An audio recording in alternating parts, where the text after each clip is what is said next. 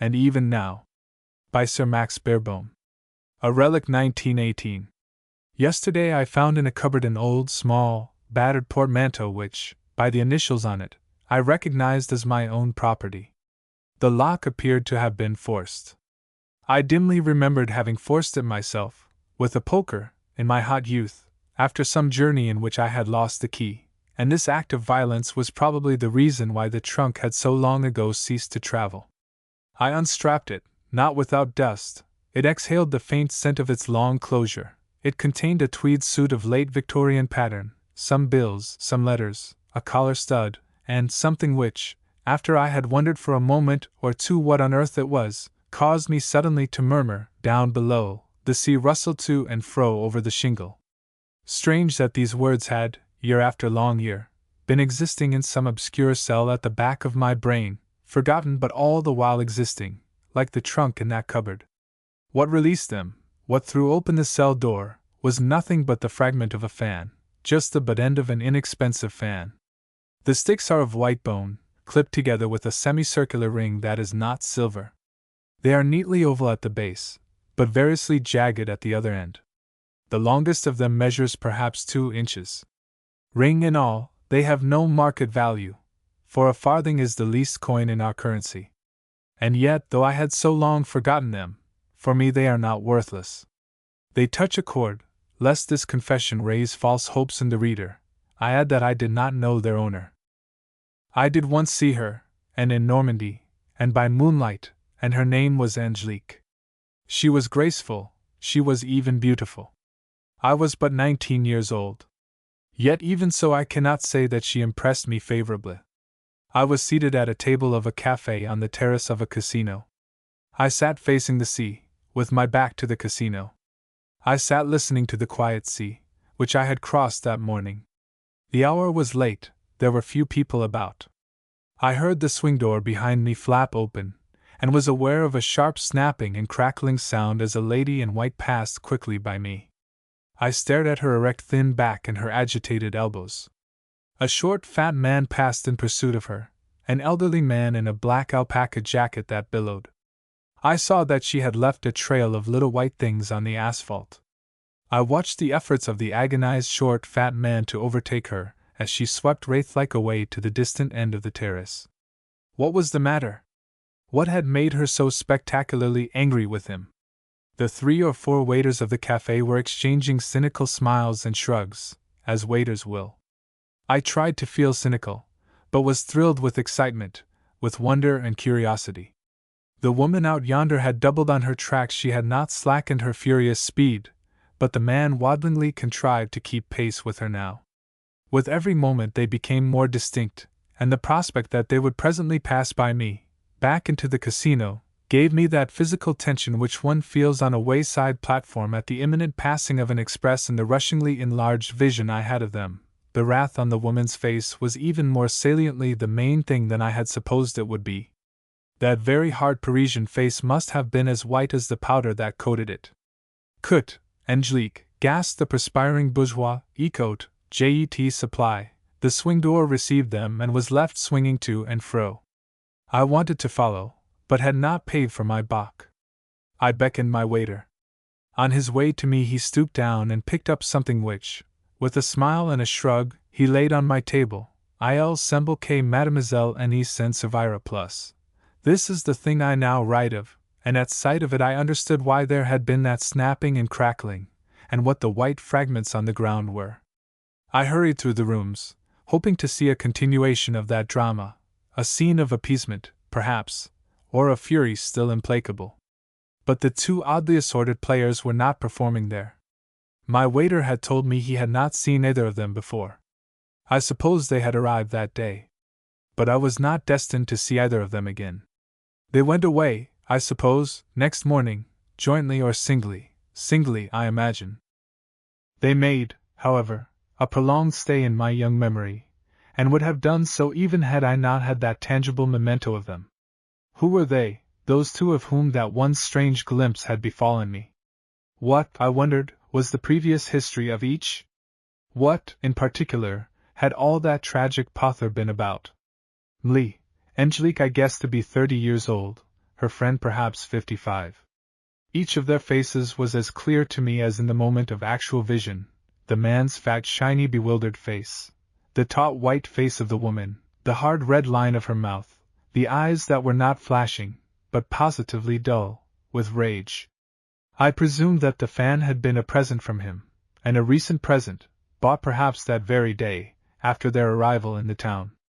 But what had he done that she should break it between her hands, scattering the splinters as who should sow dragon's teeth? I could not believe he had done anything much amiss. I imagined her grievance a trivial one. But this did not make the case less engrossing. Again and again I would take the fan stump from my pocket, examining it on the palm of my hand, or between finger and thumb, hoping to read the mystery it had been mixed up in, so that I might reveal that mystery to the world. To the world, yes, nothing less than that. I was determined to make a story of what I had seen, a conte in the manner of great Guy de Maupassant. Now and again, in the course of the past year or so, it had occurred to me that I might be a writer. But I had not felt the impulse to sit down and write something. I did feel that impulse now. It would indeed have been an irresistible impulse if I had known just what to write. I felt I might know at any moment, and had but to give my mind to it.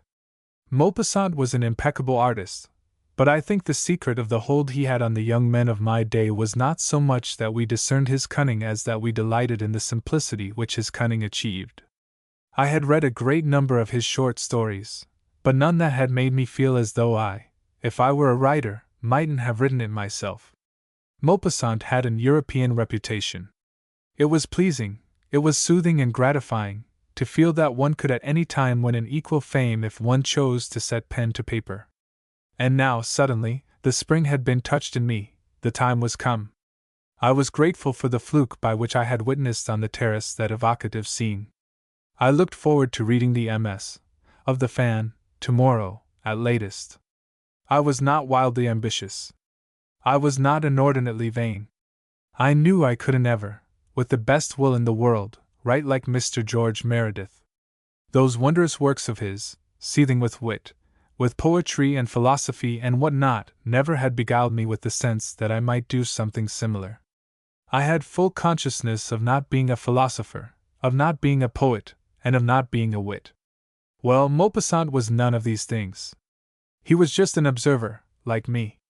Of course he was a good deal older than I, and had observed a good deal more. But it seemed to me that he was not my superior in knowledge of life. I knew all about life through him. Dimly, the initial paragraph of my tale floated in my mind. Not exactly I myself, but rather that impersonal J.E. familiar to me through Maupassant, was to be sitting at that table, with a bock before me, just as I had Saturday. 4 or 5 short sentences would give the whole scene. One of these I had quite definitely composed. You have already heard it. Down below, the sea rustled to and fro over the shingle. These words, which pleased me much, were to do double duty. They were to recur. They were to be, by a fine stroke, the very last words of my tale, their tranquillity striking a sharp ironic contrast with the stress of what had just been narrated. I had, you see, advanced further in the form of my tale than in the substance. But even the form was as yet vague. What, exactly, was to happen after Angelique and M. Jumond, as I provisionally called him, had rushed back past me into the casino? It was clear that I must hear the whole inner history from the lips of one or the other of them. Which? Should M. Jumond stagger out onto the terrace, sit down heavily at the table next to mine, bury his head in his hands, and presently, in broken words, blurt out to me all that might be of interest? And I tell you I gave up everything for her, everything. He stared at me with his old hopeless eyes. She is more than the fiend I have described to you. Yet I swear to you, monsieur, that if I had anything left to give, it should be hers. Down below, the sea rustled to and fro over the shingle. Or should the lady herself be my informant? For a while, I rather leaned to this alternative. It was more exciting, it seemed to make the writer more signally a man of the world. On the other hand, it was less simple to manage. Wrong persons might be ever so communicative, but I surmised that persons in the wrong were reticent. Angelique, therefore, would have to be modified by me in appearance and behavior, toned down, touched up, and poor M. Juman must look like a man of whom one could believe anything. She ceased speaking.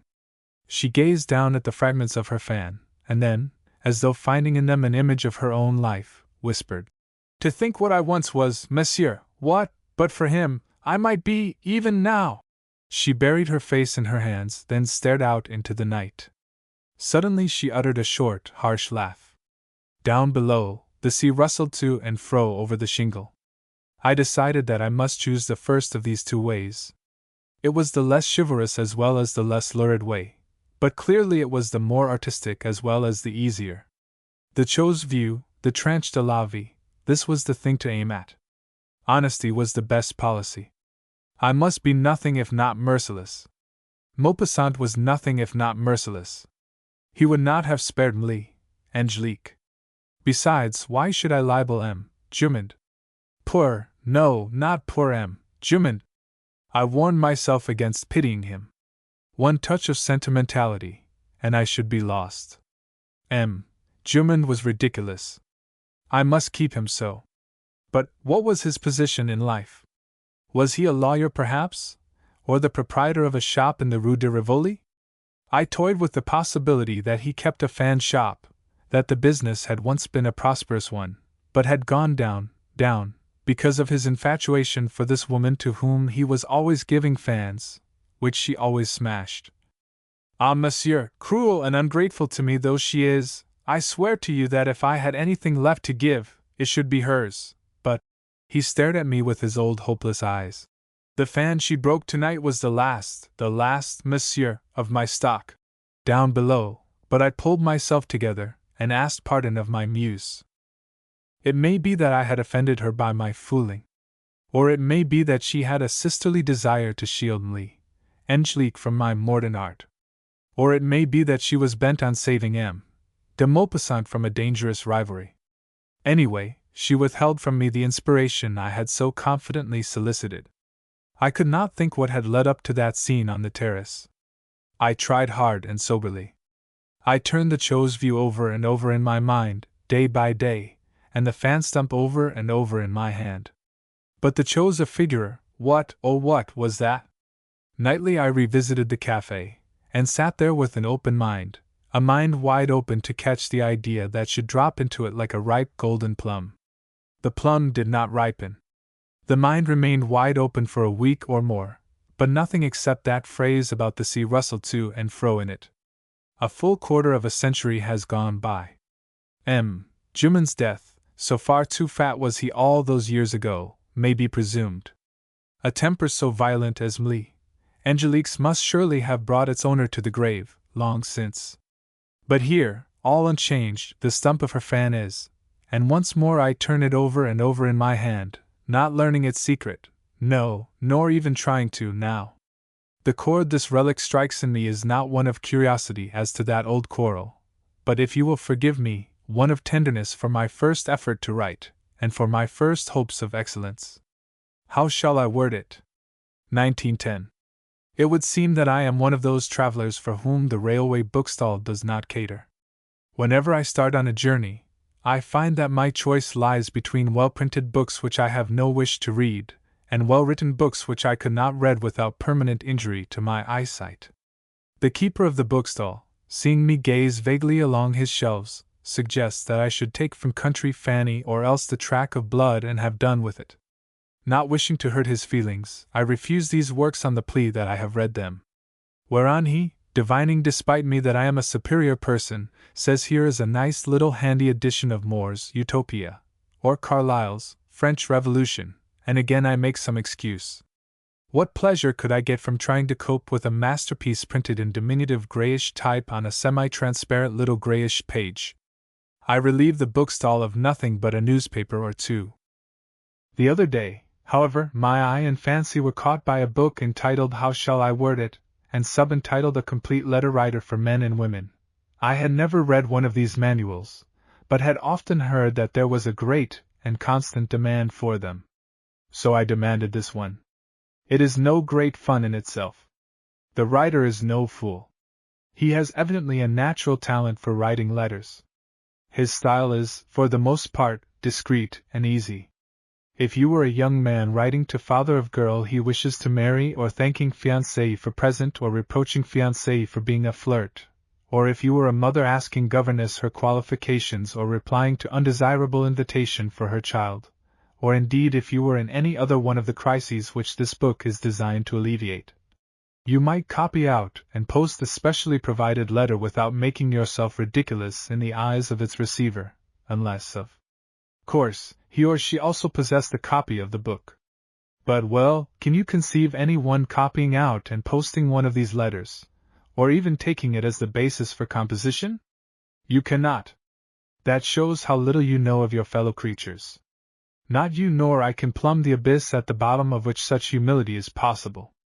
Nevertheless, as we know by that great and constant demand, there the abyss is, and their multitudes are at the bottom of it. Let's peer down. No, all is darkness. But faintly, if we listen hard, is borne up to us a sound of the scratching of innumerable pens, pens whose wielders are all trying, as the author of this handbook urges them, to be original, fresh, and interesting by dint of more or less strict adherence to sample. Giddily you draw back from the edge of the abyss. Come, here is a thought to steady you. The mysterious great masses of helpless folk for whom, how shall I word it, is written are sound at heart, delicate in feeling, anxious to please, most loath to wound. For it must be presumed that the author's style of letter writing is informed as much by a desire to give his public what it needs, and will pay for, as by his own beautiful nature, and in the course of all the letters that he dictates you will find not one harsh word, not one ignoble thought or unkind insinuation. In all of them, though so many are for the use of persons placed in the most trying circumstances, and some of them are for persons writhing under a sense of intolerable injury, sweetness and light do ever reign. Even yours truly, Jacob Langton, in his letter to his daughter's mercenary fiancé, mitigates the sternness of his tone by the remark that his task is inexpressibly painful, and he, Mr. Langton, is the one writer who lets the post go out on his wrath. When Horace Masterton, of Thorpe Road, Putney, receives from Miss Jessica Weir, of Fir Villa, Blackheath, a letter declaring her change of feelings, does he upbraid her? No, it was honest and brave of you to write to me so straightforwardly, and at the back of my mind I know you have done what is best. I give you back your freedom only at your desire. God bless you, dear. Not less admirable is the behavior, in similar case, of Cecil Grant, 14, Glover Street, Streatham. Suddenly, as a bolt from the blue, comes a letter from Miss Louis Hawke, Elmview, Deerhurst, breaking off her betrothal to him. Haggard, he sits down to his desk. His pen traverses the notepaper, calling down curses on Louis and on all her sex? No, one cannot say goodbye forever without deep regret to days that have been so full of happiness. I must thank you sincerely for all your great kindness to me. With every sincere wish for your future happiness, he bestows complete freedom on Miss Hawke. And do not imagine that in the matter of self-control and sympathy, of power to understand all and pardon all, the men are lagged behind by the women. Miss Leila Johnson, the manse, Carlisle, has observed in Leonard Wass, Dover Street, Saltburn, a certain coldness of demeanor. Yet I do not blame you. It is probably your nature, and Leila in her sweet forbearance is typical of all the other pained women in these pages. She is but one of a crowd of heroines. Face to face with all this perfection, the not perfect reader begins to crave some little outburst of wrath, of hatred or malice, from one of these imaginary ladies and gentlemen. He longs for, how shall he word it, a glimpse of some bad motive, of some little lapse from dignity. Often, passing by a pillar box, I have wished I could unlock it and carry away its contents, to be studied at my leisure.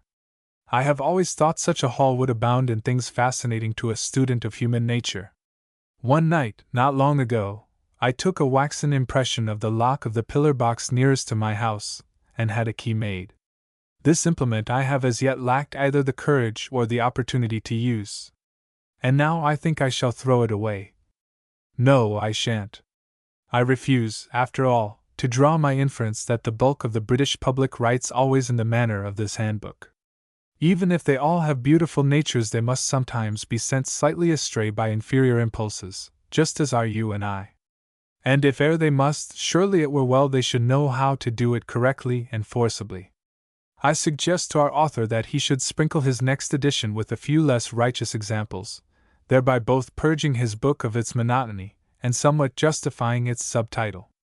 Like most people who are in the habit of writing things to be printed, I have not the knack of writing really good letters. But let me crudely indicate the sort of thing that our manual needs. Letter from poor man to obtain money from rich one. The English law is particularly hard on what is called blackmail. It is therefore essential that the applicant should write nothing that might afterwards be twisted to incriminate him. Edition. Dear Sir, today, as I was turning out a drawer in my attic, I came across a letter which by a curious chance fell into my hands some years ago, and which, in the stress of grave pecuniary embarrassment, had escaped my memory. It is a letter written by yourself to a lady, and the date shows it to have been written shortly after your marriage. It is of a confidential nature, and might, I fear, if it fell into the wrong hands, be cruelly misconstrued. I would wish you to have the satisfaction of destroying it in person. At first I thought of sending it on to you by post. But I know how happy you are in your domestic life, and probably your wife and you, in your perfect mutual trust, are in the habit of opening each other's letters. Therefore, to avoid risk, I would prefer to hand the document to you personally. I will not ask you to come to my attic, where I could not offer you such hospitality as is due to a man of your wealth and position. You will be so good as to meet me at 3:00 a.m. sharp, tomorrow, Thursday, beside the 10th lamppost to the left on the Surrey side of Waterloo Bridge, at which hour and place we shall not be disturbed. I am, dear Sir, yours respectfully, James Gridge. Letter from young man refusing to pay his tailor's bill.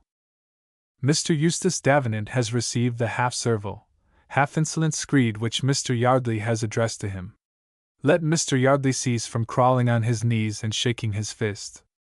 Neither this posture nor this gesture can wring one bent farthing from the pockets of Mr. Davenant, who was a minor at the time when that series of ill-made suits was supplied to him and will hereafter, as in the past, shout, without prejudice, from the housetops that of all the tailors in London Mr. Yardley is at once the most grasping and the least competent.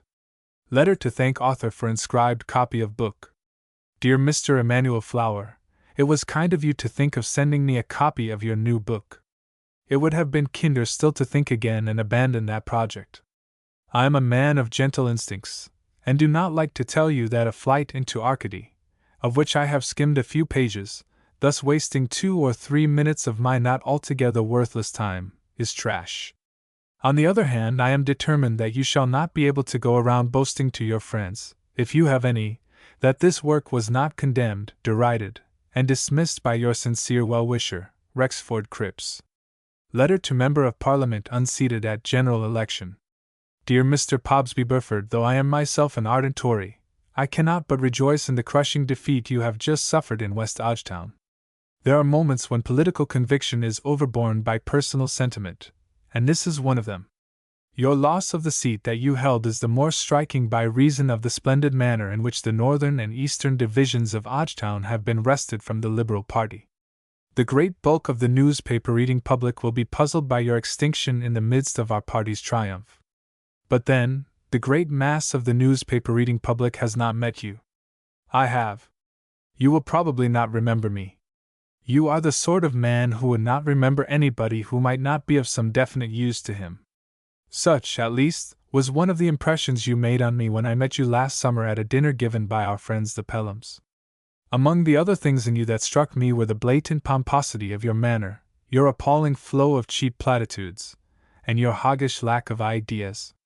It is such men as you that lower the tone of public life.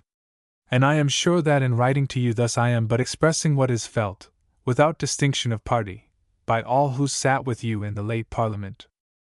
The one person in whose behalf I regret your withdrawal into private life is your wife, whom I had the pleasure of taking in to the aforesaid dinner. It was evident to me that she was a woman whose spirit was well-nigh broken by her conjunction with you. Such remnants of cheerfulness as were in her I attributed to the parliamentary duties which kept you out of her sight for so very many hours daily. I do not like to think of the fate to which the free and independent electors of West Odgetown have just condemned her. Only, remember this, chattel of yours though she is, and timid and humble, she despises you in her heart. I am, dear Mr. Pobsby Burford, yours very truly, Harold Thistlake. Letter from young lady in answer to invitation from old schoolmistress. My dear Miss Price, how awfully sweet of you to ask me to stay with you for a few days, but how can you think I may have forgotten you, for of course I think of you so very often and of the 3 years I spent at your school, because it is such a joy not to be there any longer, and if one is at all down it bucks one up directly to remember that that's all over at Tannerate, and that one has enough food to nourish one, and not that awful monotony of life, and not the pettifogging daily tourney you went in for, and I can imagine no greater thrill and luxury in a way than to come and see the whole dismal grind still going on, but without me being in it. But this would be rather beastly of me, wouldn't it? So please, dear Miss Price, don't expect me, and do excuse mistakes of English composition and spelling and etc. in your affectionate old pupil, Emily Therese Lynn Royston. P.S. I often write to people telling them where I was educated and highly recommending you. Letter in acknowledgement of wedding present. Dear Lady Amblesham, who gives quickly, says the old proverb, gives twice. For this reason I have purposely delayed writing to you, lest I should appear to thank you more than once for the small, cheap, hideous present you sent me on the occasion of my recent wedding. Were you a poor woman, that little bowl of ill-imitated Dresden china would convict you of tastelessness merely. Were you a blind woman, of nothing but an odious parsimony. As you have normal eyesight and more than normal wealth, your gift to me proclaims you at once a Philistine and a miser, or rather did so proclaim you until, less than 10 seconds after I had unpacked it from its wrappings of tissue paper, I took it to the open window and had the satisfaction of seeing it shattered to atoms on the pavement. But stay! I perceive a possible flaw in my argument. Perhaps you were guided in your choice by a definite wish to insult me. I am sure, on reflection, that this was so. I shall not forget. Yours, etc., Cynthia Beaumarsh. P.S. My husband asks me to tell you to warn Lord Amblesham to keep out of his way, or to assume some disguise so complete that he will not be recognized by him and horsewhipped. P.P.S. I am sending copies of this letter to the principal London and provincial newspapers. Letter from. But enough. I never thought I should be so strong in this line. I had not foreseen such copiousness and fatal fluency.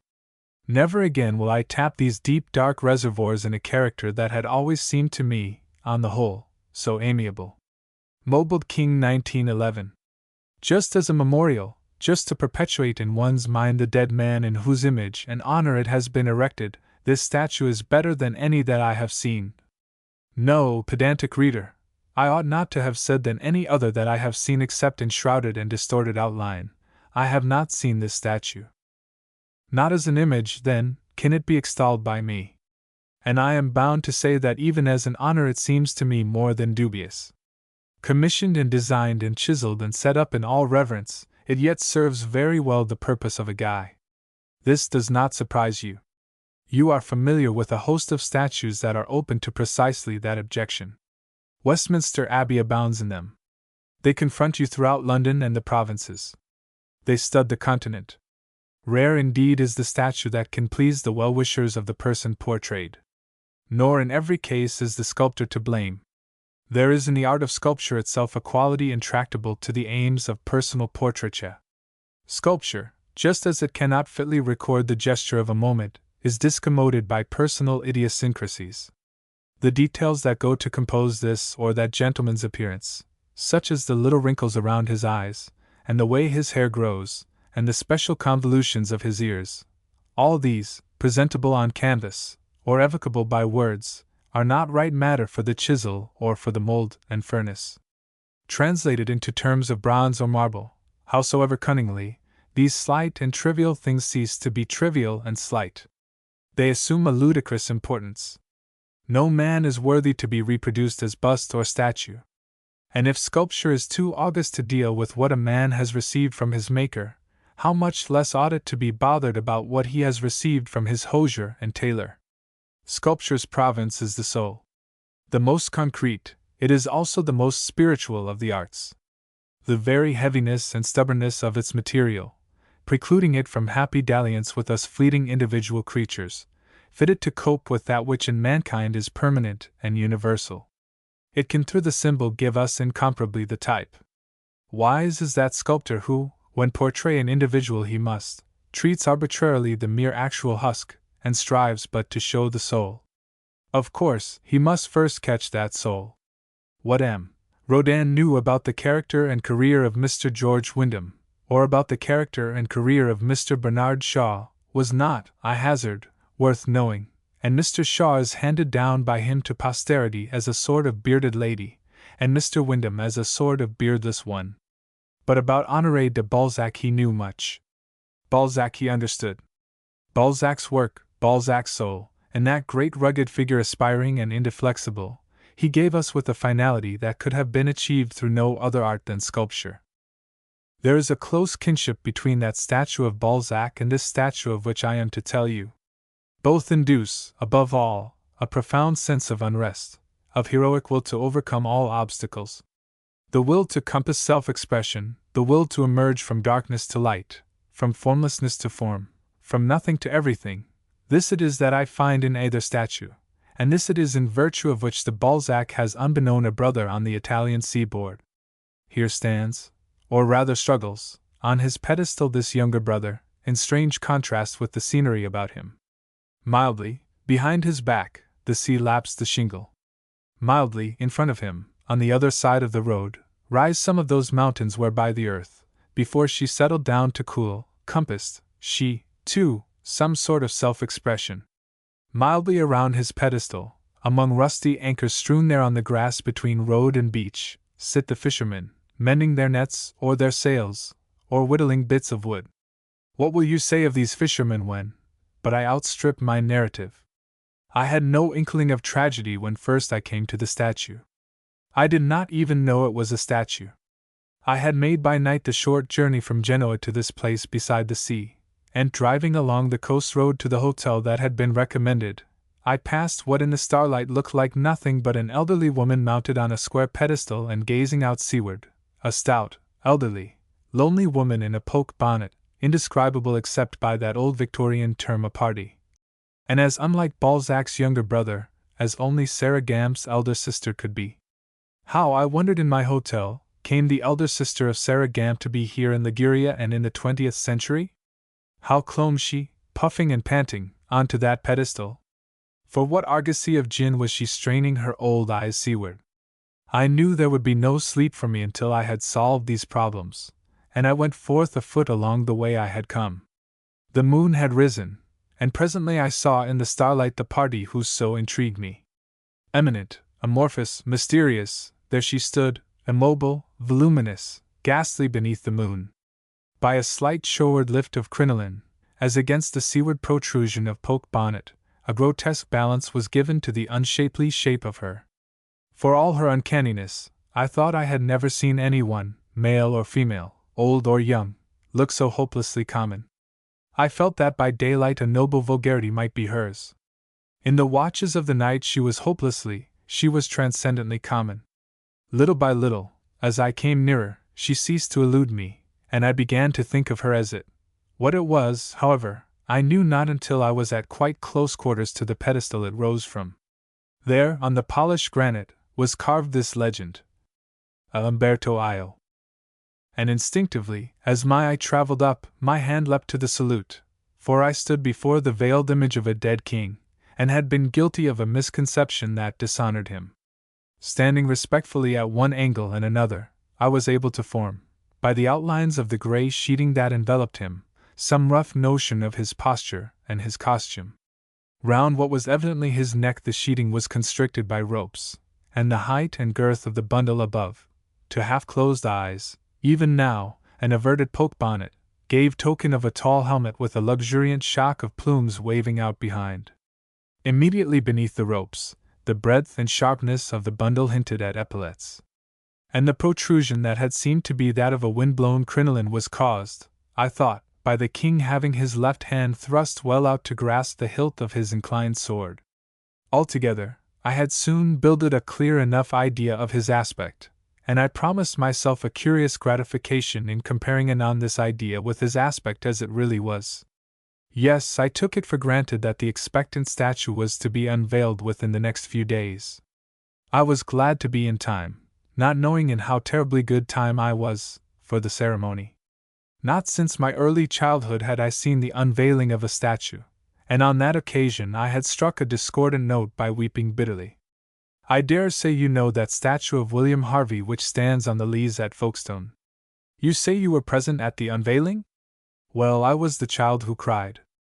I had been told that William Harvey was a great and good man who discovered the circulation of the blood, and my mind had leapt, in all the swiftness of its immaturity, to the conclusion that his statue would be a bright blood red. Cruel was the thrill of dismay I had when at length the cord was pulled and the sheeting slid down, revealing so dull a sight. Contemplating the veiled Umberto, I remembered that sight, remembered those tears unworthy, as my nurse told me, of a little gentleman. Years had passed. I was grown older and wiser. I had learned to expect less of life. There was no fear that I should disgrace myself in the matter of Umberto. I was not so old, though, nor so wise as I am now. I expected more than there is of Italian speed, and less than there is of Italian subtlety. A whole year has passed since first I set eyes on veiled Umberto. And Umberto is still veiled. And veiled for more than a whole year, as I now know, had Umberto been before my coming. For years before that, the municipal council, it seems, had voted the money for him.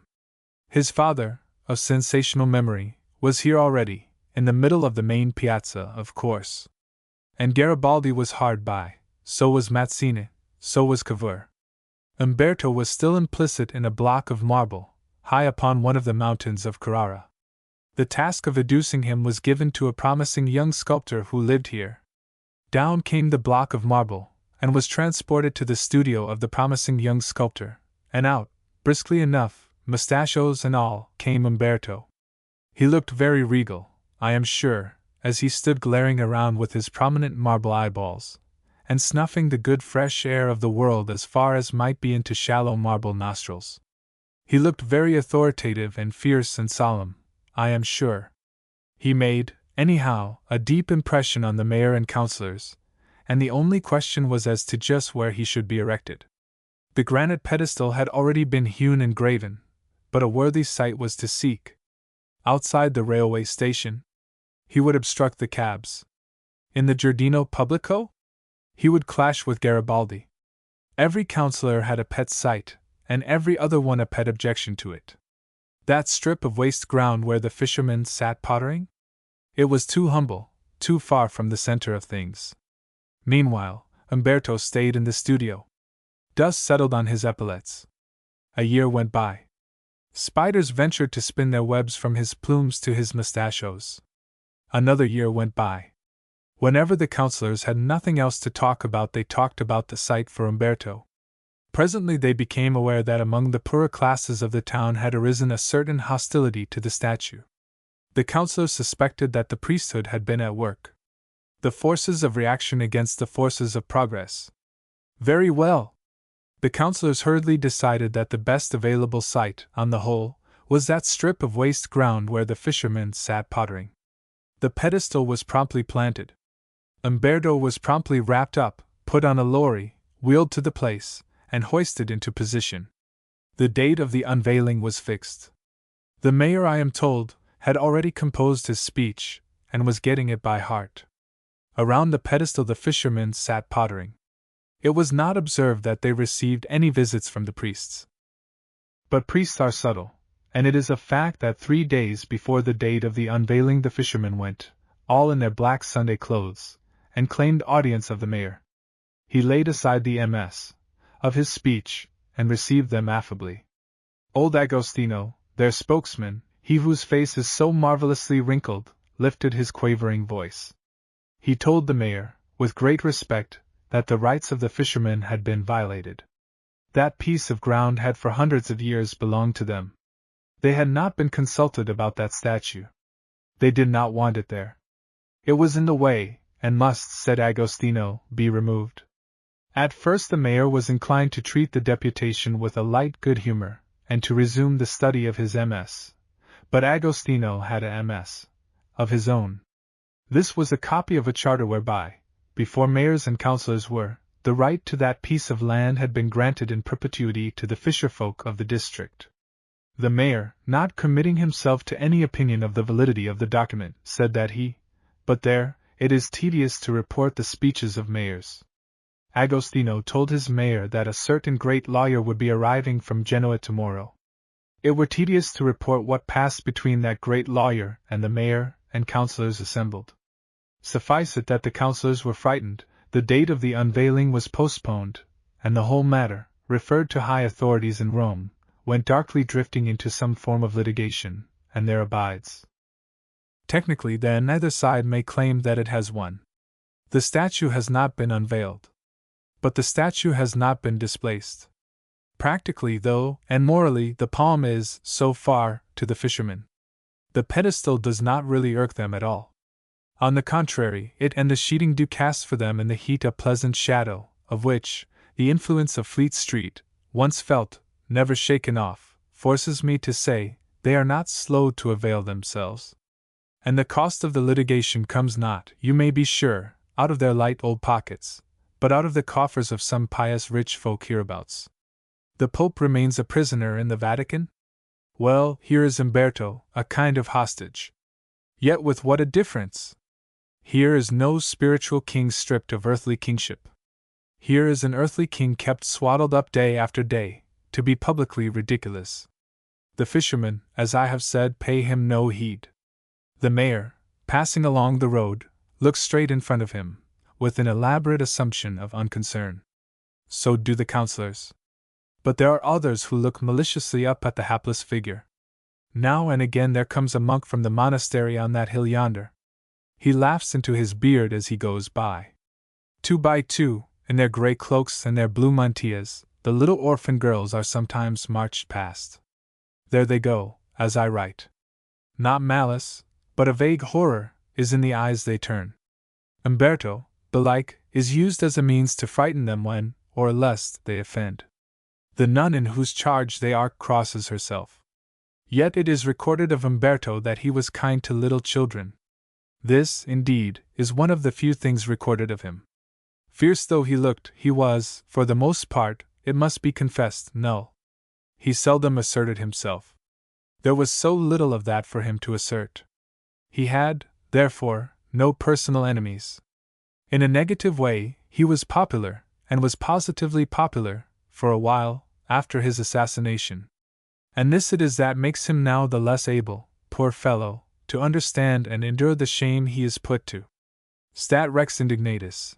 He does try to assert himself now, does strive, by day and by night, per petrifact, to rip off these fell and clownish integuments. Of his elder brother in Paris he has never heard, but he knows that Lazarus arisen from the tomb did not live in grave clothes. He forgets that after all he is only a statue. To himself he is still a king, or at least a man who was once a king and, having done no wrong, ought not now to be insulted. If he had in his composition one marble grain of humor he might, but no, a joke against oneself is always cryptic. Fat men are not always the best drivers of fat oxen, and cryptic statues cannot be depended on to see cryptic jokes. If Umberto could grasp the truth that no man is worthy to be reproduced as a statue, if he could understand, once and for all, that the unveiling of him were itself a notable disservice to him, then might his wrath be turned to acquiescence, and his acquiescence to gratitude, and he be quite happy hid. Is he, really, more ridiculous now than he always was? If you be an extraordinary man, as was his father, win a throne by all means, you will fill it. If your son be another extraordinary man, he will fill it when his turn comes. But if that son be, as, alas, he most probably will be, like Umberto, quite ordinary, then let parental love triumph over pride of dynasty. Advise your boy to abdicate at the earliest possible moment. A great king, what better? But it is ill that a throne be sat on by one whose legs dangle uncertainly towards the dais, and ill that a crown settle down over the tip of the nose. And the very fact that for quite inadequate kings men's hands do leap to the salute, instinctively, does but make us, on reflection, the more conscious of the whole absurdity. Even then a great man on a throne we can, when we reflect, Imagine something, not something better perhaps, but something more remote from absurdity. Let us say that Umberto's father was great, as well as extraordinary. He was accounted great enough to be the incarnation of a great idea. United Italy, oh yes, a great idea, a charming idea. In the 60s I should have been all for it. But how shall I or any other impartial person write odes to the reality? What people in all this exquisite peninsula are today the happier for the things done by and through Vittorio Emanuele Liberator? The question is not merely rhetorical. There is the large class of politicians, who would have had no scope in the old days. And there are the many men who in other days would have been fishing or plowing, but now strut in this and that official uniform. There passes between me and the sea, as I write, how opportunely people do pass here, a little man with a peaked cap and light blue breeches and a sword. His prime duty is to see that none of his fellow peasants shall carry home a bucket of sea water. For there is salt in sea water, and heavily, because they must have it or sicken. Salt is taxed, and this passing sentinel is to prevent them from cheating the revenue by recourse to the sea which, though here it is, they must not regard as theirs. What becomes of the tax money? It goes towards the building of battleships, cruisers, gunboats, and so forth. What are these for? Why, for Italy to be a great European power with, of course. In the little blue bay behind Umberto, while I write, there lies at anchor an Italian gunboat. Opportunely again? I can but assure you that it really and truly is there. It has been there for 2 days. It delights the fishermen. They say it is bella e pulita calm un fiori. They stand shading their eyes towards it, smiling and proud, heirs of all the ages, neglecting their sails and nets and spars of wood. They can imagine nothing better than it. They see nothing at all sinister or absurd about it, these simple fellows. And simple Umberto, their captive, strives to wheel round on his pedestal and to tear but a peephole in his sheeting. He would be glad could he feast but one eye on this bit of national glory.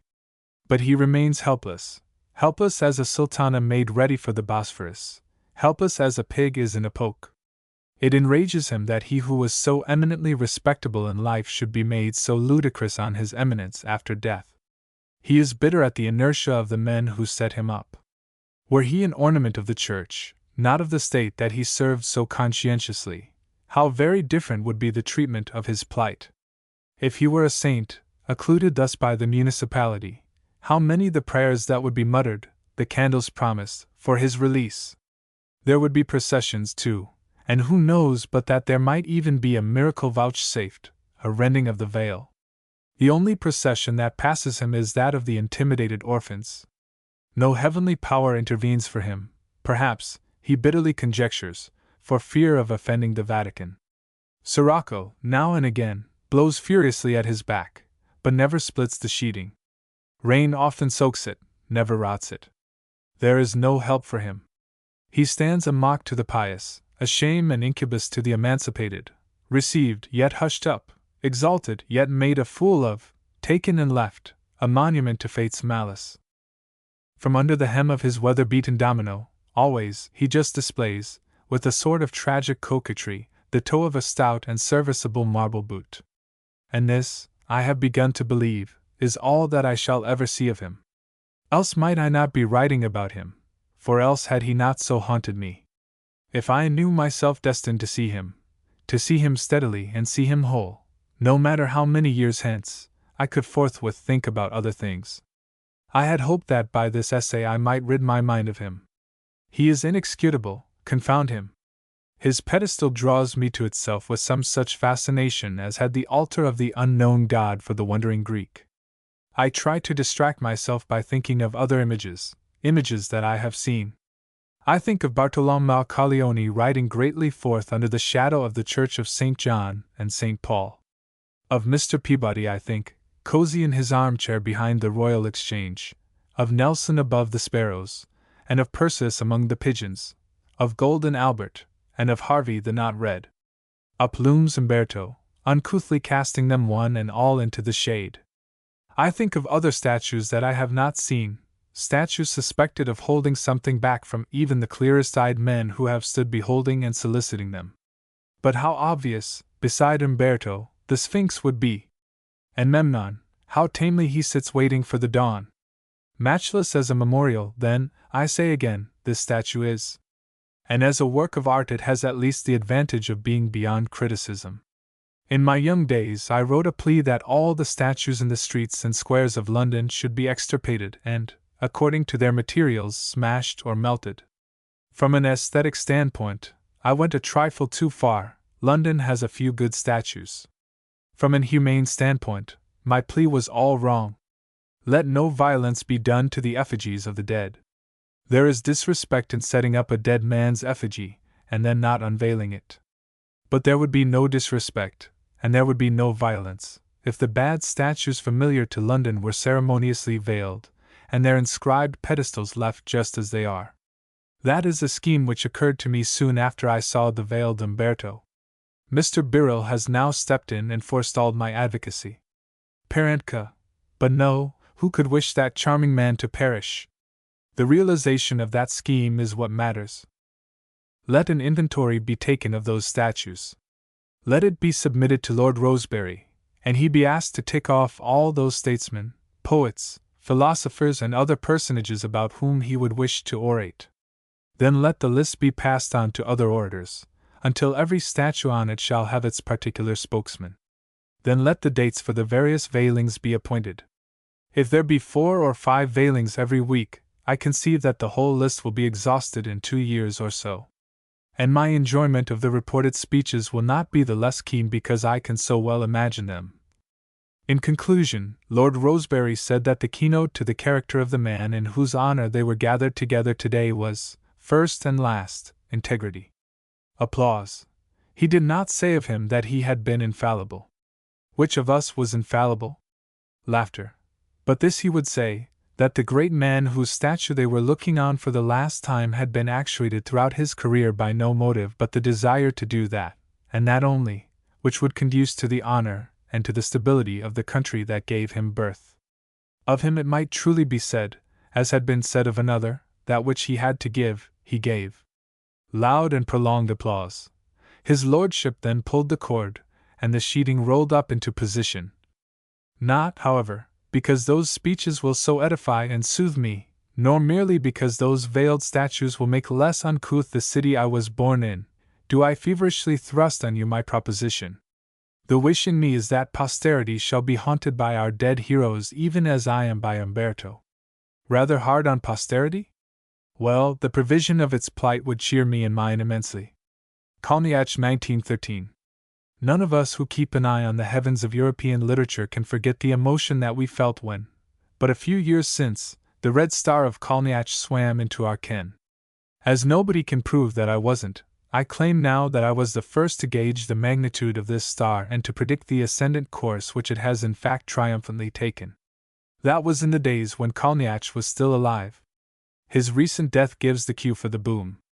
Out of that boom I, for one, will not be left. I rushed to scrawl my name, large, on the tombstone of Kolniach. These foreign fellows always are especially to be commended. By the mere mention of their names you evoke in reader or hearer a vague sense of your superiority and his. Thank heaven, we are no longer insular. I don't say we have no native talent. We have heaps of it, pyramids of it, all around. But where, for the genuine thrill, would England be but for her good fortune in being able to draw on a seemingly inexhaustible supply of anguished souls from the continent, infantile wide-eyed Slavs, Titan Teutons, greatly blighted Scandinavians, all of them different, but all of them raving in one common darkness and with one common gesture plucking out their vitals for exportation? There is no doubt that our continuous receipt of this commodity has had a bracing effect on our national character. We used to be rather phlegmatic, used we not? We have learned to be vibrant. Of Kolniach, as of all authentic master spirits in literature, it is true that he must be judged rather by what he wrote than by what he was. But the quality of his genius, albeit nothing if not national and also universal, is at the same time so deeply personal that we cannot afford to close our eyes on his life, a life happily not void of those sensational details which are what we all really care about. If you have tears, prepare to shed them now. Kolniach was born, last of a long line of ragpickers, in 1886. At the age of 9 he had already acquired that passionate alcoholism which was to have so great an influence in the molding of his character and on the trend of his thought. Otherwise he does not seem to have shown in childhood any exceptional promise. It was not before his 18th birthday that he murdered his grandmother, and was sent to that asylum in which he wrote the poems and plays belonging to what we now call his earlier manner. In 1907 he escaped from his sanctum, or Chuzkek cell, as he sardonically called it, and having acquired some money by an act of violence, gave, by sailing for America, early proof that his genius was of the kind that crosses frontiers and seas. Unfortunately, it was not of the kind that passes Ellis Island. America, to her lasting shame, turned him back. Early in 1908 we find him once more in his old quarters, working at those novels and confessions on which, in the opinion of some, his fame will ultimately rest. Alas, we don't find him there now. It will be a fortnight ago tomorrow that Luntic Kolniach passed peacefully away, in the 20th year of his age. He would have been the last to wish us to indulge in any sickly sentimentality. Nothing is here for tears, nothing but well and fair, and what may quiet us in a death so noble. Was Kolniach mad? It depends on what we mean by that word. If we mean, as the bureaucrats of Ellis Island and, to their lasting shame, his friends and relations presumably meant, that he did not share our own smug and timid philosophy of life, then indeed was Kolniach not sane. Granting for sake of argument that he was mad in a wider sense than that, we do but oppose an insuperable stumbling block to the Eugenists. Imagine what Europe would be today, had Kolniach not been.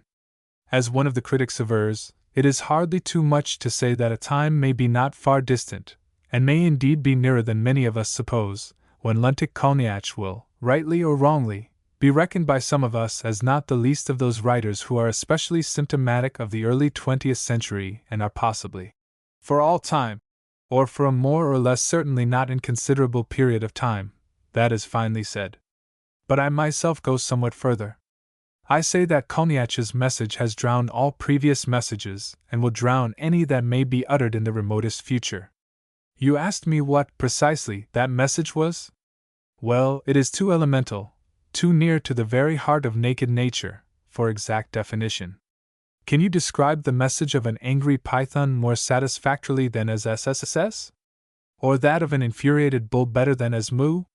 That of Kolniach lies somewhere between these two. Indeed, at whatever point we take him, we find him hard to fit into any single category. Was he a realist or a romantic? He was neither, and he was both.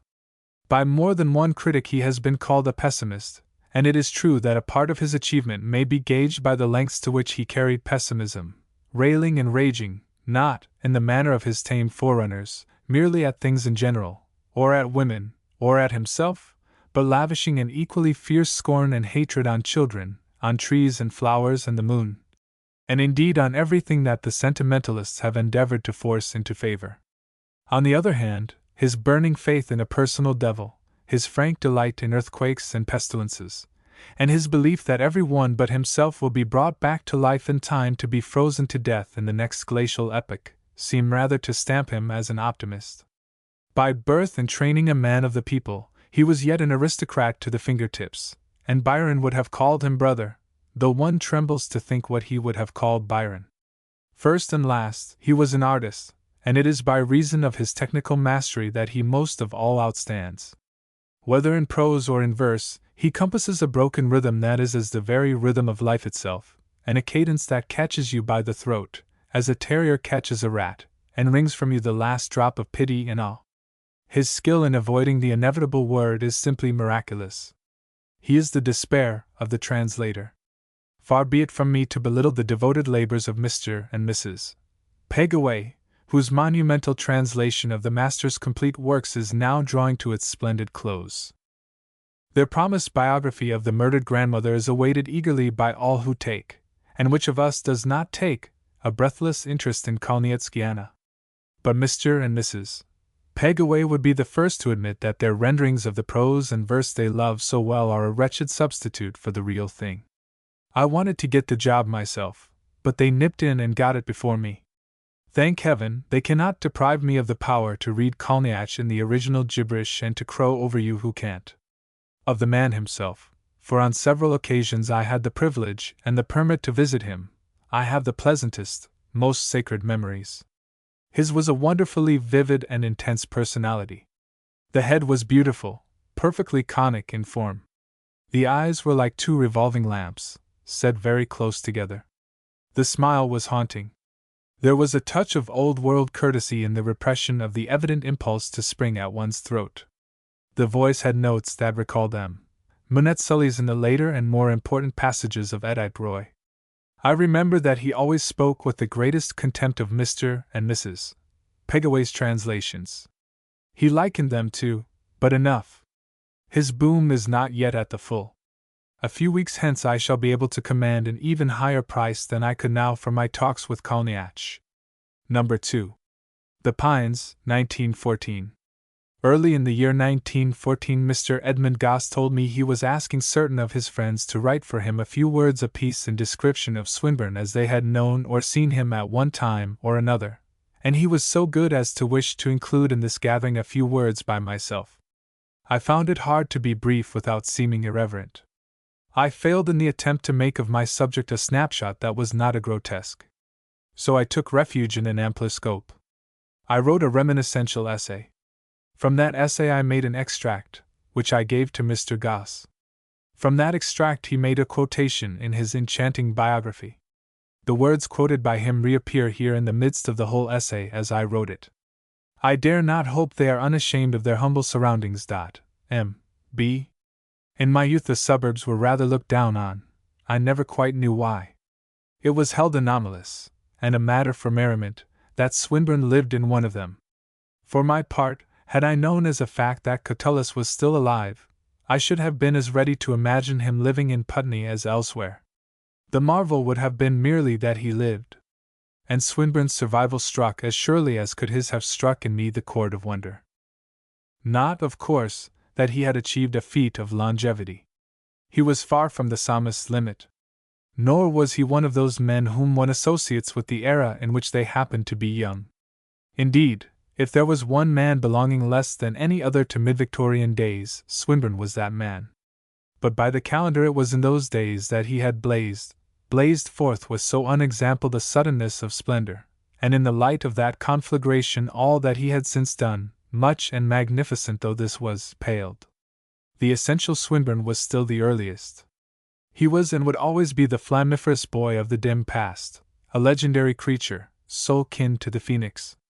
It had been impossible that he should ever surpass himself in the artistry that was from the outset his, impossible that he should bring forth rhythms lovelier and greater than those early rhythms, or exercise over them a mastery more than absolute. Also, it had been impossible that the first wild ardor of spirit should abide unsinkingly in him. Youth goes. And there was not in Swinburne that basis on which a man may in his maturity so build as to make good, in some degree, the loss of what is gone. He was not a thinker, his mind rose ever away from reason to rhapsody, either was he human. He was a king crowned but not throned. He was a singing bird that could build no nest. He was a youth who could not afford to age. Had he died young, literature would have lost many glories, but none so great as the glories he had already given, nor any such as we should fondly imagine ourselves bereft of by his early death. A great part of Keats' fame rests on our assumption of what he would have done. But, even granting that Keats may have had in him more than had Swinburne of stuff for development, I believe that had he lived on we should think of him as author of the poems that in fact we know. Not philosophy, after all, not humanity, just sheer joyous power of song, is the primal thing in poetry. Ideas, and flesh and blood, are but reserves to be brought up when the poet's youth is going. When the bird can no longer sing in flight, let the nest be ready. After the king has dazzled us with his crown, let him have something to sit down on. But the session on throne or in nest is not the divine period. Had Swinburne's genius been of the kind that solidifies, he would yet at the close of the 19th century have been for us young men virtually, though not so definitely as in fact he was, the writer of Atalanta and Calydon and of poems and ballads. Tennyson's death in '98 had not taken us at all by surprise. We had been fully aware that he was alive. He had always been careful to keep himself abreast of the times. Anything that came along, the nebular hypothesis at one moment, the Imperial Institute at another, one mention from his muse. He had husbanded for his old age that which he had long ago inherited, middle age. If in our mourning for him there really was any tincture of surprise, this was due to merely the vague sense that he had in the fullness of time died rather prematurely. His middle age might have been expected to go on flourishing forever. But assuredly Tennyson dead laid no such strain on our fancy as Swinburne living. It is true that Swinburne did, from time to time, take public notice of current affairs, but what notice he took did but seem to mark his remoteness from them, from us. The Boers, I remember, were the theme of a sonnet which embarrassed even their angriest enemies in our midst. He likened them, if I remember rightly, to hellhounds foaming at the jaws. This was by some people taken as a sign that he had fallen away from that high generosity of spirit which had once been his. To me it meant merely that he thought of poor little England writhing under the heel of an alien despotism, just as, in the days when he really was interested in such matters, poor little Italy had rid him. I suspect, too, that the first impulse to write about the Boers came not from the muse within, but from Theodore Watts Dunton without. Now, Algernon, we're at war, you know, at war with the Boers. I don't want to bother you at all, but I do think, my dear old friend, you oughtn't to let slip this opportunity of, etc., etc. Some such hortation is easily imaginable by any one who saw the two old friends together. The first time I had this honor, this sight for lasting and affectionate memory, must have been in the spring of '99. In those days Theodore Watts, he had but recently taken on the Dunton, was still something of a gadabout. I had met him here and there, he had said in his stentorian tones pleasant things to me about my writing, I sent him a new little book of mine, and in acknowledging this he asked me to come down to Putney, and have luncheon and meet Swinburne, meet Catullus. On the day appointed I came as one whose feet half linger. It is but a few steps from the railway station in Putney High Street to number 2. The Pines. I had expected a greater distance to the sanctuary, a walk in which to compose my mind and prepare myself for initiation. I laid my hand irresolutely against the gate of the bleak trim front garden. I withdrew my hand, I went away. Out here were all the aspects of common modern life. And there was Swinburne. A butcher boy went by, whistling. He was not going to see Swinburne. He could afford to whistle. I pursued my dilatory course up the slope of Putney, but at length it occurred to me that unpunctuality would after all be an imperfect expression of reverence, and I retraced my footsteps. Number 2, prosaic inscription. But as that front door closed behind me I had the instant sense of having slipped away from the harsh light of the ordinary and contemporary into the dimness of an odd, August past. Here, in this dark hall, the past was the present. Here loomed vivid and vital on the walls those women of Rossetti whom I had known but as shades. Familiar to me in small reproductions by photogravure, here they themselves were, life-sized, with curled-up lips and amorous hair done in the original warm crayon, all of them intently looking down on me while I took off my overcoat, all wondering who was this intruder from posterity. That they hung in the hall, evidently no more than an overflow, was an earnest of packed plenitude within. The room I was ushered into was a back room, a dining room, looking on to a good garden. It was, in form and fixtures, an inalienably mid-Victorian room, and held its stolid own in the riot of Rossetti's. Its proportions, its window sash bisecting the view of garden, its folding doors through which I heard the voice of Watts Dunton booming mysteriously in the front room, its mantelpiece, its gas brackets, all proclaimed that nothing ever would seduce them from their allegiance to Martin Tupper. Nor me from mine, said the sturdy cruet stand on the long expanse of tablecloth. The voice of Watts Dunton ceased suddenly, and a few moments later its owner appeared. He had been dictating, he explained. A great deal of work on hand just now, a great deal of work. I remember that on my subsequent visits he was always, at the moment of my arrival, dictating, and always greeted me with that phrase, a great deal of work on hand just now. I used to wonder what work it was, for he published little enough. But I never ventured to inquire, and indeed rather cherished the mystery. It was a part of the dear little old man. It went with the something gnome-like about his swarthiness and chubbiness, went with the shaggy hair that fell over the collar of his eternally crumpled frock coat, the shaggy eyebrows that overhung his bright little brown eyes, the shaggy mustache that hid his small round chin. It was a mystery inherent in the richly laden atmosphere of the pines. While I stood talking to Watts Dunton, talking as loudly as he, for he was very deaf, I enjoyed the thrill of suspense in watching the door through which would appear Swinburne. I asked after Mr. Swinburne's health. Watts Dunton said it was very good. He always goes out for his long walk in the morning, wonderfully active. Active in mind, too. But I'm afraid you won't be able to get into touch with him. He's almost stone-deaf, poor fellow, almost stone-deaf now. He changed the subject, and I felt I must be careful not to seem interested in Swinburne exclusively. I spoke of Alwyn. The parlour-maid brought in the hot dishes. The great moment was at hand. Nor was I disappointed. Swinburne's entry was for me a great moment. Here, suddenly visible in the flesh, was the legendary being and divine singer. Here he was, shutting the door behind him as might anybody else, and advancing, a strange small figure in grey, having an air at once noble and roguish, proud and skittish. My name was roared to him.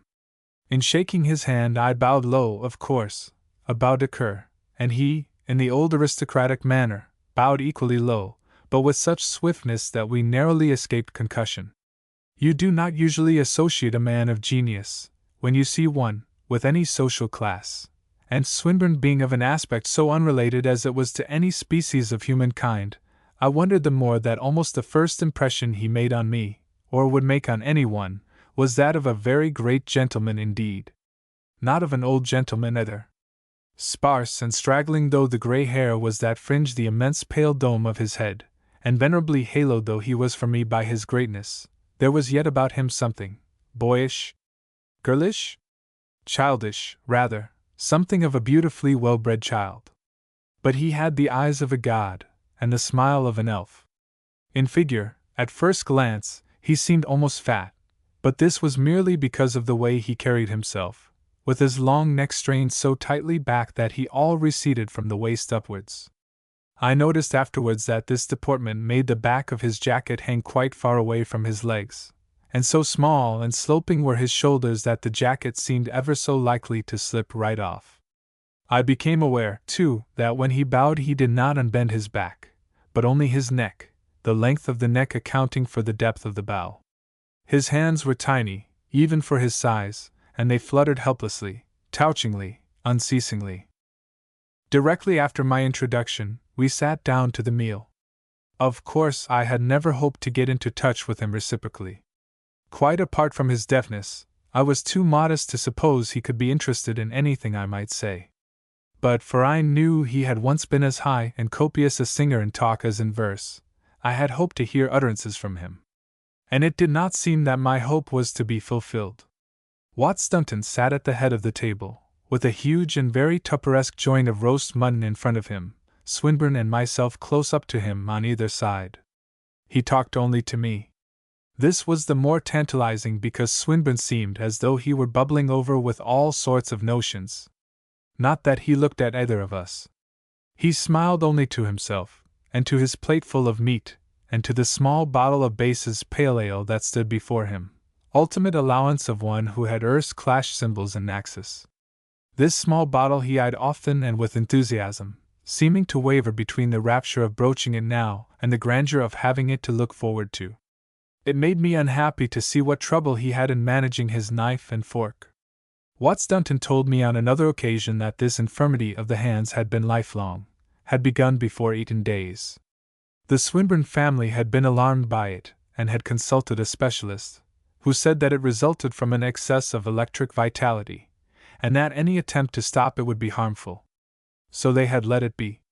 I have known no man of genius who had not to pay, in some affliction or defect either physical or spiritual, for what the gods had given him. Here, in this fluttering of his tiny hands, was a part of the price that Swinburne had to pay. No doubt he had grown accustomed to it many lustres before I met him, and I need not have felt at all unhappy at what I tried not to see. He, evidently, was quite gay, in his silence, and in the world that was for him silent. I had, however, the maddening suspicion that he would have liked to talk. Why wouldn't What's Dunton lure him an opportunity? I felt I had been right perhaps in feeling that the lesser man was, no, not jealous of the greater whom he had guarded so long and with such love, but anxious that he himself should be as fully impressive to visitors as his fine gifts warranted. Not, indeed, that he monopolized the talk. He seemed to regard me as a source of information about all the latest movements, and I had to shout banalities while he munched his mutton, banalities whose one saving grace for me was that they were inaudible to Swinburne. Had I met Swinburne's gaze, I should have faltered. Now and again his shining light gray eyes roved from the table, darting this way and that, across the room, up at the ceiling, out of the window, only never at us. Somehow this aloofness gave no hint of indifference. It seemed to be, rather, a point in good manners, the good manners of a child sitting up to table, not staring, not asking questions, and reflecting great credit on its invaluable old nurse. The child sat happy in the wealth of its inner life. The child was content not to speak until it were spoken to. But, I felt it did want to be spoken to. And, at length, it was. So soon as the mutton had been replaced by the apple pie, What's Dunton leaned forward and, well, Algernon, he roared, how was it on the heath today? Swinburne, who had meekly inclined his ear to the question, now threw back his head, uttering a sound that was like the cooing of a dove, and forthwith, rapidly, ever so musically, he spoke to us of his walk. Spoke not in the strain of a man who had been taking his daily exercise on Putney Heath, but rather in that of a Peri who had at long last been suffered to pass through paradise. And rather than that he spoke would I say that he cooingly and flutingly sang of his experience. The wonders of this morning's wind and sun and clouds were expressed in a flow of words so right and sentences so perfectly balanced that they would have seemed pedantic had they not been clearly as spontaneous as the wordless notes of a bird in song. The frail, sweet voice rose and fell, lingered, quickened, in all manner of trills and roulades. That he himself could not hear it seemed to me the greatest loss his deafness inflicted on him. One would have expected this disability to mar the music, but it didn't, save that now and again a note would come out metallic and overshrill. The tones were under good control. The whole manner and method had certainly a strong element of oddness, but no one incapable of condemning as unmanly the song of a lark would have called it affected. I had met young men of whose enunciations Swinburne's now reminded me. In them the thing had always irritated me very much, and I now became sure that it had been derived from people who had derived it in old Balliol days from Swinburne himself. One of the points familiar to me in such enunciation was the habit of stressing extremely, and lackadaisically dwelling on, some particular syllable. In Swinburne this trick was delightful, because it wasn't a trick, but a need of his heart. Well do I remember his ecstasy of emphasis and immensity of pause when he described how he had seen in a perambulator on the heath today the most beautiful babby ever beheld by mortal eyes. For babies, as some of his later volumes testify, he had a sort of idolatry. After Mazzini had followed Landor to Elysium, and Victor Hugo had followed Mazzini, babies were what among live creatures most evoked Swinburne's genius for self-abasement. His rapture about this especial babby was such as to shake within me my hitherto firm conviction that, whereas the young of the brute creation are already beautiful at the age of 5 minutes, the human young never begin to be so before the age of 3 years. I suspect What's Dunton of having shared my lack of innate enthusiasm. But it was one of Swinburne's charms, as I was to find, that he took for granted every one's delight in what he himself so fervidly delighted in. He could as soon have imagined a man not loving the very sea as not doting on the aspect of babies and not reading at least one play by an Elizabethan or Jacobean dramatist every day. I forget whether it was at this my first meal or at another that he described a storm in which, one night years ago, with What's Dunton, he had crossed the Channel. The rhythm of his great phrases was as the rhythm of those waves, and his head swayed in accordance to it like the wave-rocked boat itself. He hymned in memory the surge and darkness, the thunder and foam and phosphorescence. You remember, Theodore? You remember the phosphorescence? All so beautifully and vividly that I almost felt stormbound and in peril of my life. To disentangle one from another of the several occasions on which I heard him talk is difficult because the procedure was so invariable. What's Dunton always dictating when I arrived, Swinburne always appearing at the moment of the meal, always the same simple and substantial fare, Swinburne never allowed to talk before the meal was half over. As to this last point, I soon realized that I had been quite unjust in suspecting What's Dunton of selfishness. It was simply a sign of the care with which he watched over his friend's welfare. Had Swinburne been admitted earlier to the talk, he would not have taken his proper quantity of roast mutton. So soon, always, as he had taken that, the embargo was removed, the chance was given him. And swiftly though he embraced the chance, and much though he made of it in the courses of apple pie and of cheese, he seemed touchingly ashamed of holding forth. Often, before he had said his really full say on the theme suggested by What's Dunton's loud interrogation, he would curb his speech and try to eliminate himself, bowing his head over his plate, and then, when he had promptly been brought in again, he would always try to atone for his inhibiting deafness by much reference and deference to all that we might otherwise have to say. I hope, he would coo to me, my friend What's Dunton, who, and here he would turn and make a little bow to What's Dunton, is himself a scholar, will bear me out when I say, or I hardly know, he would flute to his old friend, whether Mr. Beerbohm, here about to me, will agree with me in my opinion of some delicate point in Greek prosody or some incident in an old French romance I had never heard of. On one occasion, just before the removal of the mutton, What's Dunton had been asking me about an English translation that had been made of M. Rostand's Cyrano de Bergerac. He then took my information as the match to ignite the Swinburnian tinder. Well, Algernon, it seems that Cyrano de Bergerac. But this first spark was enough. Instantly Swinburne was praising the works of Cyrano de Bergerac. Of M. Rostand he may have heard, but him he forgot. Indeed, I never heard Swinburne mention a single contemporary writer. His mind ranged and revelled always in the illustrious or obscure past. To him the writings of Cyrano de Bergerac were as fresh as paint, as fresh as to me, alas, was the news of their survival. Of course, you have read L'Histoire comique de Etats et de Empires de la Lune. I admitted, by gesture and facial expression, that I had not. Whereupon he reeled out curious extracts from that allegory, almost as good as Gulliver, with a memorable instance of the way in which the traveler to the moon was shocked by the conversation of the natives, and the natives' sense of propriety was outraged by the conversation of the traveler.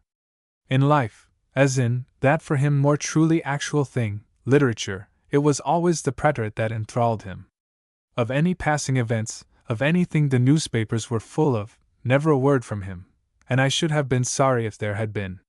But I did, through the medium of What's Dunton, sometimes start him on topics that might have led him to talk of Rossetti and other old comrades. For me the names of those men breathed the magic of the past, just as it was breathed for me by Swinburne's presence. For him, I suppose, they were but a bit of the present, and the mere fact that they had dropped out of it was not enough to hallow them. He never mentioned them. But I was glad to see that he revelled as wistfully in the days just before his own as I in the days just before mine. He recounted to us things he had been told in his boyhood by an aged aunt, or great-aunt, one of the Ashburnhams. How, for example, she had been taken by her mother to a county ball, a distance of many miles, and on the way home through the frosty and snowy night, the family coach had suddenly stopped. There was a crowd of dark figures in the way, at which point Swinburne stopped too, before saying, with an ineffable smile and in a voice faint with appreciation, they were burying a suicide. At the crossroads. Vivid as this Hogarthian night scene was to me, I saw beside it another scene, a great panelled room, a grim old woman in a high-backed chair, and restless on a stool at her feet an extraordinary little nephew with masses of auburn hair and with tiny hands clasped in supplication. Tell me more, Aunt Ashburnham, tell me more. And now, clearlier still, as I write in these after years, do I see that dining room of the Pines, the long white stretch of tablecloth, with Swinburne and What's Dunton and another at the extreme end of it, What's Dunton between us, very low down over his plate, very cozy in hirsute, and rather like the dormouse at that long tea-table which Alice found in Wonderland. I see myself sitting there wide-eyed, as Alice Saturday, and, Had the hare been a great poet, and the hatter a great gentleman, and neither of them mad but each only very odd and vivacious, I might see Swinburne as a glorified blend of those two. When the meal ended, for, alas! it was not, like that meal in Wonderland, unending, Swinburne would dart round the table, proffer his hand to me, bow deeply, bow to Watts Dunton also, and disappear. He always walks in the morning, writes in the afternoon, and reads in the evening, Watts Dunton would say with a touch of tutorial pride in this regimen. That parting bow of Swinburne to his old friend was characteristic of his whole relation to him. Cronies though they were, these two, knit together with bonds innumerable, the greater man was always aux petits soins for the lesser, treating him as a newly arrived young guest might treat an elderly host. Some 20 years had passed since that night when, ailing and broken, thought to be nearly dying, Watts Dunton told me, Swinburne was brought in a four-wheeler to the Pines. Regular private nursing homes either did not exist in those days or were less in vogue than they are now. The Pines was to be a sort of private nursing home for Swinburne. It was a good one. He recovered. He was most grateful to his friend and savior. He made as though to depart, was persuaded to stay a little longer, and then a little longer than that. But I rather fancy that, to the last, he never did, in the fullness of his modesty and good manners, consent to regard his presence as a matter of course, or as anything but a terminable intrusion and obligation. His bow seemed always to convey that. Swinburne having gone from the room, in would come the parlour-maid. The table was cleared, the fire was stirred, 2 leather armchairs were pushed up to the hearth. Watts Dunton wanted gossip of the present. I wanted gossip of the great past. We settled down for a long, comfortable afternoon together. Only once was the ritual varied. Swinburne, I was told before luncheon, had expressed a wish to show me his library. So after the meal he did not bid us his usual adieu, but with much courtesy invited us and led the way. Up the staircase he then literally bounded, literally three, stairs at a time. I began to follow at the same rate, but immediately slackened speed for fear that Watts Dunton behind us might be embittered at sight of so much youth and legerity. Swinburne waited on the threshold to receive us, as it were, and pass us in. Watts Dunton went and ensconced himself snugly in a corner. The sun had appeared after a grey morning, and it pleasantly flooded this big living room whose walls were entirely lined with the mellow backs of books. Here, as host among his treasures, Swinburne was more than ever attractive. He was as happy as was any mote in the sunshine about him, and the fluttering of his little hands, and feet too, was but as a token of so much felicity. He looked older, it is true, in the strong light. But these added years made only more notable his youngness of heart. An illustrious bibliophile among his books? A birthday child, rather, among his toys. Proudly he explained to me the general system under which the volumes were ranged in this or that division of shelves. Then he conducted me to a chair near the window, left me there, flew away, flew up the rungs of a mahogany ladder, plucked a small volume, and in a twinkling was at my side. This, I think, will please you. It did. It had a beautifully engraved title page and a pleasing scent of old leather. It was editio princeps of a play by some lesser Elizabethan or Jacobean. Of course you know it, my host fluted. How I wished I could say that I knew it, and loved it well. I revealed to him, for by speaking very loudly towards his inclined head I was able to make him hear, that I had not read it. He envied any one who had such pleasure in store. He darted to the ladder, and came back thrusting gently into my hands another volume of like date. Of course you know this? Again I had to confess that I did not, and to shout my appreciation of the fount of type, the margins, the binding. He beamed agreement, and fetched another volume. Archly he indicated the title, cooing, "You are a lover of this, I hope," and again I was shamed by my inexperience. I did not pretend to know this particular play, but my tone implied that I had always been meaning to read it, and had always by some mischance been prevented. For his sake as well as my own I did want to acquit myself passably. I wanted for him the pleasure of seeing his joys shared by a representative, however humble, of the common world. I turned the leaves caressingly, looking from them to him, while he dilated on the beauty of this and that scene in the play. Anon he fetched another volume, and another, always with the same faith that this was a favorite of mine. I quibbled, I evaded, I was very enthusiastic and uncomfortable. It was with intense relief that I beheld the title page of yet another volume which, silently, this time, he laid before me, The Country Wench. This of course I have read, I heartily shouted. Swinburne stepped back. You have? You have read it? Where? He cried in evident dismay. Something was wrong. Had I not, I quickly wondered, read this play? Oh yes, I shouted, I have read it. But when?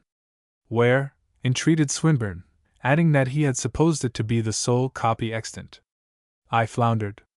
I wildly said I thought I must have read it years ago in the Bodleian. Theodore! Do you hear this? It seems that they have now a copy of The Country Wench in the Bodleian. Mr. Beerbohm found one there. Oh, when? In what year? He appealed to me. I said it might have been 6, 7, 8 years ago. Swinburne knew for certain that no copy had been there 12 years ago, and was surprised that he had not heard of the acquisition. They might have told me, he wailed. I sacrificed myself on the altar of sympathy. I admitted that I might have been mistaken, must have confused this play with some other. I dipped into the pages and no, I shouted, this I have never read. His equanimity was restored. He was up the ladder and down again, showing me further treasures with all pride and ardor. At length, Watts Dunton, afraid that his old friend would tire himself, arose from his corner, and presently he and I went downstairs to the dining room. It was in the course of our session together that there suddenly flashed across my mind the existence of a play called The Country Wife, by, wasn't it Wycherley? I had once read it, or read something about it. But this matter I kept to myself. I thought I had appeared fool enough already. I loved those sessions in that Tupper-Seddon dining room, lair of solid old comfort and fervid old romanticism. Its odd duality befitted well its owner. The distinguished critic and poet, Rossetti's closest friend and Swinburne's, had been, for a while, in the dark ages, a solicitor, and one felt he had been a good one. His frock coat, though the muses had crumpled it, inspired confidence in his judgment of other things than verse. But let there be no mistake. He was no mere bourgeois Parnassian, as his enemies insinuated. No doubt he had been very useful to men of genius, in virtue of qualities they lacked, but the secret of his hold on them was in his own rich nature. He was not only a born man of letters, he was a deeply emotional human being whose appeal was as much to the heart as to the head. The romantic Celtic mysticism of Aylwin, with its lack of fashionable Celtic nebulosity, lends itself, if you will, to laughter, though personally I saw nothing funny in it. It seemed to me, before I was in touch with the author, a work of genuine expression from within, and that it truly was so I presently knew.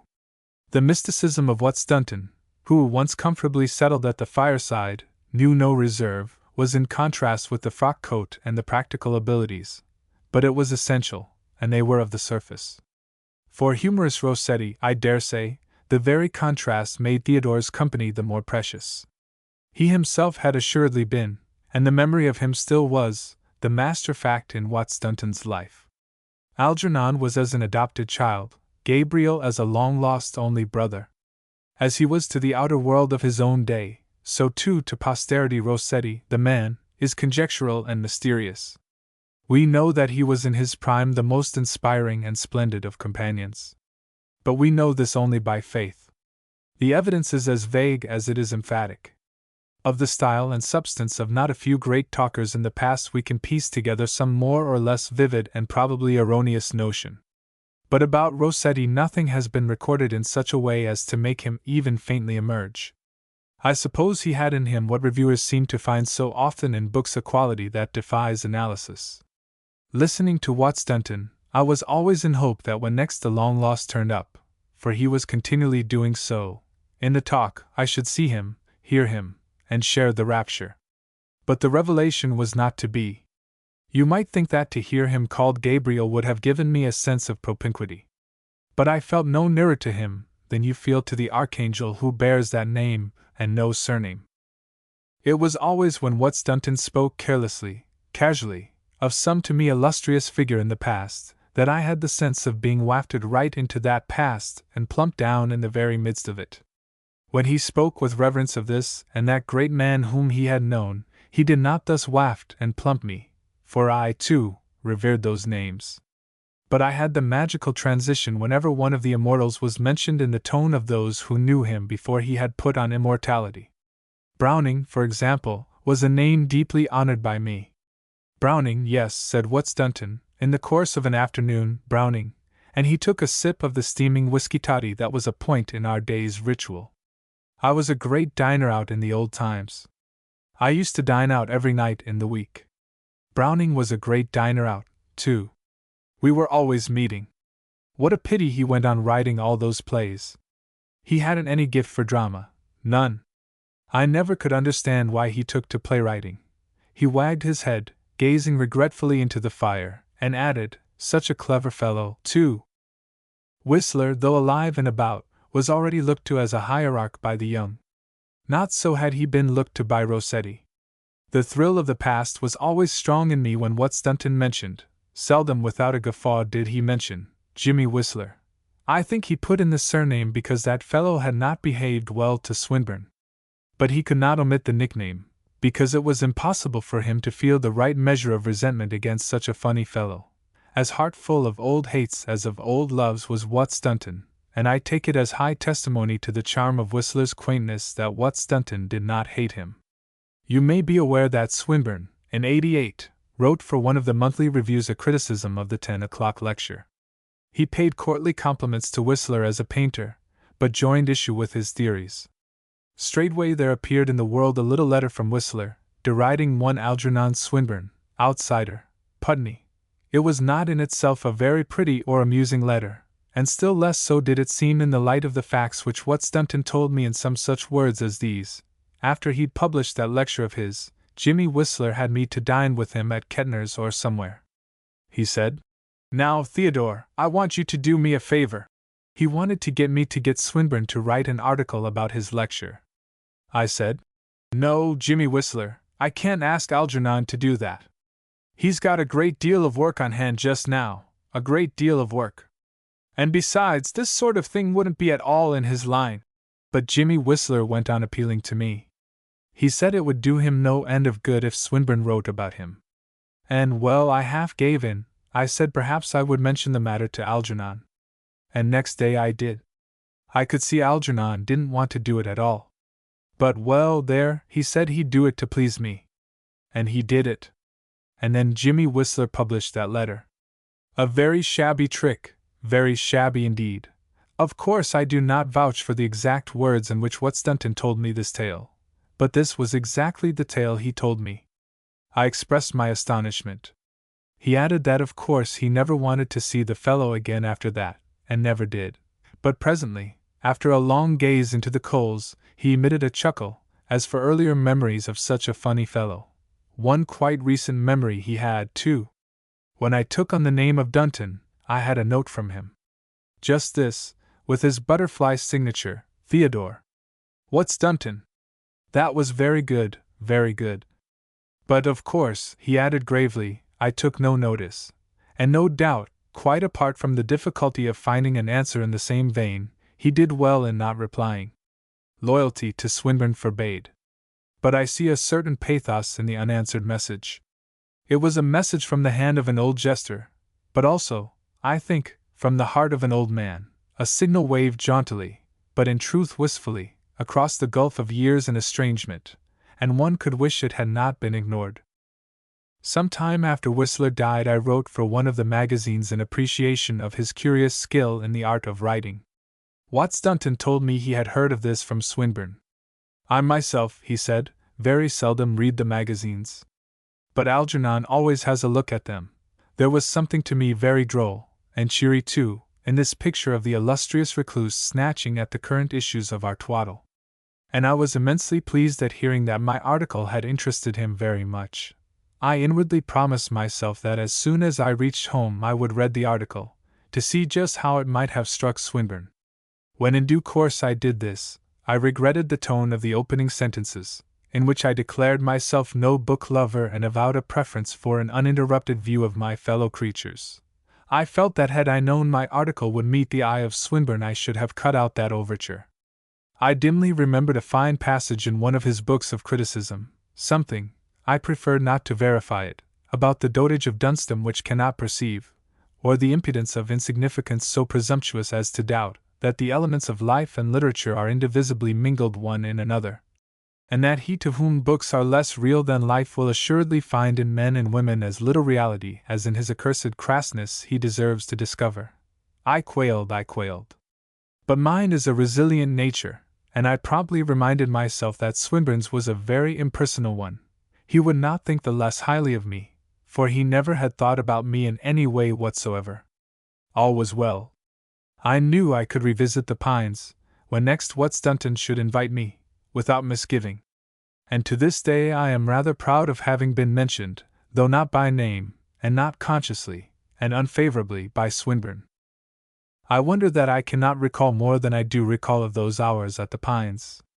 It is odd how little remains to a man of his own past, how few minutes of even his memorable hours are not clean forgotten, and how few seconds in any one of those minutes can be recaptured.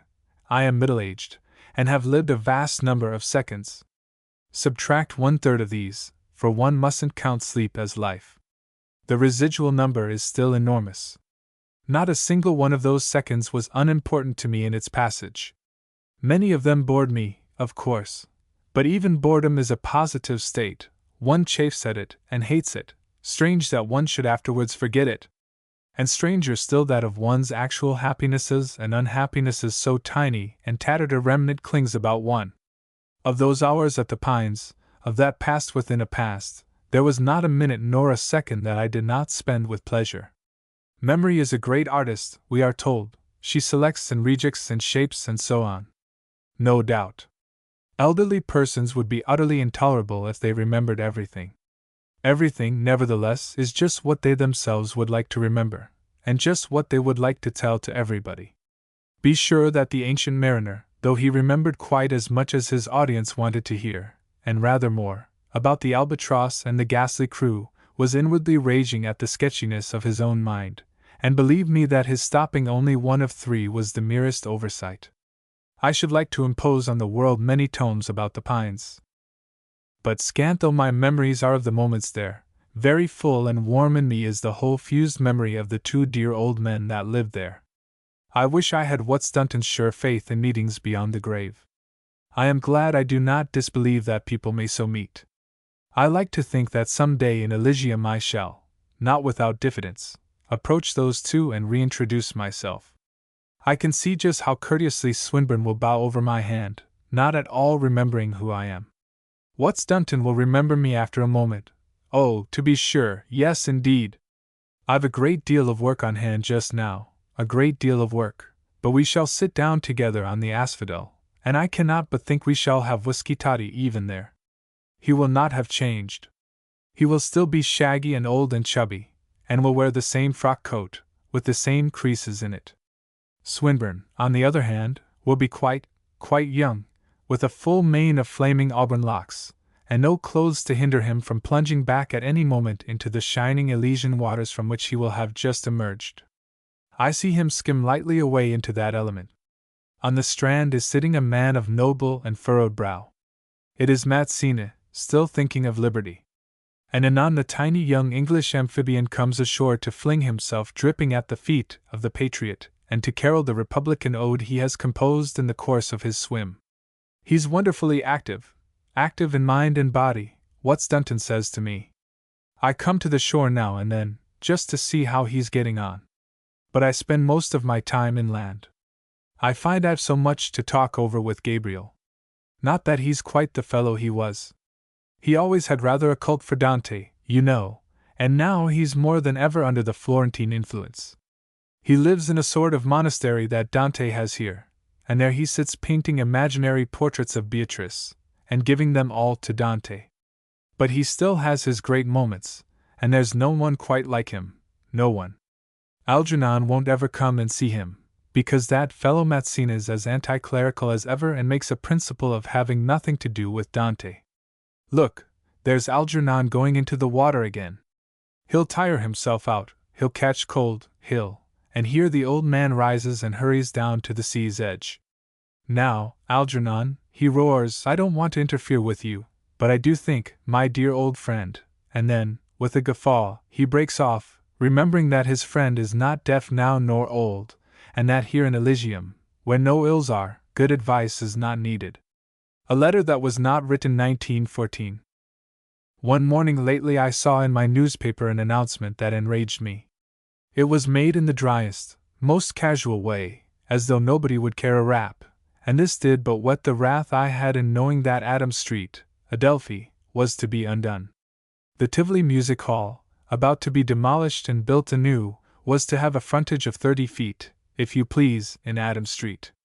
Why?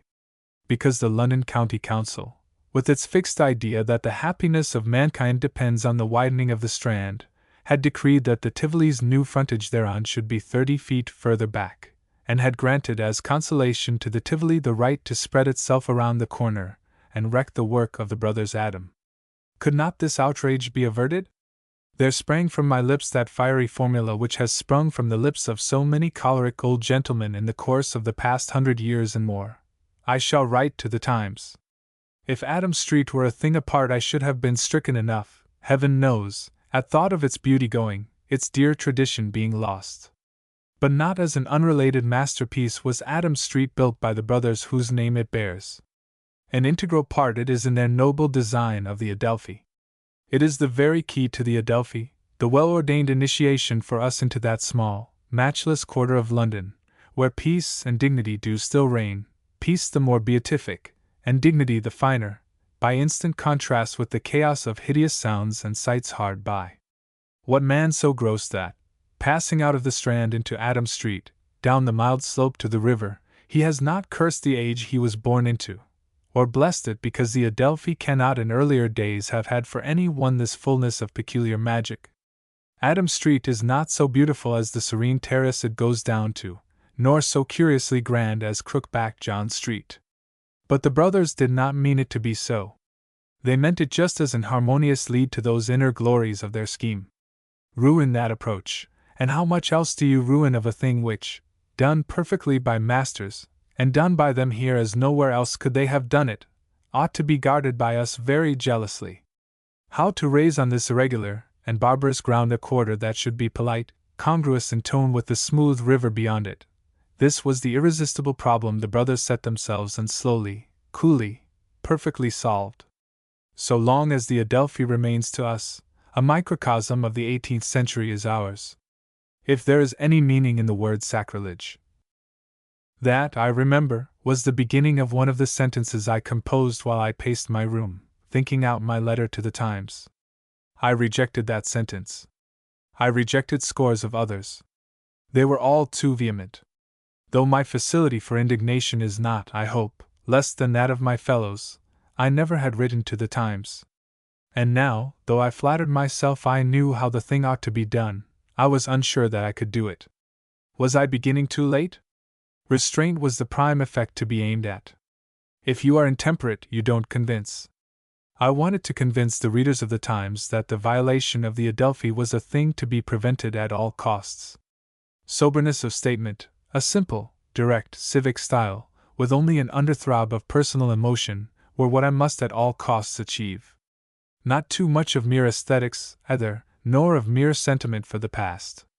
No more than a brief eulogy of those admirably proportioned streets so familiar to all students of 18th century architecture, and perhaps a passing reference to the shades of Dr. Johnson, Garrick, Hannah More, Sir Joshua Reynolds, Topham Beauclerk, and how many others. The sooner my protests were put in terms of commerce, the better for my cause.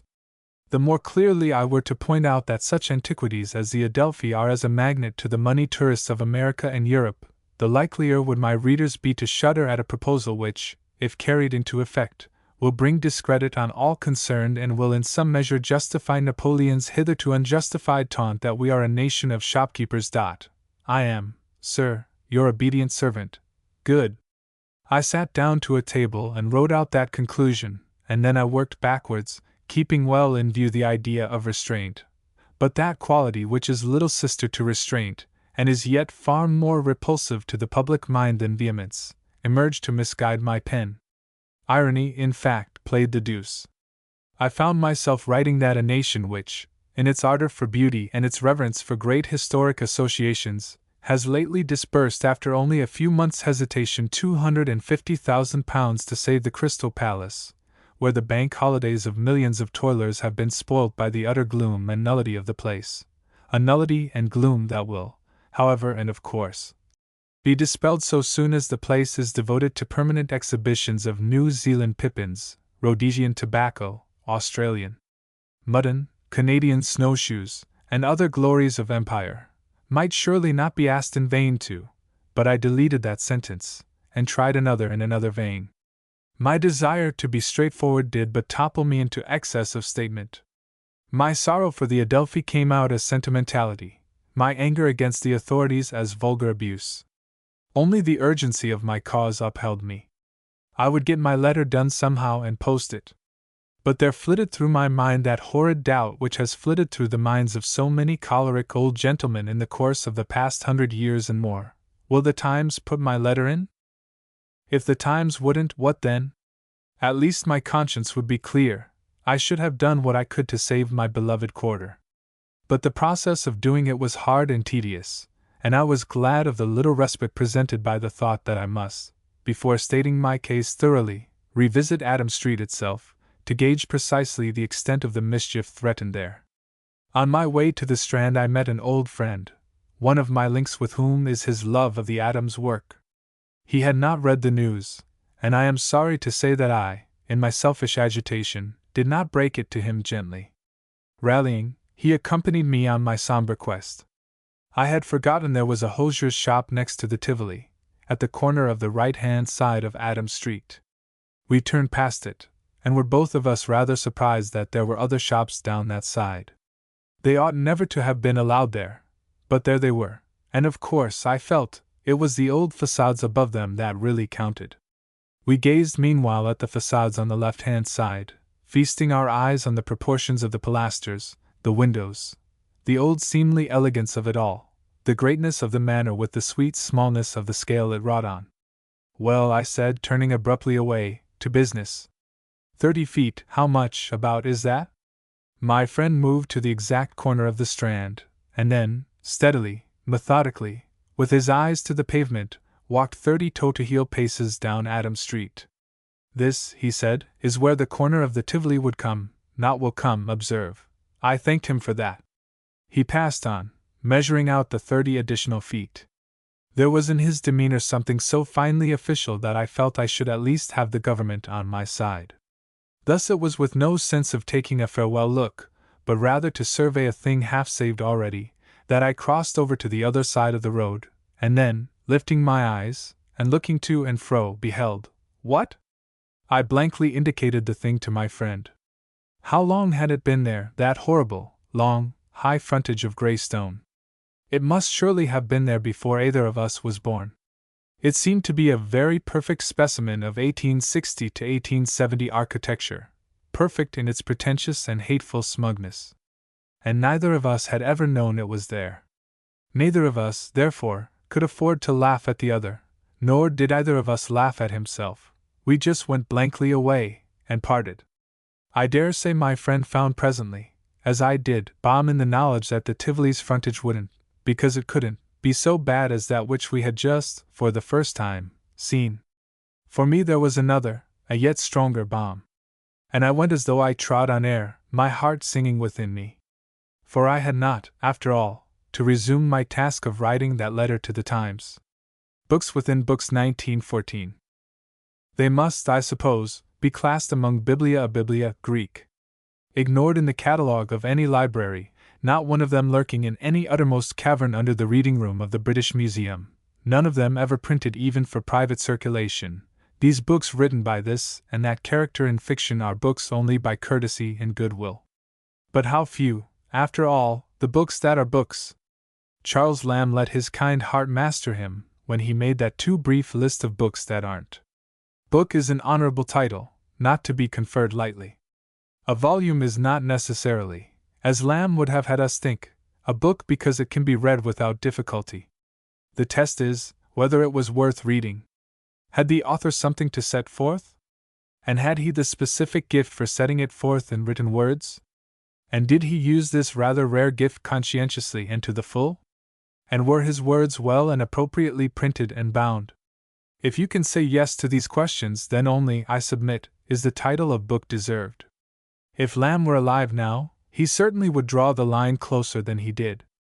Published volumes were few in his day, though not, of course, few enough.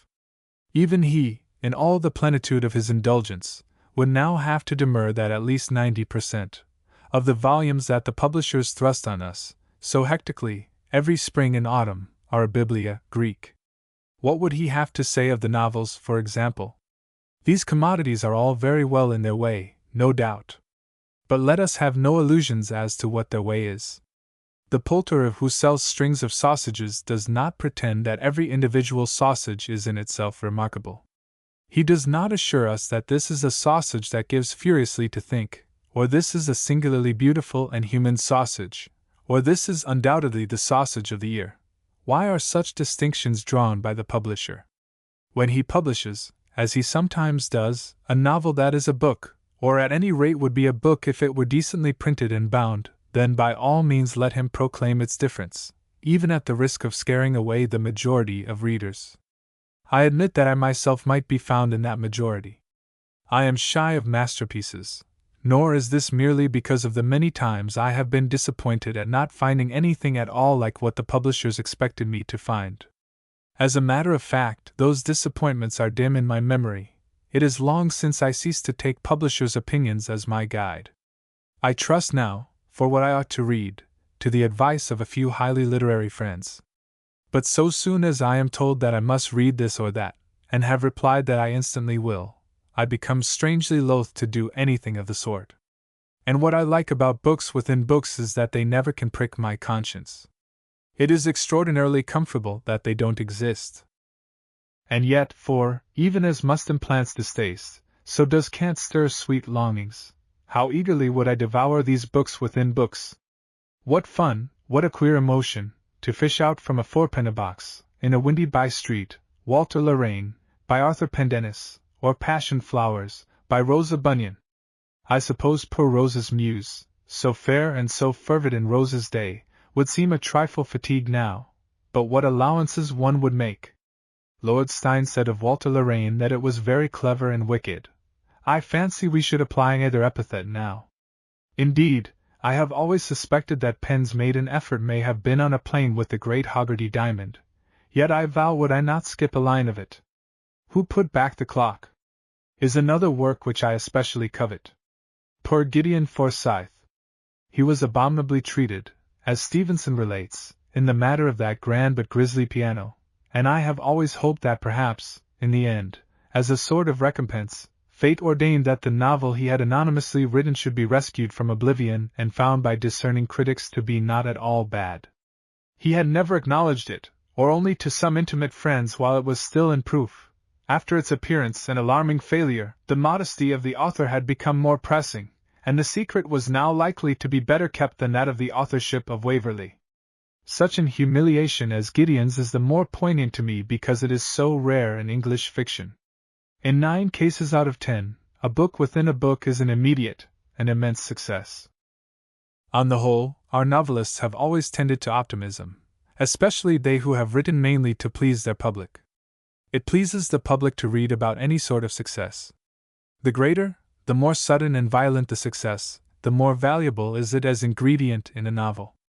And since the average novelist lives always in a dream that one of his works will somehow catch on as no other work ever has caught on yet, it is very natural that he should fondly try meanwhile to get this dream realized for him, vicariously, by this or that creature of his fancy.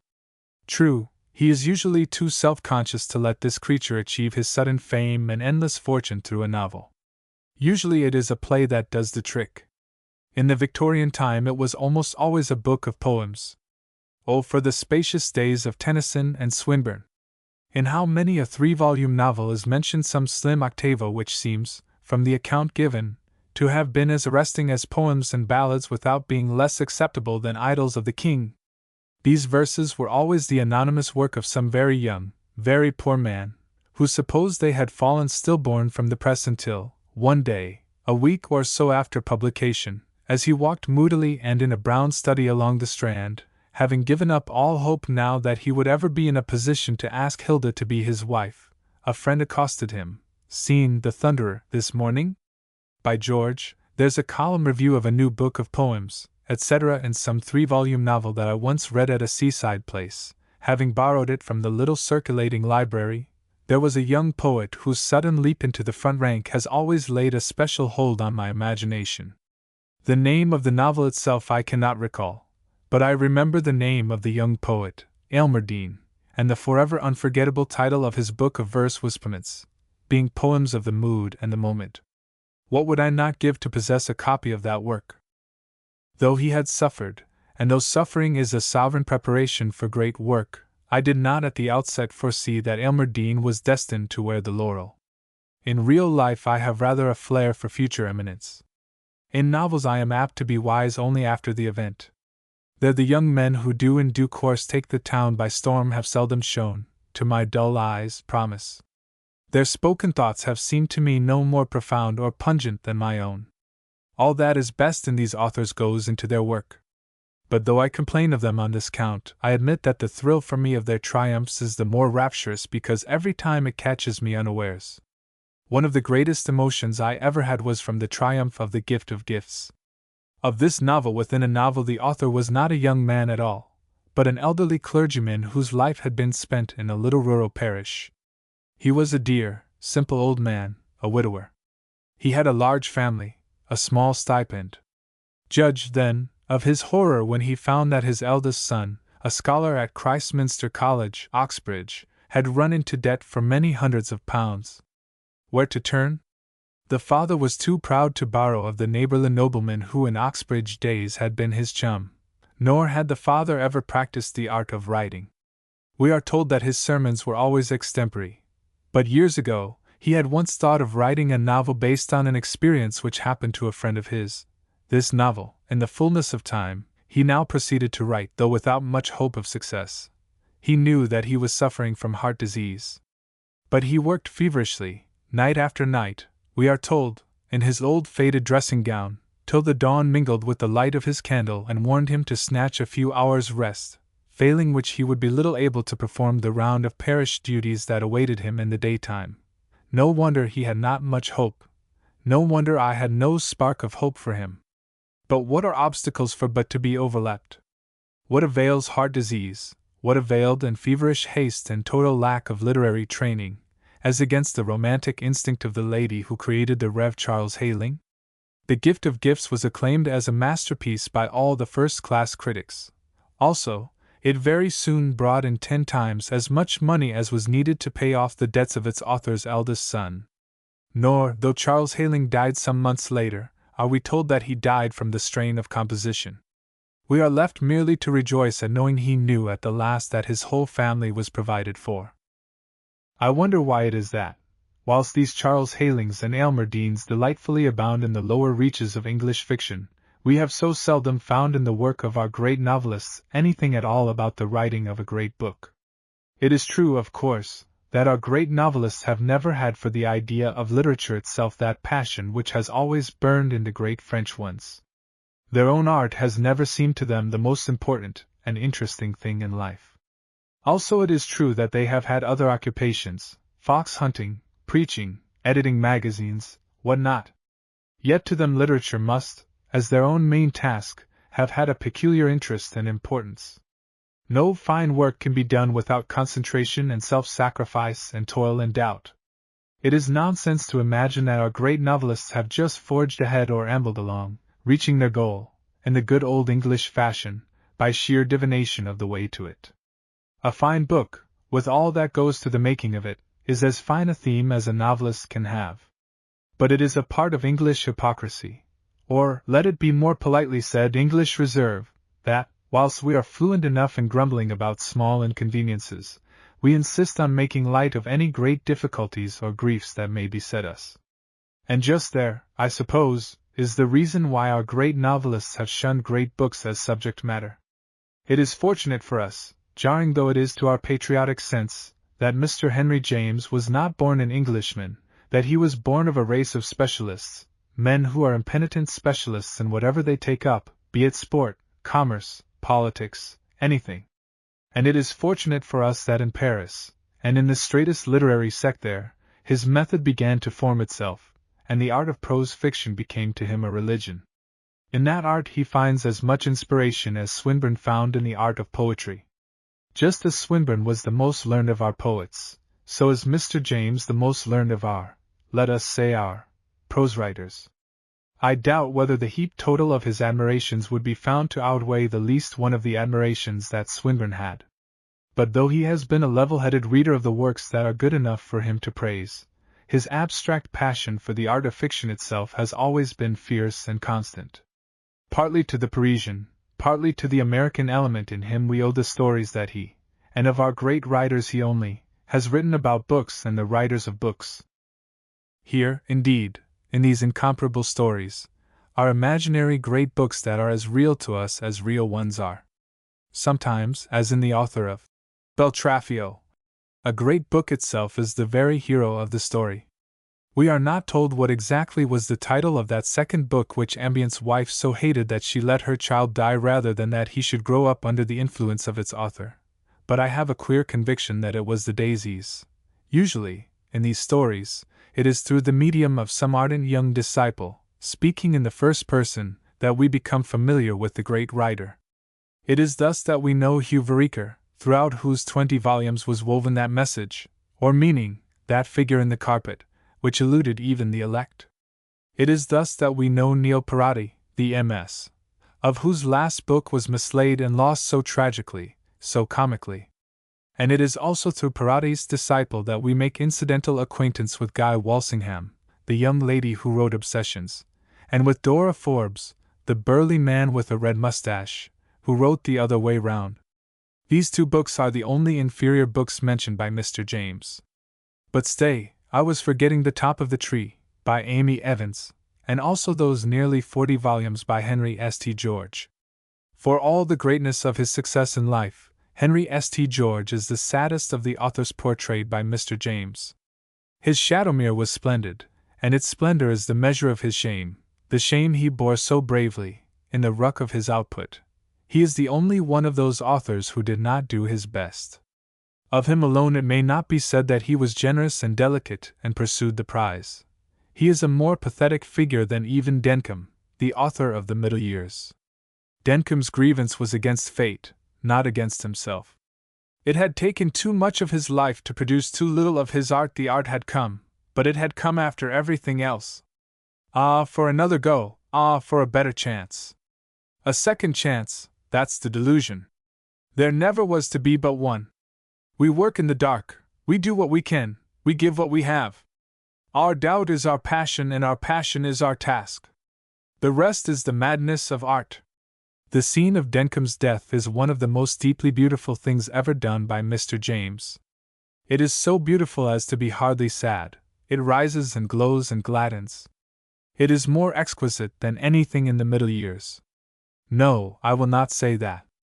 Mr. James's art can always carry to us the conviction that his characters' books are as fine as his own. I crave, it may be a foolish whim, but I do crave, ocular evidence for my belief that those books were written and were published. I want to see them all ranged along goodly shelves. A few days ago I sat in one of those libraries which seem to be doorless. Nowhere, to the eye, was broken the array of serried volumes. Each door was flush with the surrounding shelves, across each the edges of the shelves were mimicked, and in the spaces between these edges the backs of books were pasted congruously with the whole effect.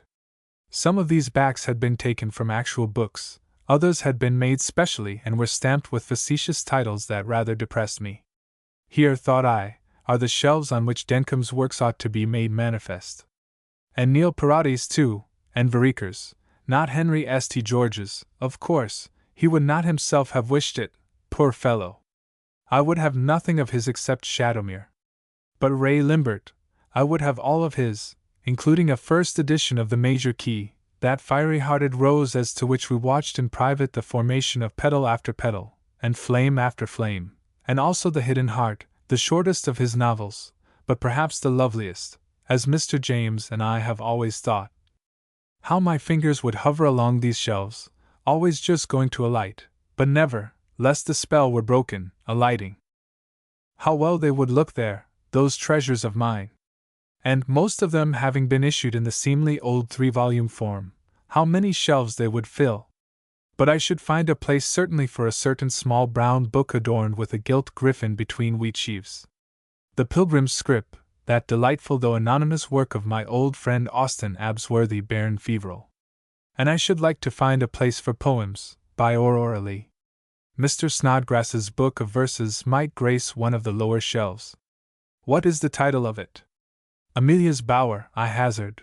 Recollections of the late Lord Byron and others, by Captain Sumph, would be somewhere.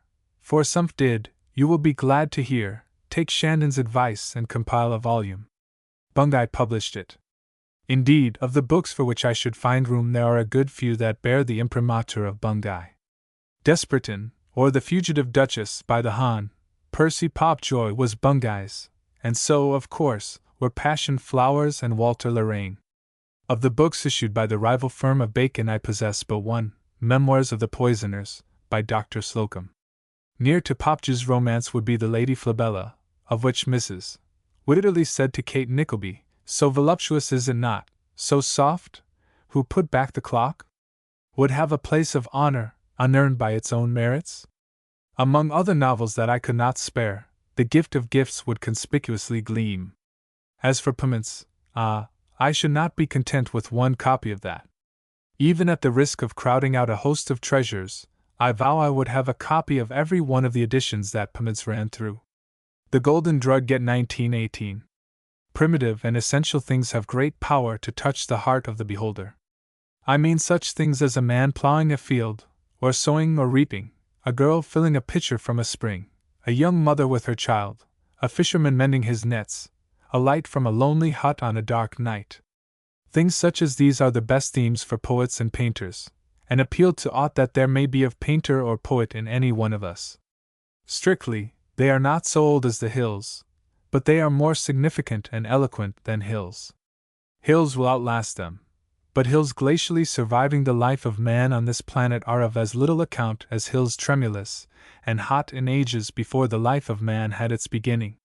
Nature is interesting only because of us. And the best symbols of us are such sights as I have just mentioned, sights unalterable by fashion of time or place, sights that in all countries always were and never will not be. It is true that in many districts nowadays there are elaborate new kinds of machinery for plowing the fields and reaping the corn. In the most progressive districts of all, I dare say, the very sowing of the grain is done by means of some engine, with better results than could be got by hand. For aught I know, there is a patented invention for catching fish by electricity. It is natural that we should, in some degree, pride ourselves on such triumphs. It is well that we should have poems about them, and pictures of them. But such poems and pictures cannot touch our hearts very deeply. They cannot stir in us the sense of our kinship with the whole dim past and the whole dim future. The ancient Egyptians were great at scientific dodges, very great indeed, nearly as great as we, the archaeologists tell us. Sand buried the memory of those dodges for a rather long time. How are we to know that the glories of our present civilization will never be lost? The world's coal mines and oil fields are exhaustible, and it is not, I am told, by any means certain that scientists will discover any good substitutes for the materials which are necessary to mankind's present pitch of glory. Mankind may, I infer, have to sink back into slow and simple ways, continent be once more separated from continent, nation from nation, village from village.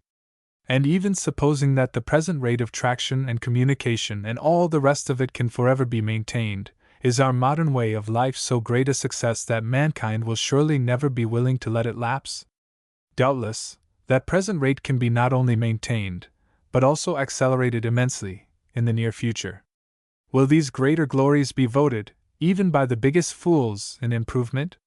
We smile already at the people of the early 19th century who thought that the vistas opened by applied science were very heavenly.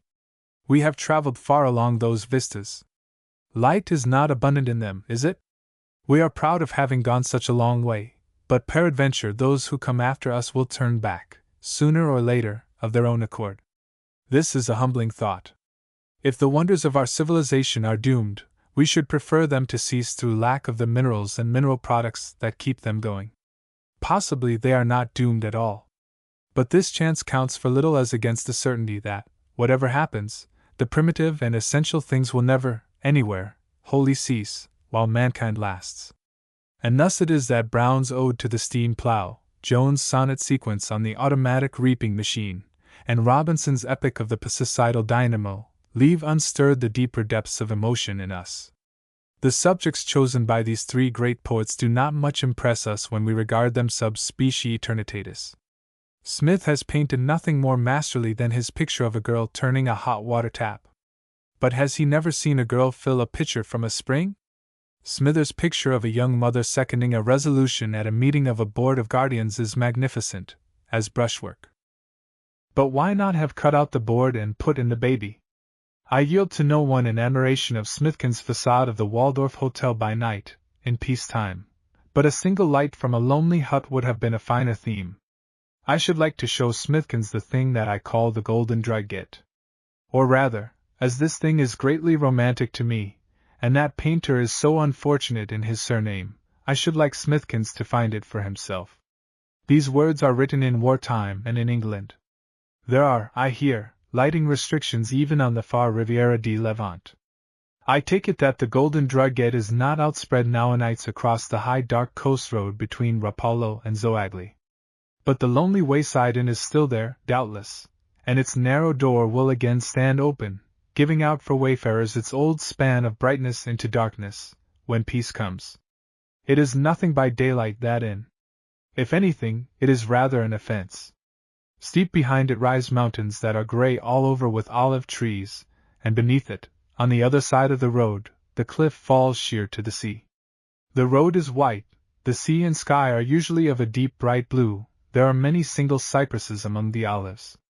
It is a scene of good color and noble form. It is a gay and a grand scene, in which the inn, though unassuming, is unpleasing, if you pay attention to it. An ugly little box-like inn. A stuffy-looking and uninviting inn. Salt and tobacco, it announces in faint letters above the door, may be bought there. But one would prefer to buy these things elsewhere. There is a bench outside, and a rickety table with a zinc top to it, and sometimes a peasant or two drinking a glass or two of wine. The proprietress is very unkempt. To Don Quixote she would have seemed a princess, and the inn a castle, and the peasants notable magicians. Don Quixote would have paused here and done something. Not so do I. By daylight, on the way down from my little home to Rapallo, or up from Rapallo home, I am indeed hardly conscious that this inn exists. By moonlight, too, it is negligible. Stars are rather unbecoming to it. But on a thoroughly dark night, when it is manifest as nothing but a strip of yellow light cast across the road from an ever-open door, great always is its magic for me. Is? I mean was. But then, I mean also will be. And so I cleave to the present tense, the nostalgic present, as grammarians might call it. Likewise, when I say that thoroughly dark nights are rare here, I mean that they are rare in the Gulf of Genoa. Clouds do not seem to like our landscape. But it has often struck me that Italian nights, whenever clouds do congregate, are somehow as much darker than English nights as Italian days are brighter than days in England. They have a heavier and thicker nigritude. They shut things out from you more impenetrably. They enclose you as in a small pavilion of black velvet. This tenement is not very comfortable in a strong gale. It makes you feel rather helpless. And gales can be strong enough, in the late autumn, on the Riviera di Levante. It is on nights when the wind blows its hardest, but makes no rift anywhere for a star to peep through, that the golden drugget, as I approach it, gladdens my heart the most. The distance between Rapallo and my home up yonder is rather more than 2 miles. The road curves and zigzags sharply, for the most part, but at the end of the first mile it runs straight for 300 or 400 yards, and, as the inn stands at a point midway on this straight course, the golden drugget is visible to me long before I come to it. Even by starlight, it is good to see. How much better, if I happen to be out on a black rough night when nothing is disclosed but this one calm bright thing. Nothing? Well, there has been descriable, all the way, a certain grey glimmer immediately in front of my feet. This, in point of fact, is the road, and by following it carefully I have managed to escape collision with trees, bushes, stone walls. The continuous shrill wailing of trees' branches writhing unseen but near, and the great hoarse roar of the sea against the rocks far down below, are no cheerful accompaniment for the buffeted pilgrim. He feels that he is engaged in single combat with nature at her unfriendliest. He isn't sure that she hasn't supernatural allies working with her, witches on broomsticks circling closely round him, demons in pursuit of him, or waiting to leap out on him. And how about mere robbers and cutthroats? Suppose, but look! That streak yonder, look, the golden drugget. There it is, familiar, serene, festal. That the pilgrim knew he would see it in due time does not diminish for him the queer joy of seeing it. Nay, this emotion would be far less without that foreknowledge. Some things are best at first sight. Others, and here is one of them, do ever improve by recognition. I remember that when first I beheld this steady strip of light, shed forth over a threshold level with the road, it seemed to me conceivably sinister. It brought Stevenson to my mind, the chink of doubloons and the clash of cutlasses, and I think I quickened pace as I passed it. But now it inspires in me a sense of deep trust and gratitude, and such awe as I have for it is altogether a loving awe, as for holy ground that should he trod lightly. A drugget of crimson cloth across a London pavement is rather resented by the casual passer-by, as saying to him, "Step across me, stranger, but not along me, not in," and for answer he spurns it with his heel. "Stranger, come in," is the clear message of the golden drugget. This is but a humble and earthly hostel, yet you will find here a radiant company of angels and archangels, and always I cherished the belief that if I obeyed the summons I should receive fulfillment of the promise. Well, the beliefs that one most cherishes one is least willing to test. I do not go in at that open door. But lingering, but reluctant, is my tread as I pass by it, and I pause to bathe in the light that is as the span of our human life, granted between one great darkness and another. Hosts and Guests 1918.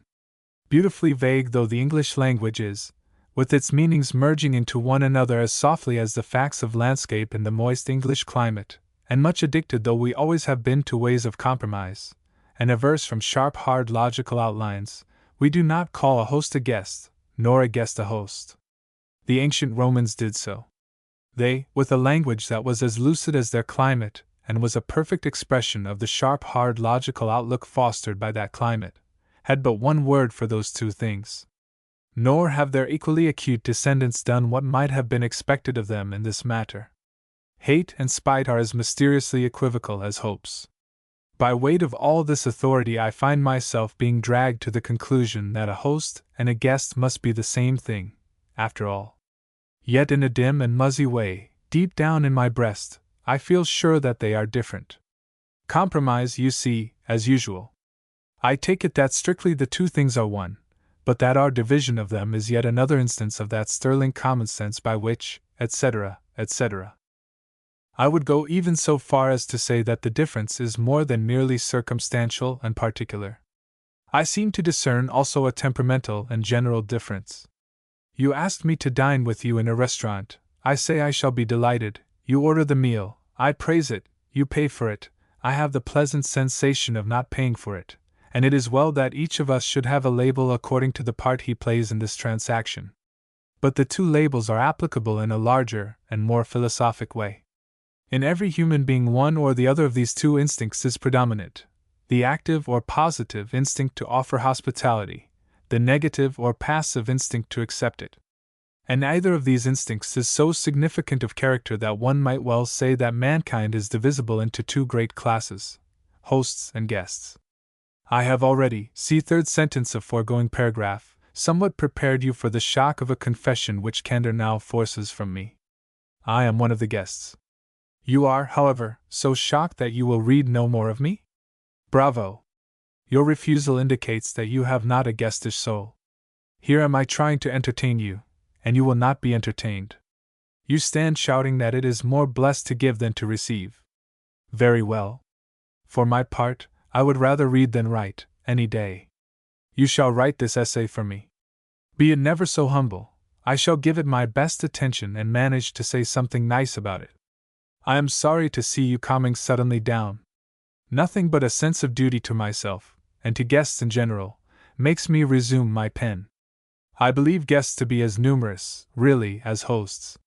It may be that even you, if you examine yourself dispassionately, will find that you are one of them. In which case, you may yet thank me for some comfort. I think there are good qualities to be found in guests, and some bad ones in even the best hosts. Our deepest instincts, bad or good, are those which we share with the rest of the animal creation.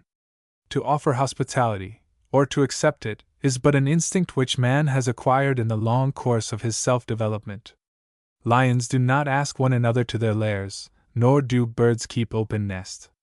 Certain wolves and tigers, it is true, have been so seduced by man from their natural state that they will deign to accept man's hospitality. But when you give a bone to your dog, does he run out and invite another dog to share it with him? And does your cat insist on having a circle of other cats around her saucer of milk? Quite the contrary. A deep sense of personal property is common to all these creatures. Thousands of years hence they may have acquired some willingness to share things with their friends. Or rather, dogs may, cats I think not. Meanwhile, let us not be censorious. Though certain monkeys assuredly were of finer and more malleable stuff than any wolves or tigers, it was a very long time indeed before even we began to be hospitable. The cavemen did not entertain. It may be that now and again, say, towards the end of the Stone Age, one or another among the more enlightened of them said to his wife, while she plucked an eagle that he had snared the day before, that red-haired man who lives in the next valley seems to be a decent, harmless sort of person. And sometimes I fancy he is rather lonely. I think I will ask him to dine with us tonight, and presently going out, met the red-haired man and said to him, "Are you doing anything tonight? If not, won't you dine with us? It would be a great pleasure to my wife. Only ourselves? Come just as you are." "That is most good of you, but," stammered the red-haired man, "as ill luck will have it, I am engaged tonight." A long-standing, formal invitation. I wish I could get out of it, but I simply can't. I have a morbid conscientiousness about such things. Thus we see that the will to offer hospitality was an earlier growth than the will to accept it. But we must beware of thinking these two things identical with the mere will to give and the mere will to receive. It is unlikely that the red-haired man would have refused a slice of eagle if it had been offered to him where he stood. And it is still more unlikely that his friend would have handed it to him. Such is not the way of hosts. The hospitable instinct is not wholly altruistic. There is pride and egoism mixed up with it, as I shall show. Meanwhile, why did the red-haired man babble those excuses? It was because he scented danger. He was not by nature suspicious, but what possible motive, except murder, could this man have for enticing him to that cave? Acquaintance in the open valley was all very well and pleasant, but a strange den after dark, no, no! You despise him for his fears? Yet these were not really so absurd as they may seem. As man progressed in civilization, and grew to be definitely gregarious, hospitality became more a matter of course. But even then it was not above suspicion. It was not hedged around with those unwritten laws which make it the safe and eligible thing we know today. In the annals of hospitality there are many pages that make painful reading, many a great dark blot is there which the recording angel may wish, but will not be able, to wipe out with a tear. If I were a host, I should ignore those tomes. Being a guest, I sometimes glance into them, but with more of horror, I assure you, than of malicious amusement. I carefully avoid those which treat of hospitality among barbarous races. Things done in the best periods of the most enlightened peoples are quite bad enough. The Israelites were the salt of the earth. But can you imagine a deed of colder-blooded treachery than jails? You would think it must have been held accursed by even the basest minds. Yet thus sang Deborah and Barak, "Blessed above women shall Jael the wife of Heber the Kenite be, blessed shall she be among women in the tent." And Barak, remember, was a gallant soldier, and Deborah was a prophetess who judged Israel at that time, So much for the ideals of hospitality among the children of Israel. Of the Homeric Greeks it may be said that they too were the salt of the earth, and it may be added that in their pungent and antiseptic quality there was mingled a measure of sweetness, not to be found in the children of Israel. I do not say outright that Odysseus ought not to have slain the suitors. That is a debatable point. It is true that they were guests under his roof. But he had not invited them. Let us give him the benefit of the doubt. I am thinking of another episode in his life. By what Circe did, and by his disregard of what she had done, a searching light is cast on the laxity of Homeric Greek notions as to what was due to guests. Odysseus was a clever, but not a bad man, and his standard of general conduct was high enough. Yet, having foiled Circe in her purpose to turn him into a swine, and having forced her to restore his comrades to human shape, he did not let pass the barrier of his teeth any such winged words as "Now will I bide no more under thy roof, Circe, but fare across the sea with my dear comrades, even unto mine own home, for that which thou didst was an evil thing, and one not meet to be done unto strangers by the daughter of a god." He seems to have said nothing in particular, to have accepted with alacrity the invitation that he and his dear comrades should prolong their visit, and to have prolonged it with them for a whole year, in the course of which Circe bore him a son, named Telegonus. As Matthew Arnold would have said, what a set! My eye roves, for relief, to those shelves where the later annals are. I take down a tome at random. Rome in the 15th century. Civilization never was more brilliant than there and then, I imagine, and yet, no, I replaced that tome. I saw enough in it to remind me that the Borgias selected and laid down rare poisons in their cellars with as much thought as they gave to their vintage wines. Extraordinary, but the Romans do not seem to have thought so. An invitation to dine at the Palazzo Borghese was accounted the highest social honor. I am aware that in recent books of Italian history there has been a tendency to whiten the Borgias' characters. But I myself hold to the old romantic black way of looking at the Borgias. I maintain that though you would often in the 15th century have heard the snobbish Romans say, in a would-be offhand tone, "I am dining with the Borgias tonight," no Roman ever was able to say, "I dined last night with the Borgias." To mankind in general, Macbeth and Lady Macbeth stand out as the supreme type of all that a host and hostess should not be. Hence the marked coolness of Scotsmen towards Shakespeare, hence the untiring efforts of that proud and sensitive race to set up Burns in his stead. It is a risky thing to offer sympathy to the proud and sensitive, yet I must say that I think the Scots have a real grievance. The two actual, historic Macbeths were no worse than innumerable other couples in other lands that had not yet fully struggled out of barbarism. It is hard that Shakespeare happened on the story of that particular pair, and so made it immortal.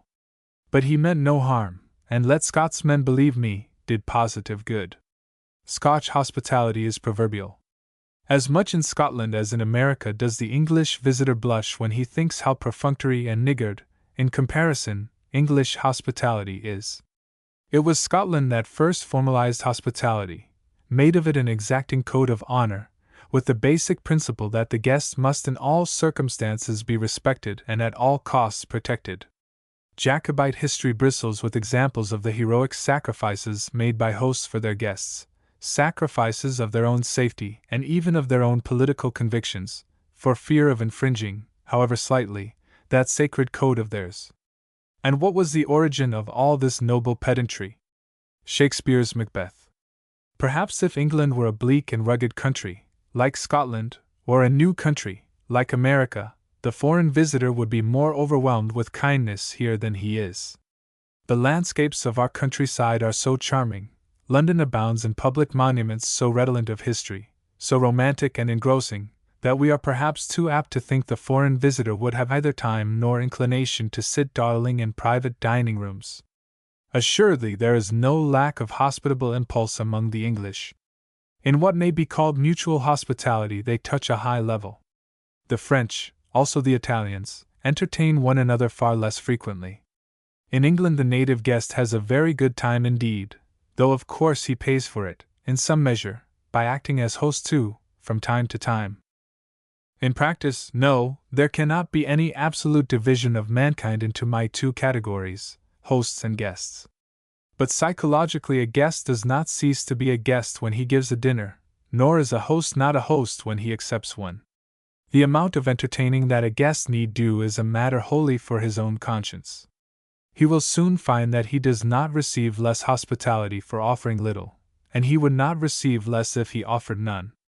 The amount received by him depends wholly on the degree of his agreeableness. Pride makes an occasional host of him, but he does not shine in that capacity. Nor do hosts want him to essay it. If they accept an invitation from him, they do so only because they wish not to hurt his feelings. As guests, they are fish out of water. Circumstances do, of course, react on character. It is conventional for the rich to give, and for the poor to receive. Riches do tend to foster in you the instincts of a host, and poverty does create an atmosphere favorable to the growth of guestish instincts. But strong bents make their own way. Not all guests are to be found among the needy, nor all hosts among the affluent. For 16 years after my education was, by courtesy, finished, from the age, that is, of 22 to the age of 38, I lived in London, seeing all sorts of people all the while, and I came across many a rich man who, like the master of the shepherd Corin, was of churlish disposition and little recked to find the way to heaven by doing deeds of hospitality. On the other hand, I knew quite poor men who were incorrigibly hospitable. To such men, all honor. The most I dare claim for myself is that if I had been rich I should have been better than Corin's master. Even as it was, I did my best. But I had no authentic joy in doing it. Without the spur of pride I might conceivably have not done it at all. There recurs to me from among memories of my boyhood an episode that is rather significant. In my school, as in most others, we received now and again hampers from home. At the midday dinner, in every house, we all ate together, but at breakfast and supper we ate in 4 or 5 separate messes. It was customary for the receiver of a hamper to share the contents with his messmates. On one occasion I received, instead of the usual variegated hamper, a box containing 12 sausage rolls. It happened that when this box arrived and was opened by me there was no one around. Of sausage rolls I was particularly fond. I am sorry to say that I carried the box up to my cubicle, and, having eaten 2 of the sausage rolls, said nothing to my friends, that day, about the other 10, nor anything about them when, 3 days later, I had eaten them all, up there, alone. 30 years have elapsed, my schoolfellows are scattered far and wide, the chance that this page may meet the eyes of some of them does not much dismay me. But I am glad there was no collective and contemporary judgment by them on my strange exploit. What defense could I have offered? Suppose I had said, you see, I am so essentially a guest, the plea would have carried little weight. And yet it would not have been a worthless plea. On receipt of a hamper, a boy did rise, always, in the esteem of his messmates. His sardines, his marmalade, his potted meat, at any rate while they lasted, did make us think that his parents must be awfully decent and that he was a not unworthy son. He had become our central figure, we expected him to lead the conversation, we liked listening to him, his jokes were good. With those 12 sausage rolls I could have dominated my fellows for a while. But I had not a dominant nature. I never trusted myself as a leader. Leading abashed me. I was happiest in the comedy of the crowd. Having received a hamper, I was always glad when it was finished, glad to fall back into the ranks. Humility is a virtue, and it is a virtue innate in guests. Boys, as will have been surmised from my record of the effect of hampers, are all of them potential guests. It is only as they grow up that some of them harden into hosts. It is likely enough that if I, when I grew up, had been rich, my natural bent to guestship would have been diverted, and I too have become a sort of host. And perhaps I should have passed muster. I suppose I did pass muster whenever, in the course of my long residence in London, I did entertain friends. But the memory of those occasions is not dear to me, especially not the memory of those that were in the more distinguished restaurants. Somewhere in the back of my brain, while I tried to lead the conversation brightly, was always the haunting fear that I had not brought enough money in my pocket. I never let this fear master me. I never said to anyone, will you have a liqueur? Always, what liqueur will you have? But I postponed as far as possible the evil moment of asking for the bill. When I had, in the proper casual tone, I hope and believe, at length asked for it, I wished always it were not brought to me folded on a plate, as though the amount were so hideously high that I alone must be privy to it. So soon as it was laid beside me, I wanted to know the worst at once. But I pretended to be so occupied in talk that I was unaware of the bill's presence, and I was careful to be always in the middle of a sentence when I raised the upper fold and took my not, I hope, frozen glance. In point of fact, the amount was always much less than I had feared. Pessimism does win us great happy moments. Meals in the restaurants of Soho tested less severely the pauper guest masquerading as host. But to them one could not ask rich persons, nor even poor persons unless one knew them very well. Soho is so uncertain that the fare is often not good enough to be palmed off on even one's poorest and oldest friends. A very magnetic host, with a great gift for bluffing, might, no doubt, even in Soho's worst moments, diffuse among his guests a conviction that all was of the best. But I never was good at bluffing. I had always to let food speak for itself. It's cheap was the only paean that in Soho's bad moments ever occurred to me, and this of course I did not utter. And was it so cheap, after all? Soho induces a certain optimism. A bill there was always larger than I had thought it would be. Every one, even the richest and most munificent of men, pays much by check more light-heartedly than he pays little in specie. In restaurants I should have liked always to give checks. But in any restaurant I was so much more often seen as guest than as host that I never felt sure the proprietor would trust me. Only in my club did I know the luxury, or rather the painlessness, of entertaining by check. A check, especially if it is a club check, as supplied for the use of members, not a leaf torn out of his own book, makes so little mark on any man's imagination. He dashes off some words and figures, he signs his name, with that vague momentary pleasure which the sight of his own signature anywhere gives him, he walks away and forgets. Offering hospitality in my club, I was inwardly calm. But even there I did not glow, though my face and manner, I hoped, glowed. If my guest was by nature a guest, I managed to forget somewhat that I myself was a guest by nature. But if, as now and then happened, my guest was a true and habitual host, I did feel that we were in an absurdly false relation, and it was not without difficulty that I could restrain myself from saying to him, "This is all very well, you know, but frankly, your place is at the head of your own table. The host as guest is far, far worse than the guest as host. He never even passes muster. The guest, in virtue of a certain ability that is part of his natural equipment, can more or less ape the ways of a host. But the host, with his more positive temperament, does not even attempt the graces of a guest. By graces I do not mean to imply anything artificial. The guest's manners are, rather, as wild flowers springing from good rich soil, the soil of genuine modesty and gratitude.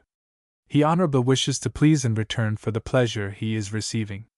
He wonders that people should be so kind to him, and without knowing it, is very kind to them. But the host, as I said earlier in this essay, is a guest against his own will. That is the root of the mischief. He feels that it is more blessed, etc., and that he is conferring rather than accepting a favor. He does not adjust himself. He forgets his place. He leads the conversation. He tries genially to draw you out. He never comments on the goodness of the food or wine. He looks at his watch abruptly, and says he must be off. He doesn't say he has had a delightful time. In fact, his place is at the head of his own table. His own table, over his own cellar, under his own roof. It is only there that you see him at his best. To a club or restaurant he may sometimes invite you, but not there, my child, do you get the full savor of his quality. In life or literature there has been no better host than old Wardle. Appalling though he would have been as a guest in club or restaurant, it is hardly less painful to think of him as a host there. At Dingley Dell, with an ample gesture, he made you free of all that was his. He could not have given you a club or a restaurant. Nor, when you come to think of it, did he give you Dingley Dell. The place remained his. None knew better than old Wardle that this was so. Hospitality, as we have agreed, is not one of the most deep-rooted instincts in man, whereas the sense of possession certainly is. Not even old Wardle was a communist. This, you may be sure he said to himself, is my roof, these are my horses, that's a picture of my dear old grandfather, and this, he would say to us, is my roof, sleep soundly under it. These are my horses, ride them. That's a portrait of my dear old grandfather, have a good look at it. But he did not ask us to walk off with any of these things. Not even what he actually did give us would he regard as having passed out of his possession. That, he would muse if we were torpid after dinner, is my roast beef, and that, if we staggered on the way to bed, is my cold milk punch. But surely, you interrupt me, to give and then not feel that one has given is the very best of all ways of giving. I agree. I hope you didn't think I was trying to disparage old Wardle. I was merely keeping my promise to point out that from among the motives of even the best hosts pride and egoism are not absent. Every virtue, as we were taught in youth, is a mean between two extremes, and I think any virtue is the better understood by us if we glance at the vice on either side of it. I take it that the virtue of hospitality stands midway between churlishness and mere ostentation. Far to the left of the good host stands he who doesn't want to see anything of anyone. Far to the right, he who wants a horde of people to be always seeing something of him. I conjecture that the figure on the left, just discernible through my field glasses, is that of old Corin's master. His name was never revealed to us, but Corin's brief account of his character suffices. Deeds of hospitality is a dismal phrase that could have occurred only to the servant of a very dismal master. Not less telltale is Corin's idea that men who do these deeds do them only to save their souls in the next world. It is a pity Shakespeare did not actually bring Corin's master onto the stage. One would have liked to see the old man genuinely touched by the charming eloquence of Rosalind's appeal for a crust of bread, and conscious that he would probably go to heaven if he granted it, and yet not quite able to grant it. Far away though he stands to the left of the good host, he has yet something in common with that third person discernible on the right, that speck yonder, which I believe to be Lucullus. Nothing that we know of Lucullus suggests that he was less inhuman than the churl of Arden. It does not appear that he had a single friend, nor that he wished for one.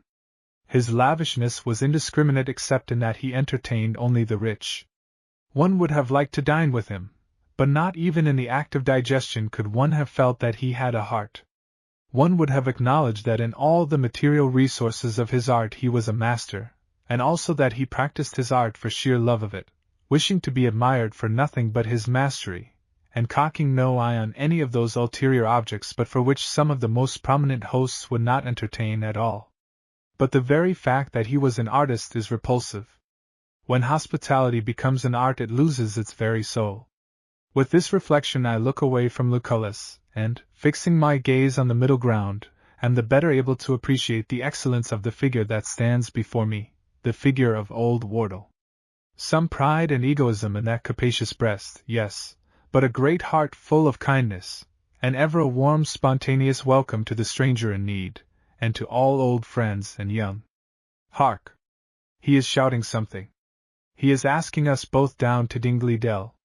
And you have shouted back that you will be delighted. Ah, did I not suspect from the first that you two were perhaps a guest? But I constrain you in the act of rushing off to pack your things. One moment, this essay has yet to be finished. We have yet to glance at those two extremes between which the mean is good guestship. Far to the right of the good guest, we descry the parasite, far to the left, the churl again. Not the same churl, perhaps. We do not know that Corin's master was ever sampled as a guest. I am inclined to call yonder speck Dante Alighieri, of whom we do know that he received during his exile much hospitality from many hosts, and repaid them by writing how bitter was the bread in their houses, and how steep the stairs were. To think of Dante as a guest is less dispiriting only than to think what he would have been as a host had it ever occurred to him to entertain any one or anything except a deep regard for Beatrice, and one turns with positive relief to have a glimpse of the parasite, Mr. Smurge, I presume, whose gratitude was as boundless as his appetite, and his presence as unsought as it appeared to be inevitable. But now, how gracious and admirable is the central figure, radiating gratitude, but not too much of it, never intrusive, ever within call, full of dignity, yet all amenable, quiet yet lively, never echoing, ever amplifying, never contradicting, but often lighting the way to truth, an ornament, an inspiration, anywhere. Such is he. But who is he? It is easier to confess a defect than to claim a quality. I have told you that when I lived in London I was nothing as a host, but I will not claim to have been a perfect guest. Nor indeed was I. I was a good one, but looking back, I see myself not quite in the center, slightly to the left, slightly to the churlish side. I was rather too quiet, and I did sometimes contradict. And though I always liked to be invited anywhere, I very often preferred to stay at home. If any one hereafter shall form a collection of the notes written by me in reply to invitations, I am afraid he will gradually suppose me to have been more in request than ever I really was, and to have been also a great invalid, and a great traveler. A point to be remembered by very eminent men. 1918. One of the things a man best remembers in later years is the first time he set eyes on some illustrious elder whose achievements had already inflamed him to special reverence. In almost every autobiography you will find recorded the thrill of that first sight. With the thrill, perhaps, there was a slight shock. Great men are but life-sized. Most of them, indeed, are rather short. No matter to hero-worshipping youth. The shock did but swell the thrill.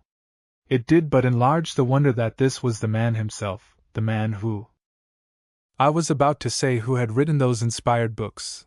You see, the autobiographists are usually people with an innate twist towards writing, people whose heroes, therefore, were men of letters, and thus, especially as I myself have that twist, I am apt to think of literary hero-worship as flourishing more than could any other kind.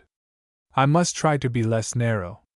At first sight of the Lord Chancellor, doubtless, unforgettable emotions rise in the breast of a young man who has felt from his earliest years the passionate desire to be a lawyer. One whose dream it is to excel in trade will have been profoundly stirred at finding himself face to face with Sir Thomas Lipton. At least I suppose so. I speak without conviction. I am inclined, after all, to think that there is in the literary temperament a special sensibility, whereby these great first envisagements mean more to it than to natures of a more practical kind. So it is primarily to men very eminent in literature that I venture to offer a hint for making those envisagements as great as possible. The hint will serve only in certain cases. There are various ways in which a young man may chance to see his hero for the first time.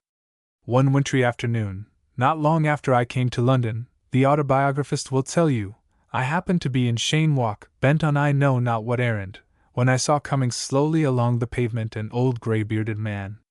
He wore a hat of the kind that was called in those days a wide awake, and he leaned heavily on a stick which he carried in his right hand. I stood reverently aside to let him pass, the man who had first taught me to see, to feel, to think. Yes, it was Thomas Carlyle, and as he went by, looking neither to the right nor to the left, my heart stood still within me. What struck me most in that thought-furrowed face was the eyes. I have never since, seen a pair of eyes which, etc., etc. This is well enough, and I don't say that the writer has exaggerated the force of the impression he received. I say merely that the impression would have been stronger still if he had seen Carlyle in a room. The open air is not really a good setting for a hero. It is too diffuse. It is too impersonal. For walls, a ceiling, and a floor, these things are needed to concentrate for the worshipper the vision vouchsafed.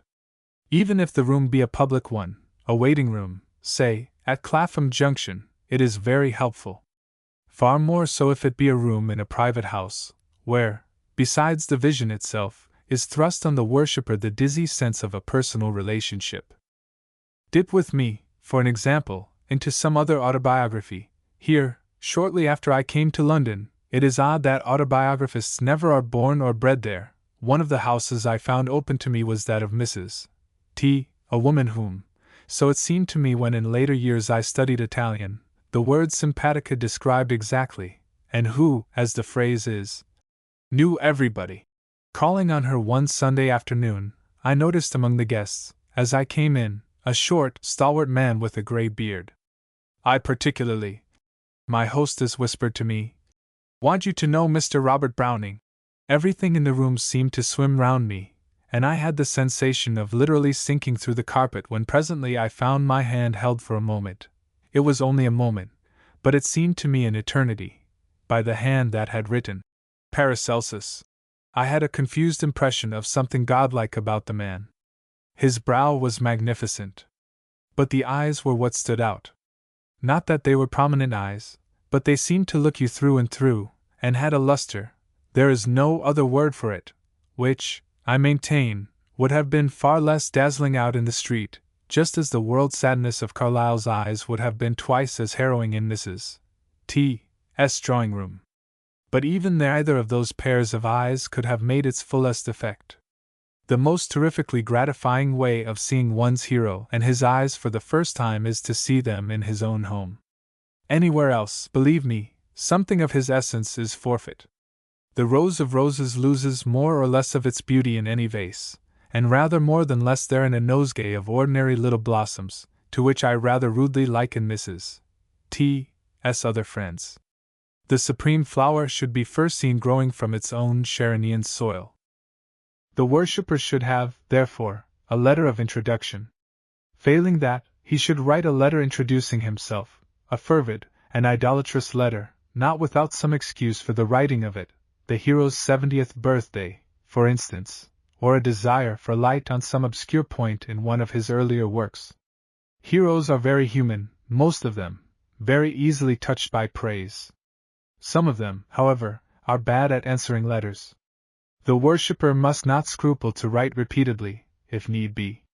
Sooner or later he will be summoned to the presence. This, perhaps, will entail a railway journey. Heroes tend to live a little way out of London. So much the better. The adventure should smack of pilgrimage. Consider also that a house in a London street cannot seem so signally its owner's own as can a house in a village or among fields. The one kind contains him, the other enshrines him, breathes of him. The sight of it, after a walk, there should be a longish walk, from the railway station, strikes great initial chords in the worshipper, and the smaller the house, the greater the chords. The worshipper pauses at the gate of the little front garden, and when he writes his autobiography those chords will be reverberating yet. Here it was that the greatest of modern spirits had lived and wrought. Here in the fullness of years he abode. With I know not what tumult of thoughts I passed up the path and rang the bell. A bright-faced parlour-maid showed me into a room on the ground floor, and said she would tell the master I was here. It was a wonderfully simple room, and something, perhaps the writing-table, told me it was his work-room, the very room from which, in the teeth of the world's neglect and misunderstanding, he had cast his spell over the minds of all thinking men and women. When I had waited a few minutes, the door opened and after that the deluge of what was felt when the very eminent man came in. Came in, mark you? That is a vastly important point. Had the very eminent man been there at the outset, the worshipper's first sight of him would have been a very great moment, certainly, but not nearly so great as in fact it was. Very eminent men should always, on these occasions, come in. That is the point I ask them to remember. Honorably concerned with large high issues, they are not students of personal effect. I must therefore explain to them why it is more impressive to come into a room than to be found there. Let those of them who have been playgoers cast their minds back to their experience of theatres. Can they recall a single play in which the principal actor was discovered sitting or standing on the stage when the curtain rose? No. The actor, by the very nature of his calling, must study personal effect. No playwright would dare to dump down his principal actor at the outset of a play. No sensible playwright would wish to do so. That actor's personality is a part of the playwright's material. Playwriting, it has been well said, is an art of preparing. The principal actor is one of the things for which we must be artfully prepared. Note Shakespeare's carefulness in this matter. In his day, the stage had no curtain, so that even the obscure actor who spoke the first lines, Shakespeare himself sometimes, maybe, was not ignominiously discovered, but an unprepared entry is no good. The audience must first be wrought up. Had Shakespeare been also Burbage, it is possible that he would have been even more painstaking than he was in leading up to the leading man. Assuredly, by far the most tremendous stage entries I ever saw were those of Mr. Wilson Barrett in his later days, the days when he had become his own dramatist. I remember particularly a first night of his at which I happened to be sitting next to a clever but not very successful and rather sardonic old actor.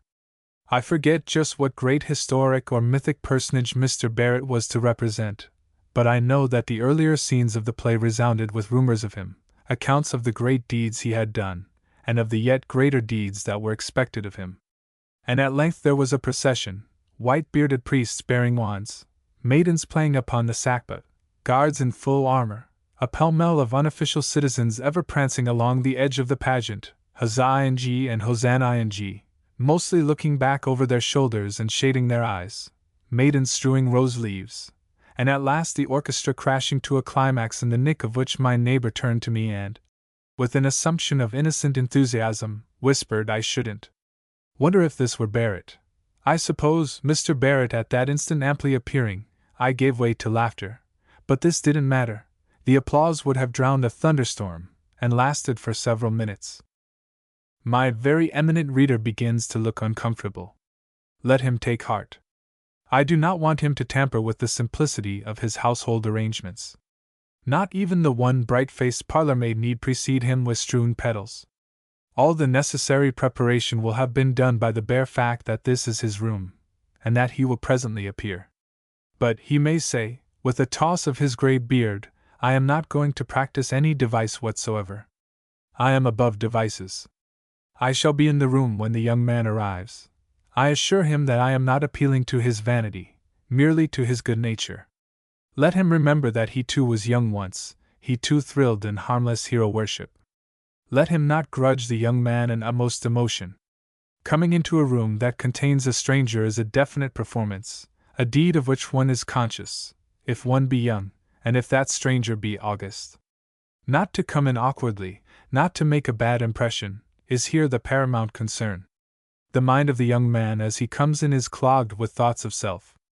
It is free of these impediments if he shall have been waiting alone in the room. To be come into is a thing that needs no art, and induces no embarrassment. One's whole attention is focused on the comer in. One is the mere spectator, the passive and receptive receiver. And even supposing that the young man could come in under his hero's gaze without a thought of self, his first vision would yet lack the right intensity. A person found in a room, if it be a room strange to the arriver, does not instantly detach himself from his surroundings. He is but a feature of the scene. He does not stand out as against a background, in the grand manner of portraiture, but is fused as in an elaborately rendered interior. It is all the more essential, therefore, that the worshipper shall not have his first sight of hero and room simultaneously. The room must, as it were, be an anteroom, anon converted into a presence chamber by the hero's entry. And let not the hero be in any fear that he will bungle his entry.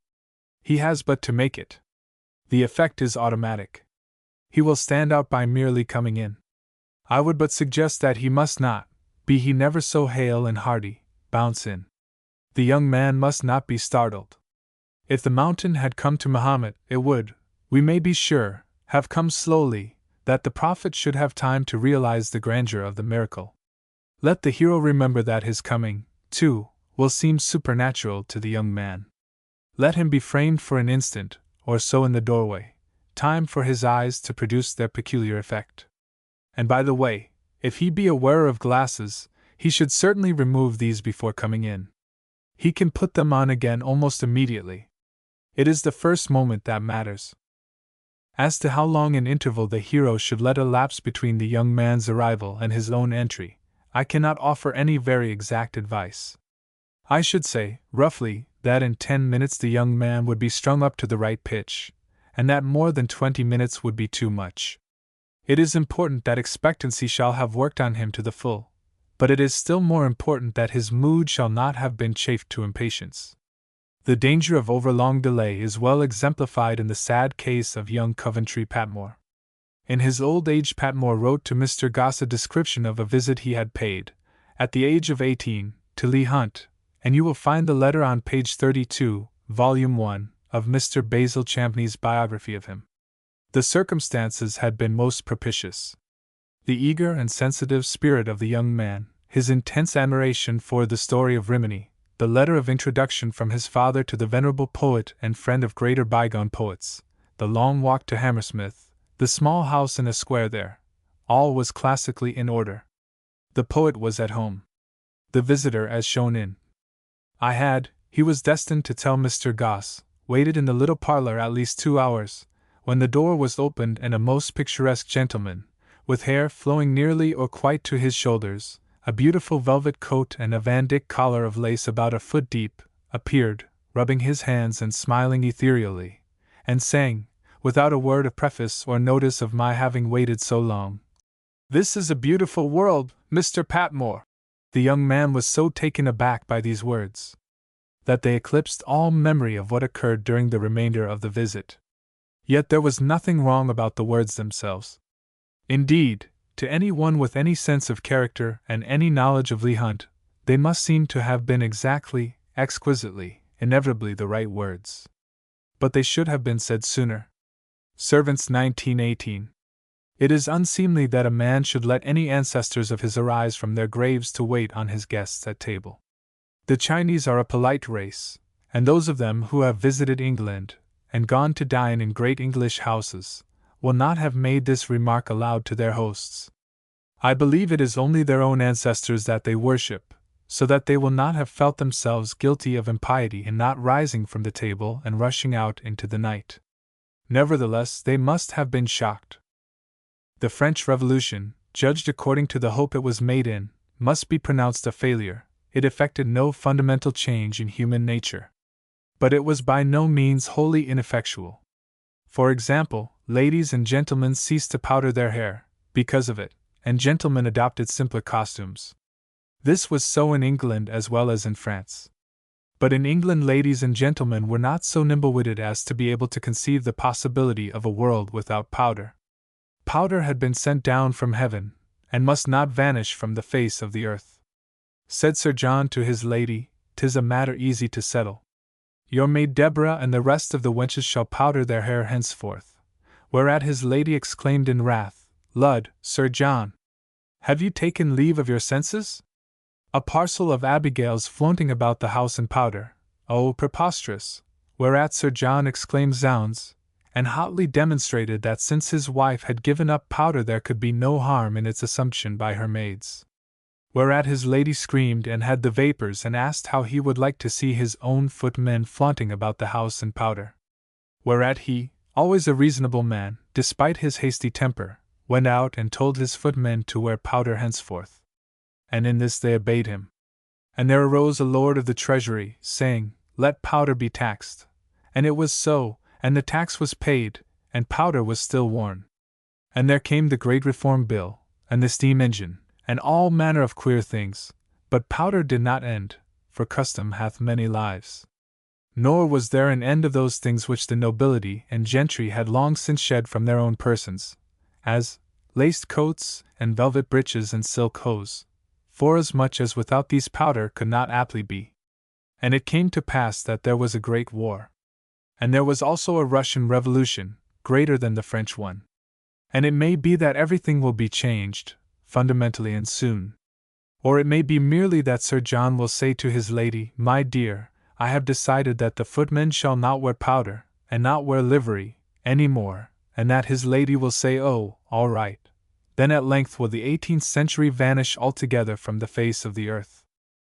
Some of the shallower historians would have us believe that powder is deleterious to the race of footmen. They point out how plenteously footmen abounded before 1790, and how steadily their numbers have declined ever since. I do not dispute the statistics. One knows from the table talk of Samuel Rogers that Mr. Horne took, dining tete-a-tete with the first Lord Lansdowne, had counted so many as 30 footmen in attendance on the meal. That was a high figure, higher than in Rogers' day, and higher far, I doubt not, than in ours. What I refuse to believe is that the wearing of powder has caused among footmen an ever-increasing mortality. Powder was forced on them by their employers because of the French Revolution, but their subsequent fewness is traceable rather to certain ideas forced by that revolution on their employers. The nobility had begun to feel that it had better be just a little less noble than heretofore. When the news of the fall of the Bastille was brought to him, the first Lord Lansdowne, I conceive, remained for many hours in his study, lost in thought, and at length, rising from his chair, went out into the hall and discharged 2 footmen. This action may have shortened his life, but I believe it to be a fact that when he lay dying, some 15 years later, he said to his heir, "Discharge 2 more." Such enlightenment and adaptability were not to be wondered at in so eminent a Whig. As time went on, even in the great Tory houses the number of retainers was gradually cut down. Came the industrial age, hailed by all publicists as the millennium. Looms were now tended, and blast furnaces stoked, by middle-aged men who in their youth had done nothing but hand salvers, and by young men who might have been doing just that if the Bastille had been less brittle. Noblemen, becoming less and less sure of themselves under the impact of successive reform bills, wished to be waited on by less and less numerous gatherings of footmen. And at length, in the course of the Great War, any nobleman not young enough to be away fighting was waited on by an old butler and a parlour-maid or 2, and the ceiling did not fall. Even if the war shall have taught us nothing else, this it will have taught us almost from its very outset, to mistrust all prophets, whether of good or of evil. Pray stone me if I predict anything at all. It may be that the war, and that remarkable byproduct, the Russian Revolution, will have so worked on the minds of noblemen that they will prefer to have not 1 footman in their service. Or it may be that all those men who might be footmen will prefer to earn their livelihood in other ways of life. It may even be that no more parlour-maids and housemaids, even for very illustrious houses, will be forthcoming. I do not profess to foresee. Perhaps things will go on just as before. But remember, things were going on, even then.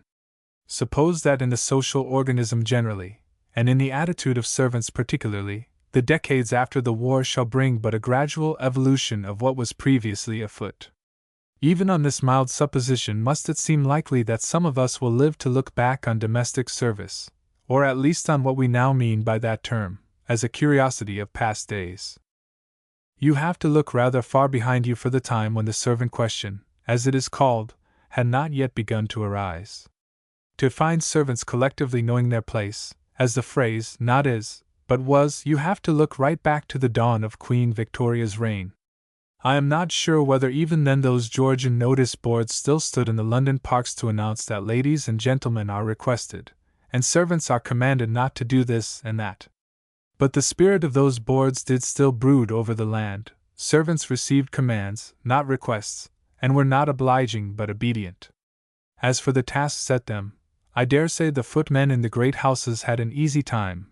They were there for ornament, but the, comparatively few, maids there, and the maid or 2 in every home of the rapidly increasing middle class, were very much for use, having to do an immense amount of work for a wage which would nowadays seem nominal. And they did it gladly, with no notion that they were giving much for little, or that the likes of them had any natural right to a glimpse of liberty, or to a moment's more leisure than was needed to preserve their health for the benefit of their employers, or that they were not in duty bound to be truly thankful for having a roof over their devoted heads. Rare and reprehensible was the maid who, having found one roof, hankered after another. Improvident, too, for only by long and exclusive service could she hope that in her old age she would not be cast out on the parish. She might marry meanwhile? The chances were very much against that. That was an idea misbeseeming her station in life. By the rules of all households, followers were fended ruthlessly away. Her state was sheer slavery? Well, she was not technically a chattel. The law allowed her to escape at any time, after giving a month's notice, and she did not work for no wages at all, remember. This was hard on her owners. Well, in ancient Rome and elsewhere, her employers would have had to pay a largish sum of money for her, down to a merchant. Economically, her employers had no genuine grievance. Her parents had handed her over to them, at a tender age, for nothing. There she was, and if she was a good girl and gave satisfaction, and if she had no gypsy strain to make her restless for the unknown, there she ended her days, not without honor from the 2nd or 3rd generation of her owners. As in ancient Rome and elsewhere, the system was, in the long run, conducive to much good feeling on either side. Poor and remained very servile in soul all her days, and was altogether occupied, from the age of 15 to 72, in doing other people's wills, not her own. Thus wrote Ruskin, in Praeterita, of one who had been his nurse, and his father's. Perhaps the passage is somewhat marred by its first word. But Ruskin had queer views on many subjects. Besides, he was very old when, in 1885, he wrote Praeterita. Long before that date, moreover, others than he had begun to have queer views. The halcyon days were over. Even in the 60s there were many dark and cumulose clouds. It was believed, however, that these would pass. Punch, our ever-quick interpreter, made light of them. Absurd that Jemima Jane should imitate the bonnets of her mistress, and secretly aspire to play the piano. Punch and his artists, as you will find in his old volumes, were very merry about her, and no doubt his readers believed that his exquisite ridicule would kill, or his sound good sense cure, the malady in her soul. Poor misguided girl! Why was she flying in the face of nature? Nature had decreed that some should command, others obey, that some should sit imperative all day in airy parlors, and others be executive, in basements. I dare say that among the sitters aloft there were many whose indignation had a softer side to it.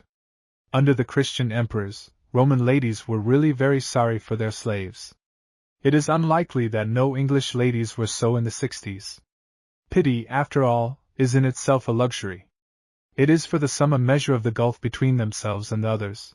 Those others had now begun to show signs of restiveness, but the gulf was as wide as ever.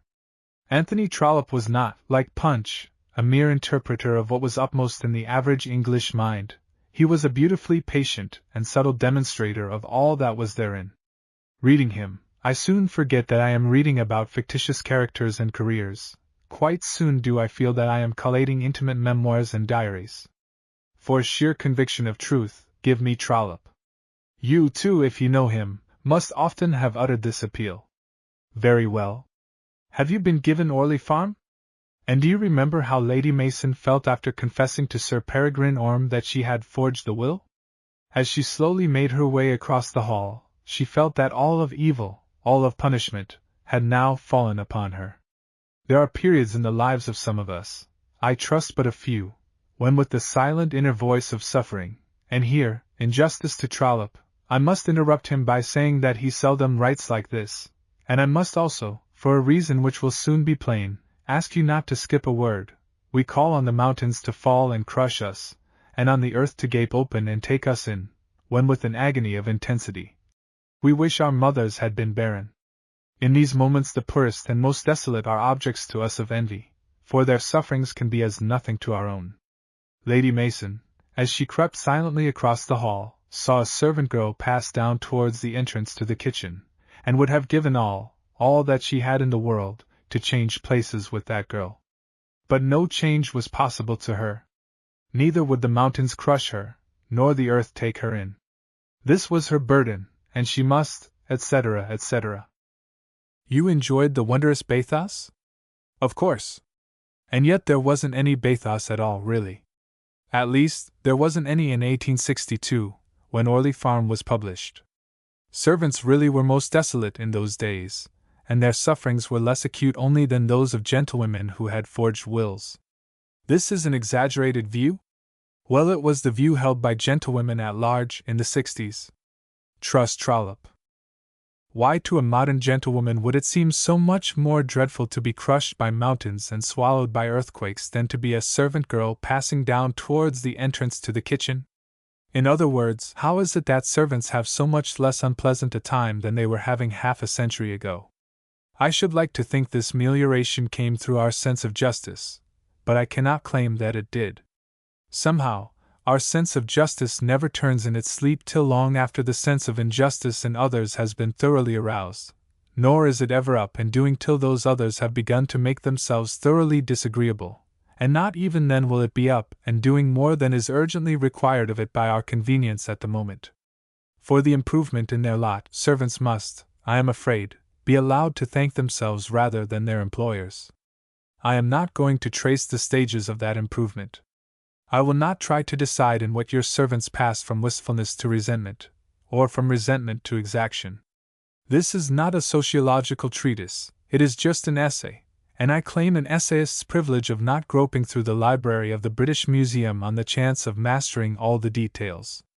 I confess that I did go there yesterday, thinking I should find in Mr. and Mrs. Sidney Webb's History of Trade Unionism the means of appearing to know much. But I drew blank. It would seem that servants have no trade union. This is strange.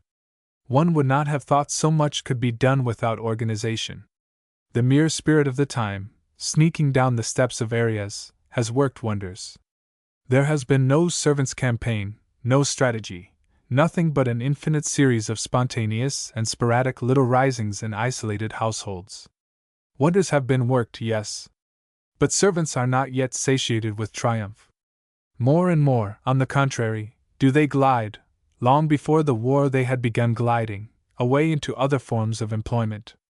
Not merely are the changed conditions of domestic service not changed enough for them, they seem to despise the thing itself. It was all very well so long as they had not been taught to read and write, but there, no doubt, is the root of the mischief. Had the governing classes not forced those accomplishments on them in 1872, but there is no use in repining. What's done can't be undone. On the other hand, what must be done can't be left undone.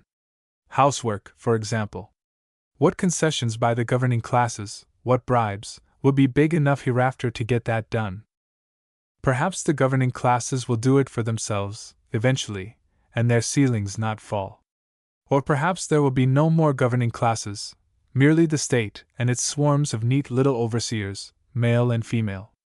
I know not whether in this case the sum of human happiness will be greater, but it will certainly, it and the sum of human dullness, be more evenly distributed. I take it that under any scheme of industrial compulsion for the young a certain number of the conscripts would be told off for domestic service. To every family in every flat, house is not legal, would be assigned one female member of the community. She would be 20 years old, having just finished her course of general education at a municipal college. 3 years would be her term of industrial, subsect. Domestic service. Her diet, her costume, her hours of work and leisure, would be standardized, but the lenses of her pince-nez would be in strict accordance to her own eyesight. If her employers found her faulty in work or conduct, and proved to the visiting inspector that she was so, she would be penalized by an additional term of service. If she, on the other hand, made good any complaint against her employers, she would be transferred to another flat, and they'd be penalized by suspension of their license to employ. There would always be chances of friction. But these chances would not be so numerous nor so great as they are under that lack of system which survives today. Servants would be persons knowing that for a certain period certain tasks were imposed on them, tasks tantamount to those in which all their coevals were simultaneously engaged. Today they are persons not knowing, as who should say, where they are, and wishing all the while they were elsewhere, and mostly, as I have said, going elsewhere. Those who remain grow more and more touchy, knowing themselves a mock to the rest, and their qualms, even more uncomfortably than their demands and defects, are always haunting their employers. It seems almost incredible that there was a time when Mrs. Smith said, "Sarah, your master wishes," or Mr. Smith said, "Sarah, go up and ask your mistress whether." I am well aware that the very title of this essay jars. I wish I could find another, but in writing one must be more explicit than one need be by word of mouth. I am well aware that the survival of domestic service, in its old form, depends more and more on our agreement not to mention it. Assuredly, a most uncomfortable state of things. Is it, after all, worth saving? A form so depleted of right human substance, an anomaly so ticklish. Consider, in your friend's house, the cheerful smile of yonder parlour-maid. Hark to the housemaid's light brisk tread in the corridor. Note well the slight droop of the footman's shoulders as he noiselessly draws near.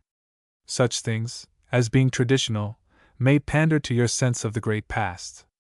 Histrionically, too, they are good. But do you really like them?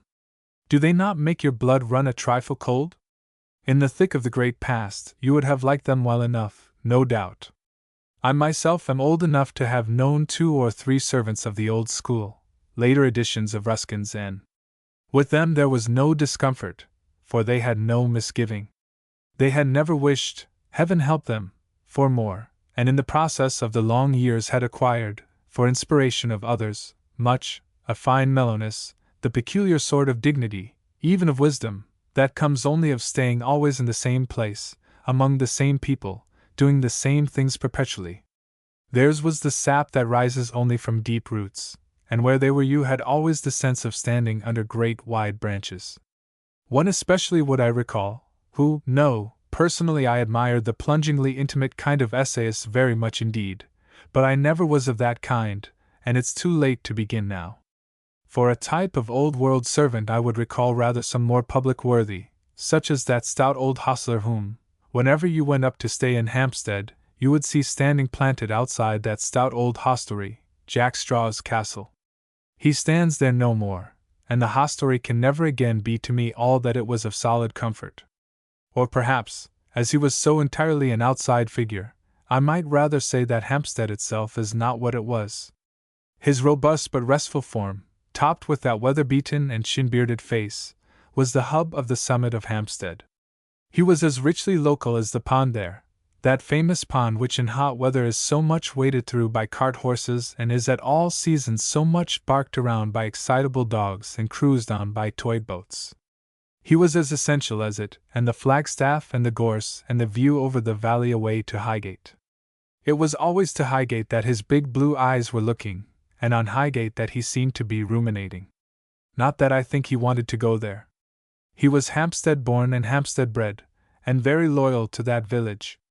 In the course of his life he had been down to London a matter o' 3 or 4 times, he would tell me, and slept there once. He knew me to be a native of that city, and, for he was the most respectful of men, did not make any adverse criticism of it. But clearly it had not prepossessed him. Men and horses rather than cities were what he knew, and his memory was more retentive of horses than of men. But he did, and this was a great thrill for me, after some pondering at my behest, remember to have seen in Heath Street, when he was a boy, a gentleman with somewhat long hair, set in a small cart, talking a picture. To me Ford Madox Brown's work is of all modern pictures the most delightful in composition and strongest in conception, the most alive and the most worthwhile. And I take great pride in having known someone who saw it in the making. But my friend himself set little store on anything that had befallen him in days before he was took on as stable lad at the castle. His pride was in the castle, wholly. Part of his charm, like Hampstead's, was in the surprise one had at finding anything like it so near to London. Even now, if you go to districts near which no great towns are, you will find here and there an inn that has a devoted waiter, a house with a fond butler. As to butlers elsewhere, butlers in general, there is one thing about them that I do not at all understand. It seems to be against nature, yet it is a fact, that in the past 40 years they have been growing younger, and slimmer. In my childhood they were old, without exception, and stout. At the close of the last century they had gradually relapsed into middle age, losing weight all the time. And in the years that followed they were passing back behind the prime of life, becoming willowy juveniles. In 1915, it is true, the work of past decades was undone. Butlers were suddenly as old and stout as ever they were, and so they still are. But this, I take it, is only a temporary setback. At the restoration of peace butlers will reappear among us as they were in 1915, and anon will be losing height and weight too, till they shall have become bright-eyed children, with pattering feet. Or will their childhood be of a less gracious kind than that? I fear so. I have seen, from time to time, butlers who had shed all semblance of grace, butlers whose whole demeanor was a manifesto of contempt for their calling and of devotion to the spirit of the age. I have seen a butler in a well-established household strolling around the diners without the slightest droop, and pouring out wine in an offhand and quite obviously hostile manner. I have seen him, towards the end of the meal, yawning. I remember another whom, positively, I heard humming, a faint sound indeed, but menacing as the roll of tumbrils.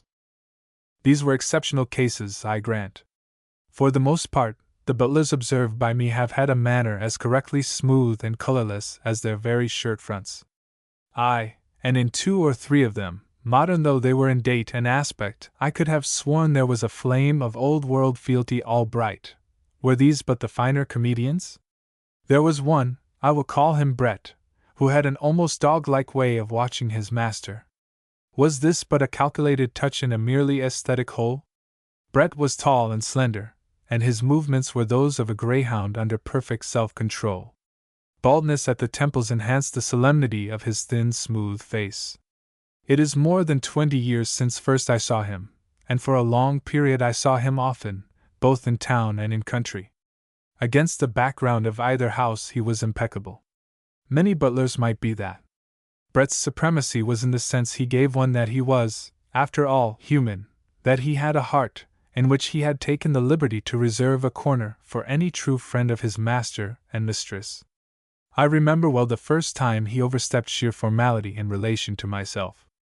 It was one morning in the country, when my entertainers and my fellow guests had gone out in pursuit of some sport at which I was no good. I was in the smoking room, reading a book. Suddenly, no, Brett never appeared anywhere suddenly.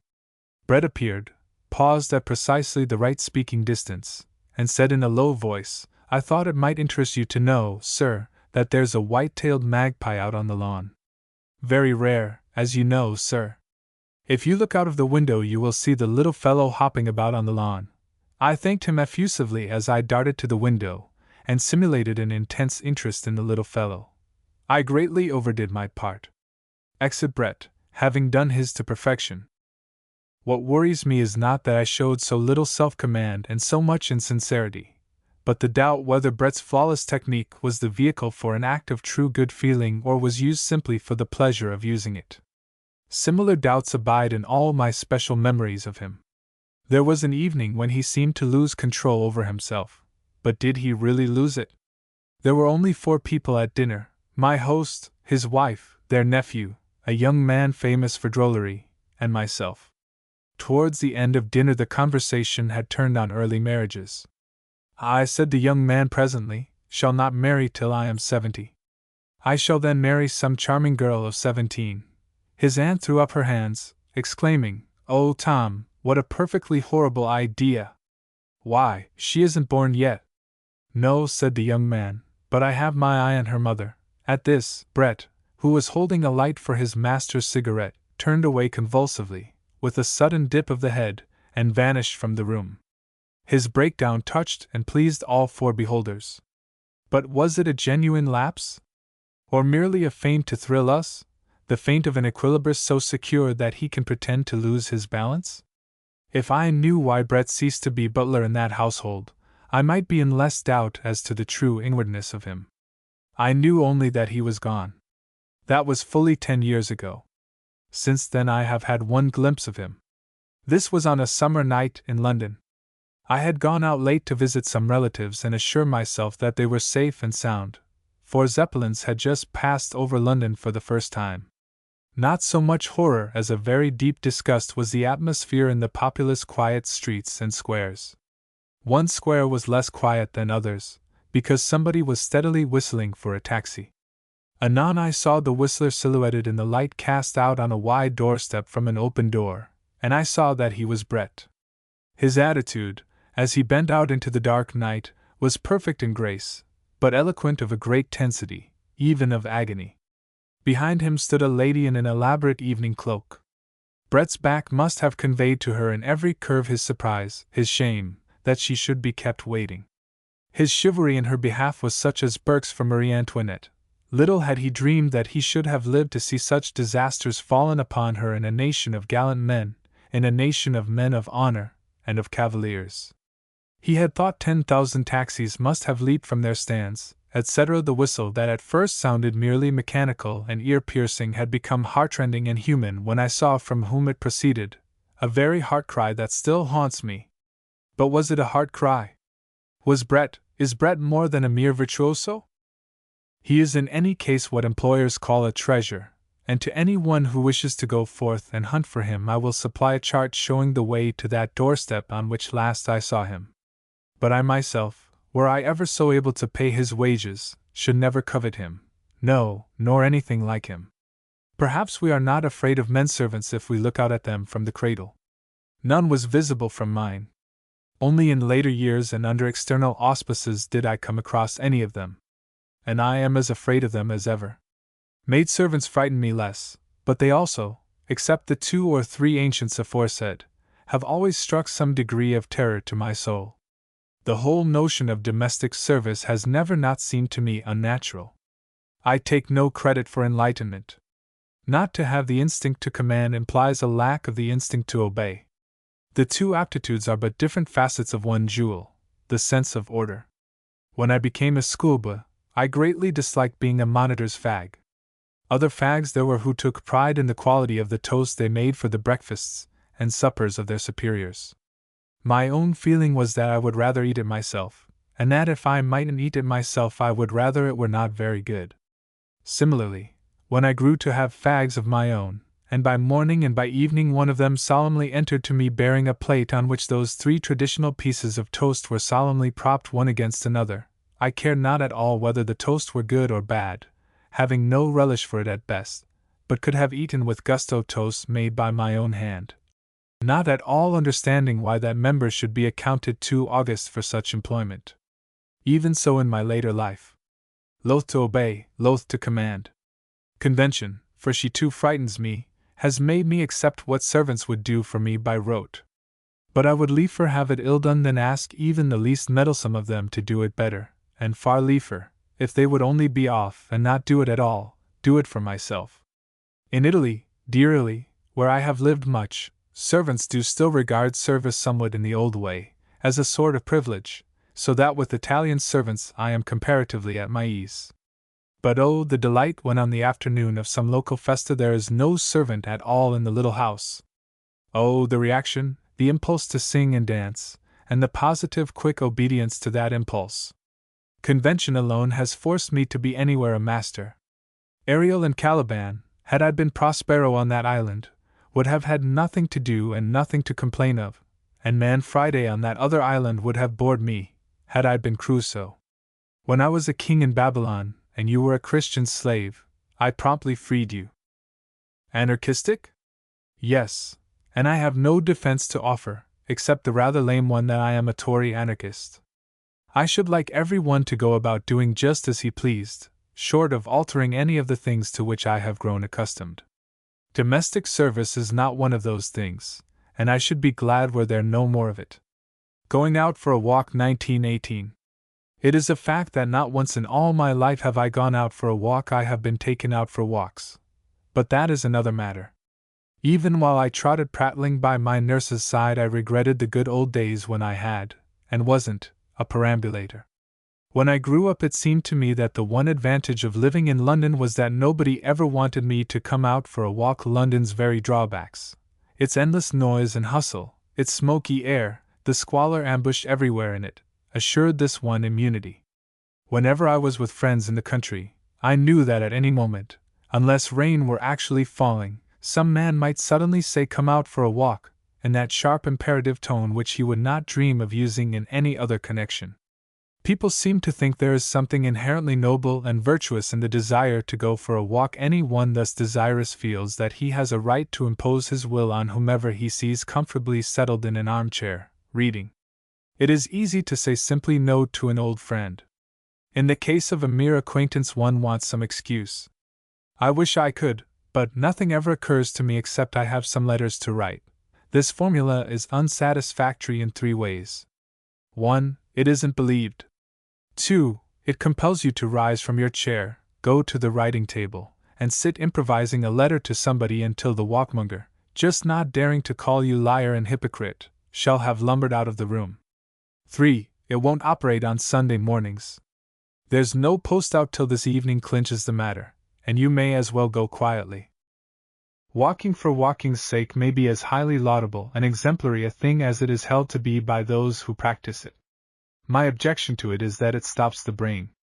Many a man has professed to me that his brain never works so well as when he is swinging along the high road or over hill and dale. This boast is not confirmed by my memory of anybody who on a Sunday morning has forced me to partake of his adventure.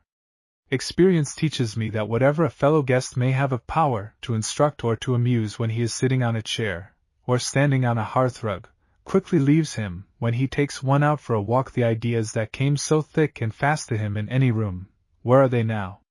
Where that encyclopedic knowledge which he bore so lightly? Where the kindling fancy that played like summer lightning over any topic that was started? The man's face that was so mobile is set now, gone is the light from his fine eyes. He says that our host, is a thoroughly good fellow. 50 yards further on, he adds that is one of the best fellows he has ever met. We tramp another furlong or so, and he says that Mrs. A is a charming woman. Presently he adds that she is one of the most charming women he has ever known. We pass an inn. He reads vapidly aloud to me, "The King's Arms. License to sell Alesh and spirits." I foresee that during the rest of the walk he will read aloud any inscription that occurs. We pass a milestone. He points at it with his stick, and says Uxminster. 11 miles. We turn a sharp corner at the foot of a hill. He points at the wall, and says drive slowly. I see far ahead, on the other side of the hedge bordering the high road, a small notice board. He sees it too. He keeps his eye on it. And in due course trespassers, he says, will be prosecuted. Poor man, mentally a wreck. Luncheon at the A's, however, salves him and floats him in full sail. Behold him once more the life and soul of the party. Surely he will never, after the bitter lesson of this morning, go out for another walk an hour later. I see him striding forth, with a new companion. I watch him out of sight. I know what he is saying. He is saying that I am rather a dull man to go a walk with. He will presently add that I am one of the dullest men he ever went to walk with. Then he will devote himself to reading out the inscriptions. How comes it, this immediate deterioration in those who go walking for walking's sake? Just what happens? I take it that not by his reasoning faculties is a man urged to this enterprise.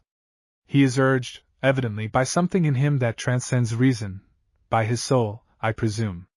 Yes, it must be the soul that raps out the quick march, to the body. Halt.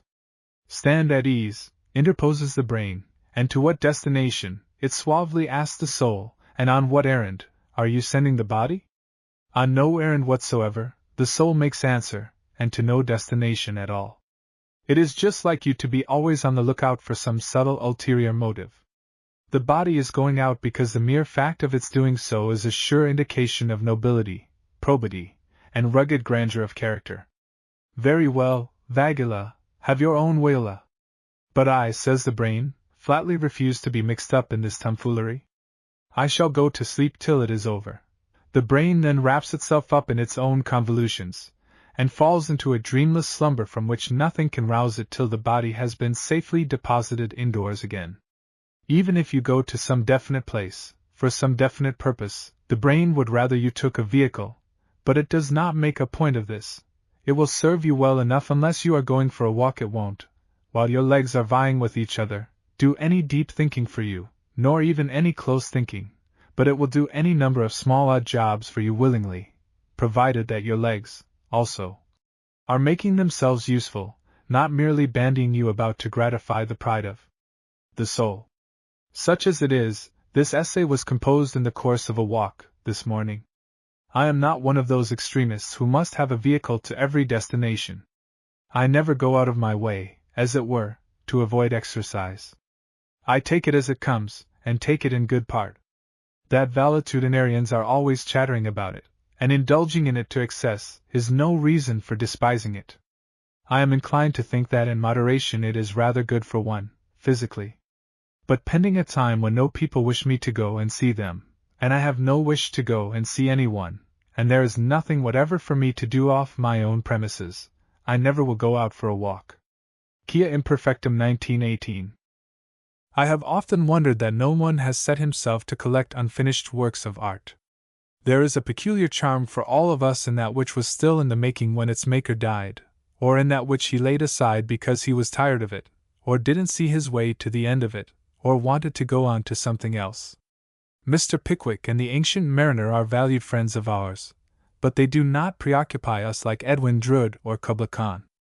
Had that revolving chair at Gad's Hill become empty but a few weeks later than it actually did, or had Samuel Taylor Coleridge in the act of setting down his dream about the Eastern potentate not been interrupted by a person on business from Porlock, and so lost the thread of the thing forever, from what delightful glades for roaming in would our fancy be excluded. The very globe we live on is a far more fascinating sphere than it can have been when men supposed that men like themselves would be on it to the end of time. It is only since we heard what Darwin had to say, only since we have had to accept as improvisable what lies far ahead, that the book of life has taken so strong a hold on us, and once taken up, cannot, as the reviewers say, readily be laid down. The work doesn't strike us as a masterpiece yet, certainly. But who knows that it isn't, that it won't be, judged as a whole? For sheer creativeness, no human artist, I take it, has a higher repute than Michelangelo. None perhaps has a repute so high. But what if Michelangelo had been a little more persevering? All those years he spent in the process of just going to begin Pope Julius' tomb, and again, all those blank spaces for his pictures and bare pedestals for his statues in the baptistry of San Lorenzo, are we to regret them quite so passionately as we do? His patrons were apt to think him an impossible person to deal with. But I suspect that there may have been a certain high cunning in what appeared to be a mere lovable fault of temperament. When Michelangelo actually did bring a thing off, the result was not always more than magnificent.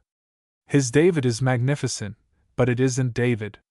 One is duly awed, but to see the master at his best, back one goes from the Academia to that marvelous bleak baptistry which he left that we should see, in the mind's eye, just that very best.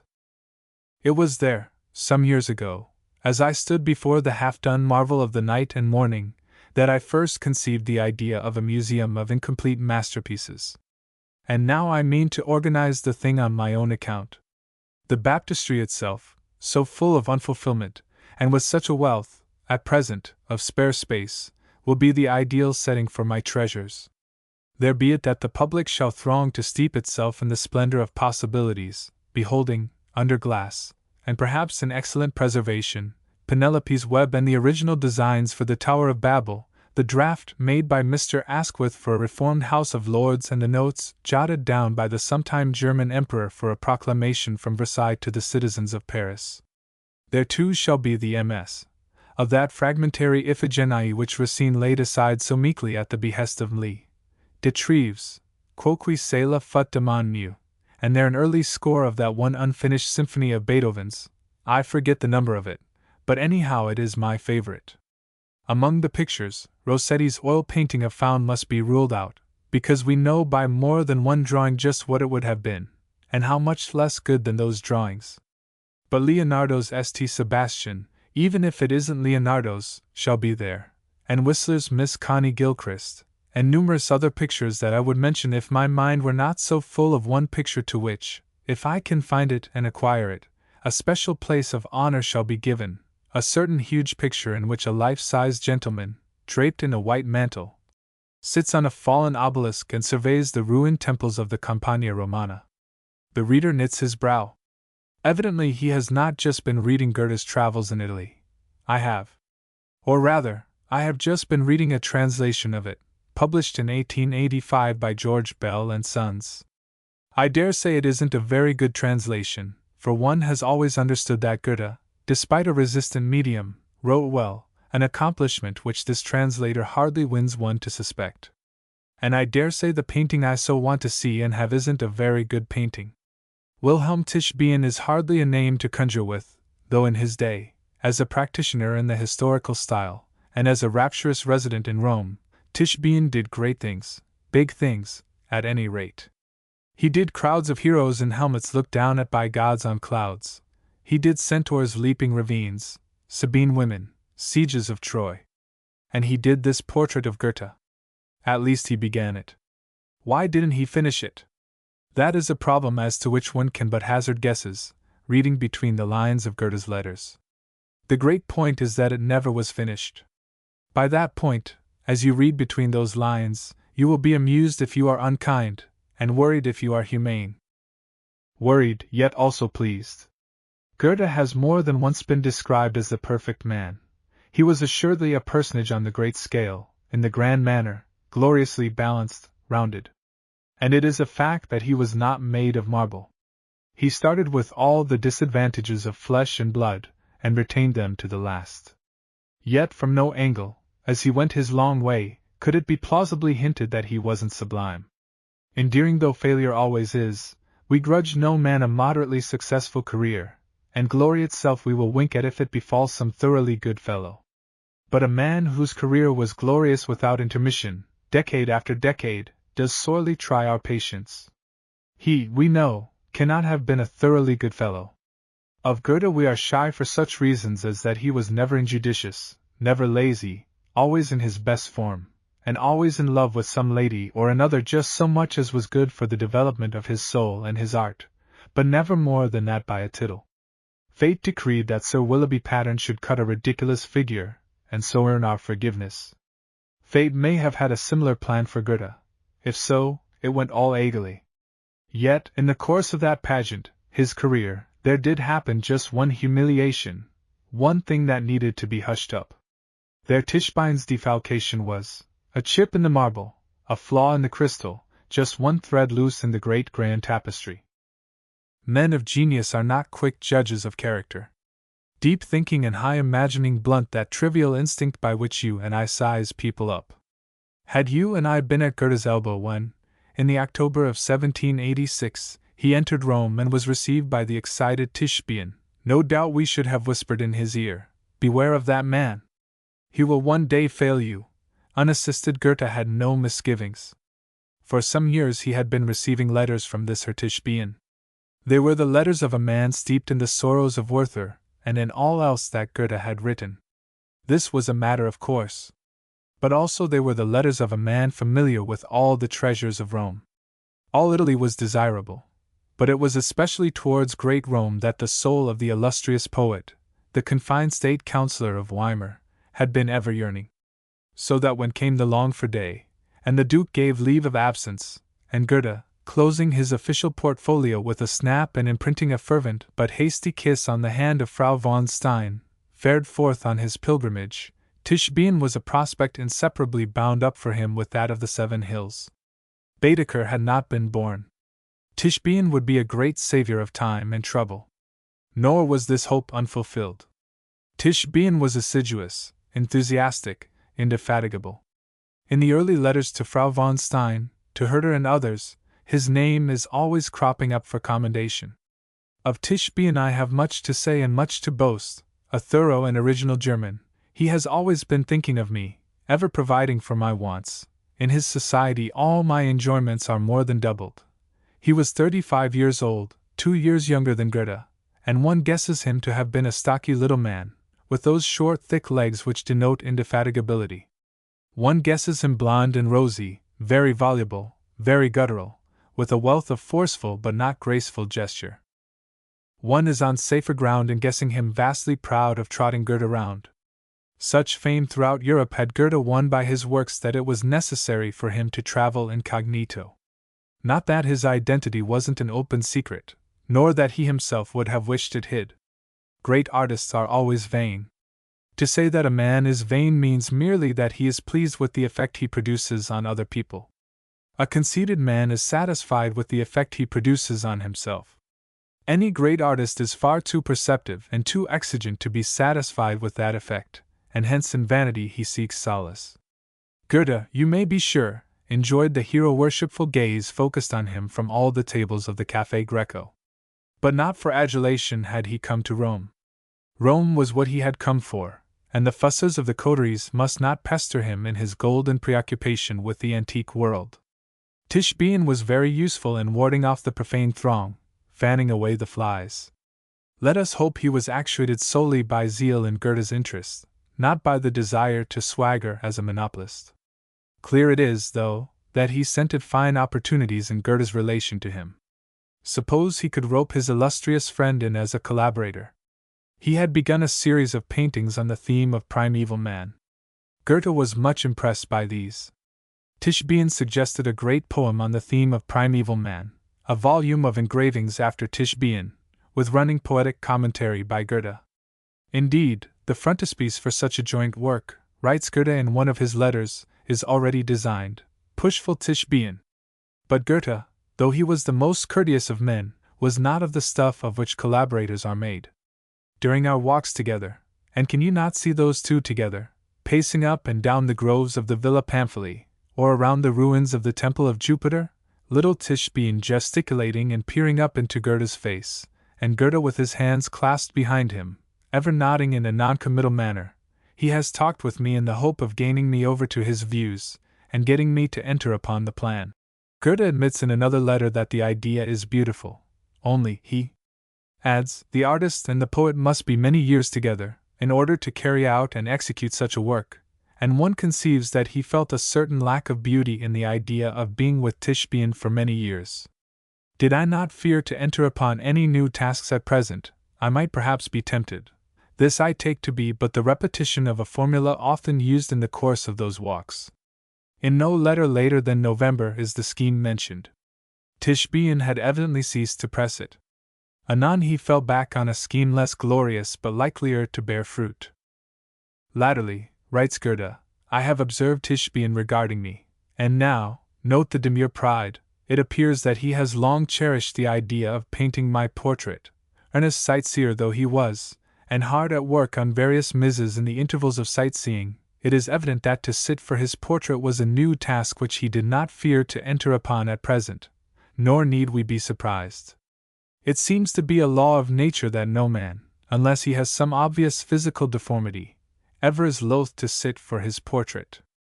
A man may be old, he may be ugly, he may be burdened with grave responsibilities to the nation, and that nation be at a crisis of its history.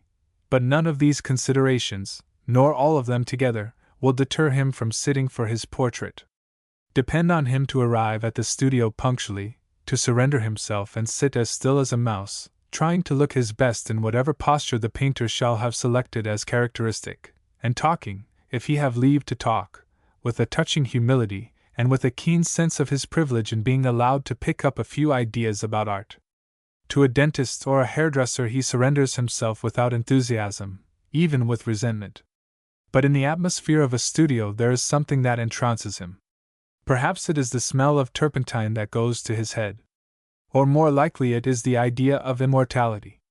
Goethe was one of the handsomest men of his day, and remember, vain, and now in the prime of life, so that he was specially susceptible to the notion of being immortalized. The design is already settled, and the canvas stretched, and I have no doubt that in the original German these words ring like the opening of a ballad. The anchor's up and the sail is spread, as I, and you, belike, recited in childhood. The ship in that poem foundered, if I remember rightly, so that the analogy to Goethe's words is all the more striking. It is in this same letter that the poet mentions those three great points which I have already laid before you, the fallen obelisk for him to sit on, the white mantle to drape him, and the ruined temples for him to look at. It will form a beautiful piece, but, he sadly calculates, it will be rather too big for our northern habitations. Courage!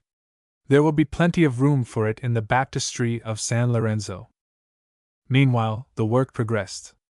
A brief visit to Naples and Sicily was part of Goethe's well-pondered campaign, and he was to set forth from Rome, taking Tischbein with him, immediately after the close of the carnival, but not a moment before. Needless to say, he had no idea of flinging himself into the carnival, after the fashion of lesser and lighter tourists. But the carnival was a great phenomenon to be studied. All-embracing Goethe, remember, was nearly as keen on science as on art. He had ever been patient in poring over plants botanically, and fishes ichthyologically, and minerals mineralogically. And now, day by day, he studied the carnival from a strictly carnivalogical standpoint, taking notes on which he founded later a classic treatise. His presence was not needed in the studio during these days, for the life-size portrait begins already to stand out from the canvas, and Tischbein was now painting the folds of the mantle, which were swathed around a clay figure. He is working away diligently, for the work must, he says, be brought to a certain point before we start for Naples. Besides the mantle, Tischbein was doing the Campagna. I remember that some years ago an acquaintance of mine, a painter who was neither successful nor talented, but always buoyant, told me he was starting for Italy next day. I am going, he said, to paint the Campagna. The Campagna wants painting. Tischbein was evidently giving it a good dose of what it wanted.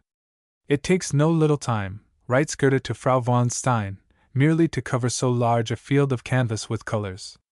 Ash Wednesday ushered itself in, and ushered the carnival out.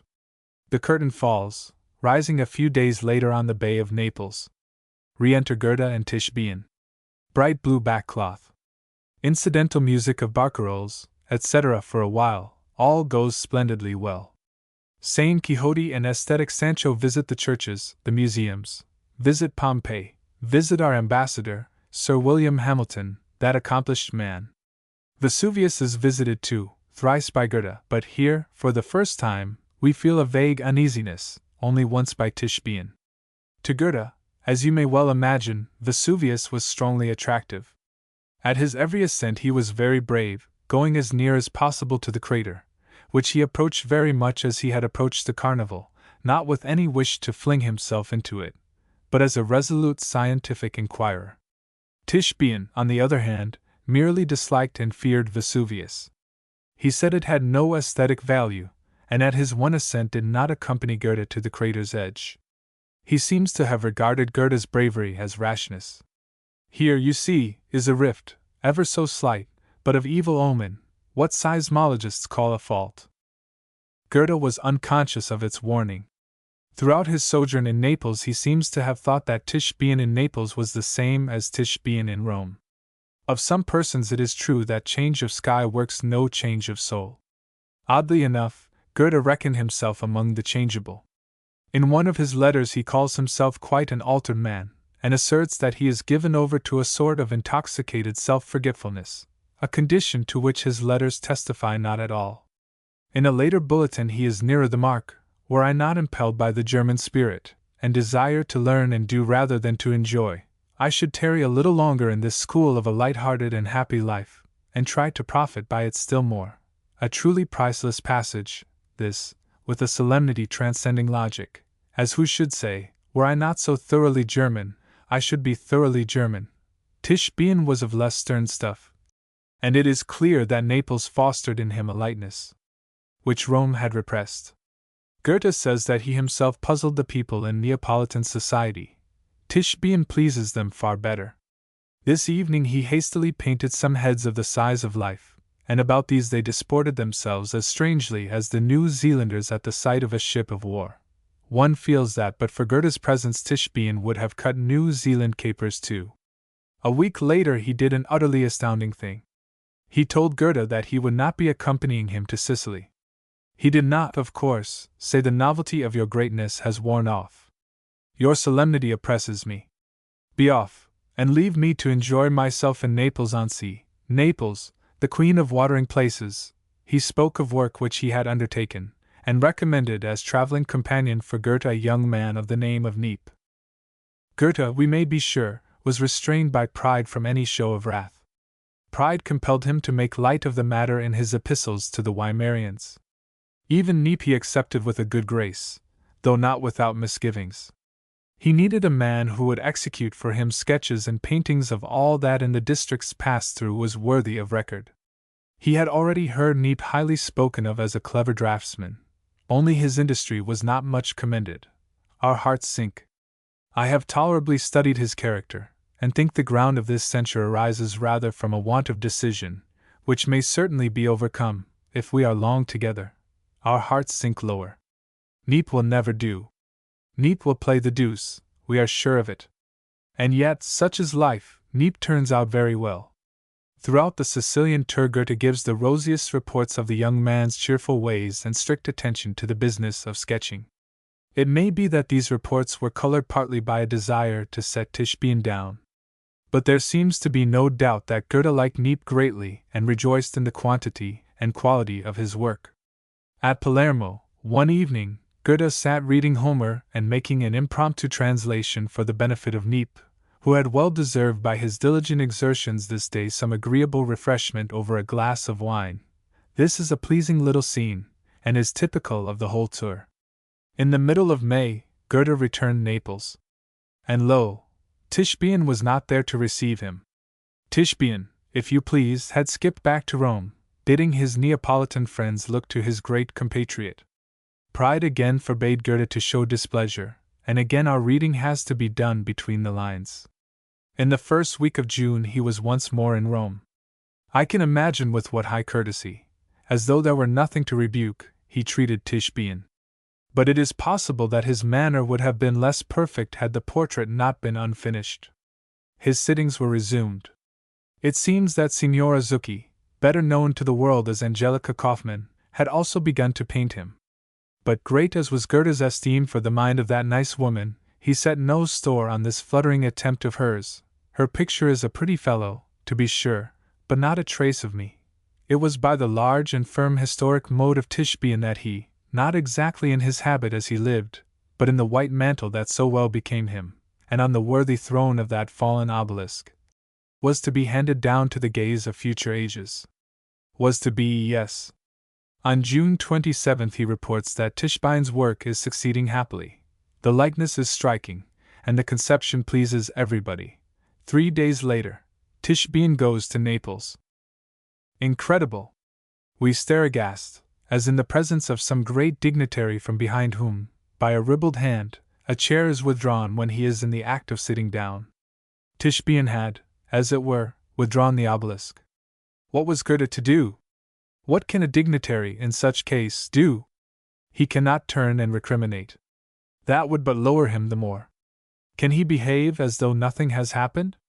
Johann Wolfgang von Goethe tried to do so.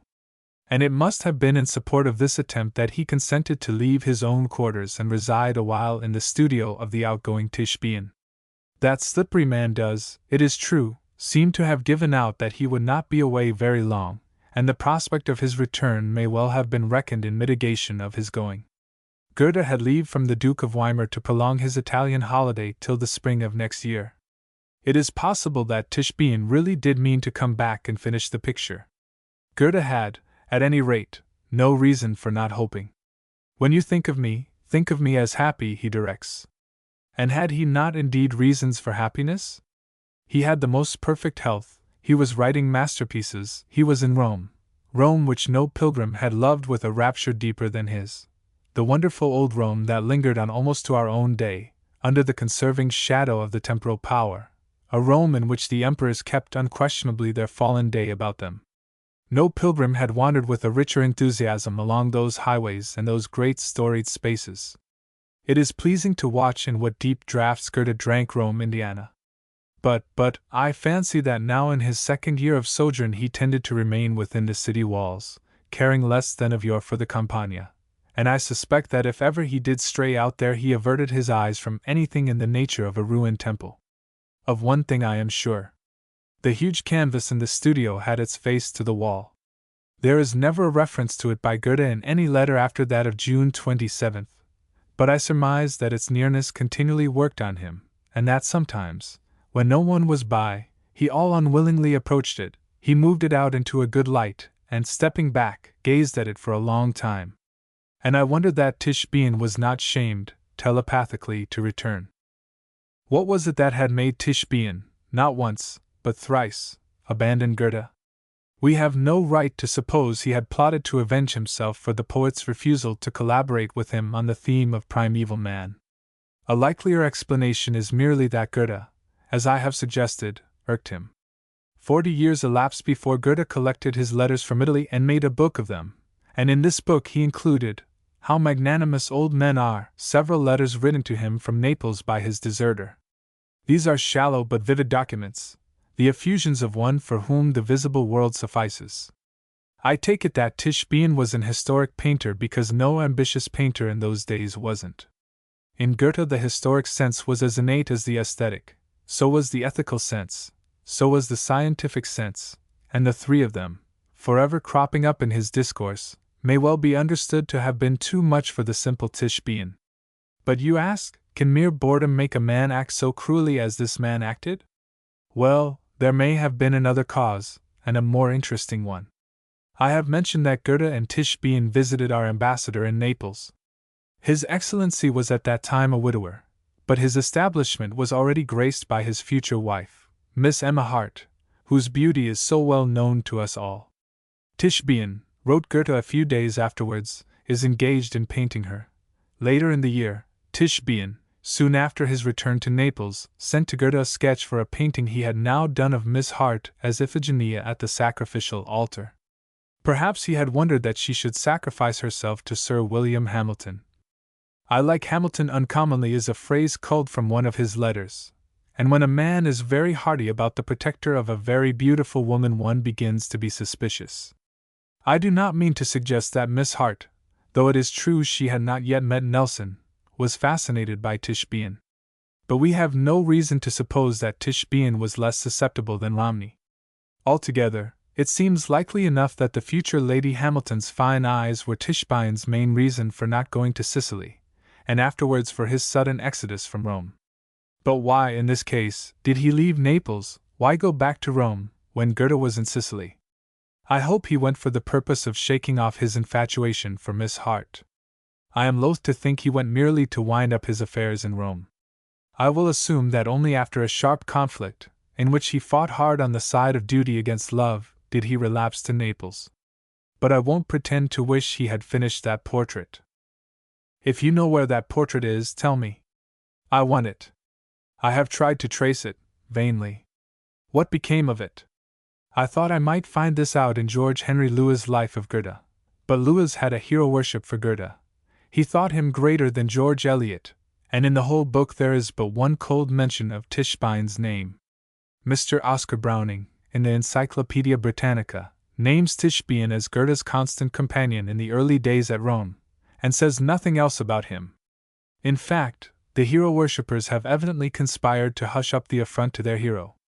Even the Penny Cyclopedia, 1842, which devotes a column to little Tichborne himself, and goes into various details of his career, is silent about the portrait of Goethe. I learned from that column that Tichborne became director of the Neapolitan Academy, at a salary of 600 ducats, and resided in Naples until the Revolution of '99, when he returned in haste to Germany. Suppose he passed through Rome on his way. A homing fugitive would not pause to burden himself with a vast unfinished canvas. We may be sure the canvas remained in that Roman studio, an object of mild interest to successive occupants. Is it there still? Does the studio itself still exist? Belike it has been demolished, with so much else. What became of the expropriated canvas? It wouldn't have been buried in the new foundations. Someone must have staggered away with it. Whither? Somewhere, I am sure, in some dark vault or cellar, it languishes. Seek it, fetch it out, bring it to me in triumph. You will always find me in the baptistry of San Lorenzo. But I have formed so clear and sharp a preconception of the portrait that I am likely to be disappointed at sight of what you bring me. I see in my mind's eye every falling fold of the white mantle, the nobly rounded calf of the leg on which rests the forearm, the highlight on the black silk stocking. The shoes, the hands, are rather sketchy, the sky is a mere slab, the ruined temples are no more than adumbrated. But the expression of the face is perfectly, epitomically, that of a great man surveying a great alien scene and gauging its import not without a keen sense of its dramatic conjunction with himself. Marius in Carthage and Napoleon before the Sphinx, Wordsworth on London Bridge and Cortez on the Peak in Darien, but most of all, certainly, Goethe in the Campagna. So, you see, I cannot promise not to be horribly let down by Tichborne's actual handiwork. I may even have to take back my promise that it shall have a place of honor. But I shall not utterly reject it, unless on the plea that a collection of unfinished works should itself have some great touch of incompletion. Something defeasible. July, 1919. The cottage had a good trim garden in front of it, and another behind it. I might not have noticed it at all but for them and their emerald greenness. Yet itself, I saw when I studied it, was worthy of them. Sussex is rich in fine Jacobean cottages, and their example, clearly, had not been lost on the builder of this one. Its proportions had a homely grandeur. It was long and wide and low. It was quite a yard long. It had 3 admirable gables. It had a substantial and shapely chimney stack. I liked the look that it had of honest solidity all over, nothing anywhere scamped in the workmanship of it. It looked as though it had been built for all time. But this was not so. For it was built on sand, and of sand, and the tide was coming in. Here and there in its vicinity stood other buildings. None of these possessed any points of interest. They were just old-fashioned castles, of the bald and hasty kind which I myself used to make in childhood and could make even now, conic affairs, with or without untidily dug moats, the nullities of convention and of unskilled labor. When I was a child, the charm of a castle was not in the building of it, but in jumping over it when it was built. Nor was this an enduring charm. After a few jumps one abandoned one's castle and asked one's nurse for a bun, or picked a quarrel with some child even smaller than oneself, or went paddling. As it was, so it is. My survey of the sands this morning showed me that 40 years had made no difference. Here was plenty of animation, plenty of scurrying and gambling, of laughter and tears. But the actual spadework was a mere empty form. For all but the builder of that cottage. For him, manifestly, a passion, a right. He stood, spade in hand, contemplating, from one angle and another, what he had done. He was perhaps 9 years old, if so, small for his age. He had very thin legs and very short gray knickerbockers, a pale freckled face, and hair that matched the sand. He was not remarkable. But with a little goodwill one can always find something impressive in anybody. When Mr. Malabedili won a wide and very sudden fame in connection with Covent Garden, an awe-stricken reporter wrote of him for the Daily Mail, "He has the eyes of a dreamer." I believe that Mr. Cecil Rhodes really had. So, it seemed to me, had this little boy. They were pale gray eyes, rather prominent, with an unwavering light in them. I guessed that they were regarding the cottage rather as what it should be than as what it had become. To me it appeared quite perfect. But I surmised that to him, artist that he was, it seemed a poor thing beside his first flushed conception. He knelt down and partly with the flat of his spade, partly with the palm of one hand, redressed some, to me obscure, fault in one of the gables. He rose, stood back, his eyes slowly endorsed the amendment. A few moments later, very suddenly, he scudded away to the adjacent breakwater and gave himself to the task of scraping off it some of the short green seaweed wherewith he had made the cottage's 2 gardens so pleasantly realistic, oases so refreshing in the sandy desert. Were the lawns somehow imperfect? Anon, when he darted back, I saw what it was that his taste had required: lichen, moss for the roof. Sundry morsels and patches of green he deftly disposed in the angles of roof and gables. His stock exhausted, off to the breakwater he darted, and back again, to and fro with the lightning directness of a hermit bee making its nest of pollen. The low walls that enclosed the 2 gardens were in need of creepers. Little by little, this grace was added to them. I stood silently watching. I kept silent for fear of discommoding him. All artists, by which I mean, of course, all good artists, are shy. They are trustees of something not entrusted to us others. They bear fragile treasure, not safe in a jostling crowd. They must ever be wary. And especially shy are those artists whose work is apart from words. A man of letters can mitigate his embarrassment among us by a certain glibness. Not so can the man who works through the medium of visual form and color. Not so, I was sure, could the young architect and landscape gardener here creating. I would have moved away had I thought my mere presence was a bother to him. But I decided that it was not. Being a grown-up person, I did not matter. He had no fear that I should offer violence to his work. It was his coevals that made him uneasy.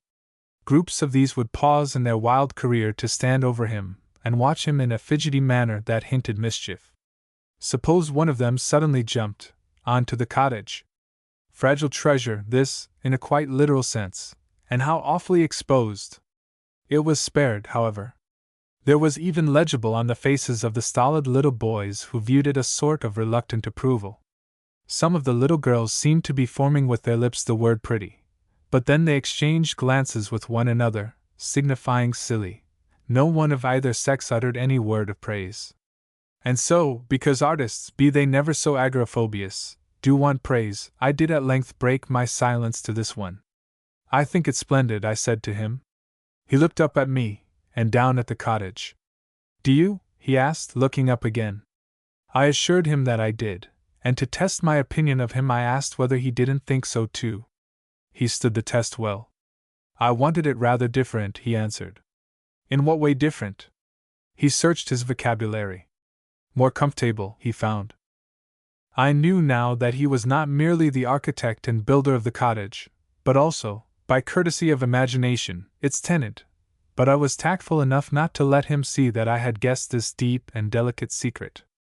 I did but ask him, in a quite general way, how the cottage could be better. He said that it ought to have a porch, but porches tumble in. He was too young an artist to accept quite meekly the limits imposed by his material. He pointed along the lower edge of the roof. It ought to stick out, he said, meaning that it wanted eaves. I told him not to worry about that. It was the sand's fault, not his. What really is a pity, I said, is that your house can't last forever. He was tracing now on the roof, with the edge of his spade, a criss-cross pattern, to represent tiles, and he seemed to have forgotten my presence and my kindness. Aren't you sorry, I asked, raising my voice rather sharply, that the sea is coming in? He glanced at the sea. Yes, he said this with a lack of emphasis that seemed to me noble though insincere. The strain of talking in words of not more than 3 syllables had begun to tell on me. I bade the artist good-bye, wandered away up the half-dozen steps to the parade, sat down on a bench, and opened the morning paper that I had brought out unread. During the war one felt it a duty to know the worst before breakfast. Now that the English polity is threatened merely from within, one is apt to dally. Merely from within? Is that a right phrase when the nerves of unrestful labor in any one land are interplicated with its nerves in any other, so vibrantly? News of the dismissal of an erring workman in Timbuktu is enough nowadays to make us apprehensive of vast and dreadful effects on our own immediate future. How pleasant if we had lived our lives in the 19th century and no other, with the ground all firm under our feet. True, the people who flourished then had recurring alarms. But their alarms were quite needless, whereas ours, as I glanced at this morning's news from Timbuktu and elsewhere, seemed odiously needful. Withal, our old nobility in its pleasaunces was treading once more the old graceful measure which the war arrested. Bohemia had resumed its motley. Even the middle class was capering, very noticeably, to gad about smiling as though he were quite well, thank you, or to sit down, pull a long face, and make his soul, which, I wondered, is the better procedure for a man knowing that very soon he will have to undergo a vital operation at the hands of a wholly unqualified surgeon who dislikes him. Personally, I inclined to think the gloomier way the less ghastly. But then, I asked myself, was my analogy a sound one? We are at the mercy of labor, certainly, and labor does not love us, and labor is not deeply versed in statecraft. But would an unskilled surgeon, however ill-wishing, care to perform a drastic operation on a patient by whose death he himself would forthwith perish? Labor is wise enough, surely, not to will us destruction. Russia has been an awful example. Surely. And yet labor does not seem to think the example so awful as I do. Queer, this, queer and disquieting. I rose from my bench, strolled to the railing, and gazed forth. The unrestful, the well-organized and minatory sea had been advancing quickly. It was not very far now from the cottage. I thought of all the civilizations that had been, that were not, that were as though they had never been. Must it always be thus? Always the same old tale of growth and greatness and overthrow, nothingness? I gazed at the cottage, all so solid and seemly, so full of endearing character, so like to the comfortable polity of England as we have known it. I gazed away from it to a largish castle that the sea was just reaching. A little, then quickly much, the waters swirled into the moat. Many children stood by, all a-dance with excitement. The castle was shedding its sides, lapsing, dwindling, land-slipping, gone. O Nineveh! And now another, O Memphis! Rome yielded to the cataclysm. I listened to the jubilant screams of the children. What rapture, what wantoning! Motionless beside his work stood the builder of the cottage, gazing seaward, a pathetic little figure. I hoped the other children would have the decency not to exult over the unmaking of what he had made so well. This hope was not fulfilled. I had not supposed it would be. What did surprise me, when anon the sea rolled close up to the cottage, was the comportment of the young artist himself. His sobriety gave place to an intense animation. He leapt, he waved his spade, he invited the waves with wild gestures and gleeful cries. His face had flushed bright, and now, as the garden walls crumbled, and the paths and lawns were mingled by the water's influence and confluence, and the walls of the cottage itself began to totter, and the gables sank, and all was swallowed, his leaps were so high in air that they recalled to my memory those of a strange religious sect which once visited London. And the glare of his eyes was less indicative of a dreamer than of a triumphant fiend. I myself was conscious of a certain wild enthusiasm within me. But this was less surprising for that I had not built the cottage, and my fancy had not enabled me to dwell in it. It was the boy's own enthusiasm that made me feel, as never before, how deep-rooted in the human breast the love of destruction, of mere destruction, is.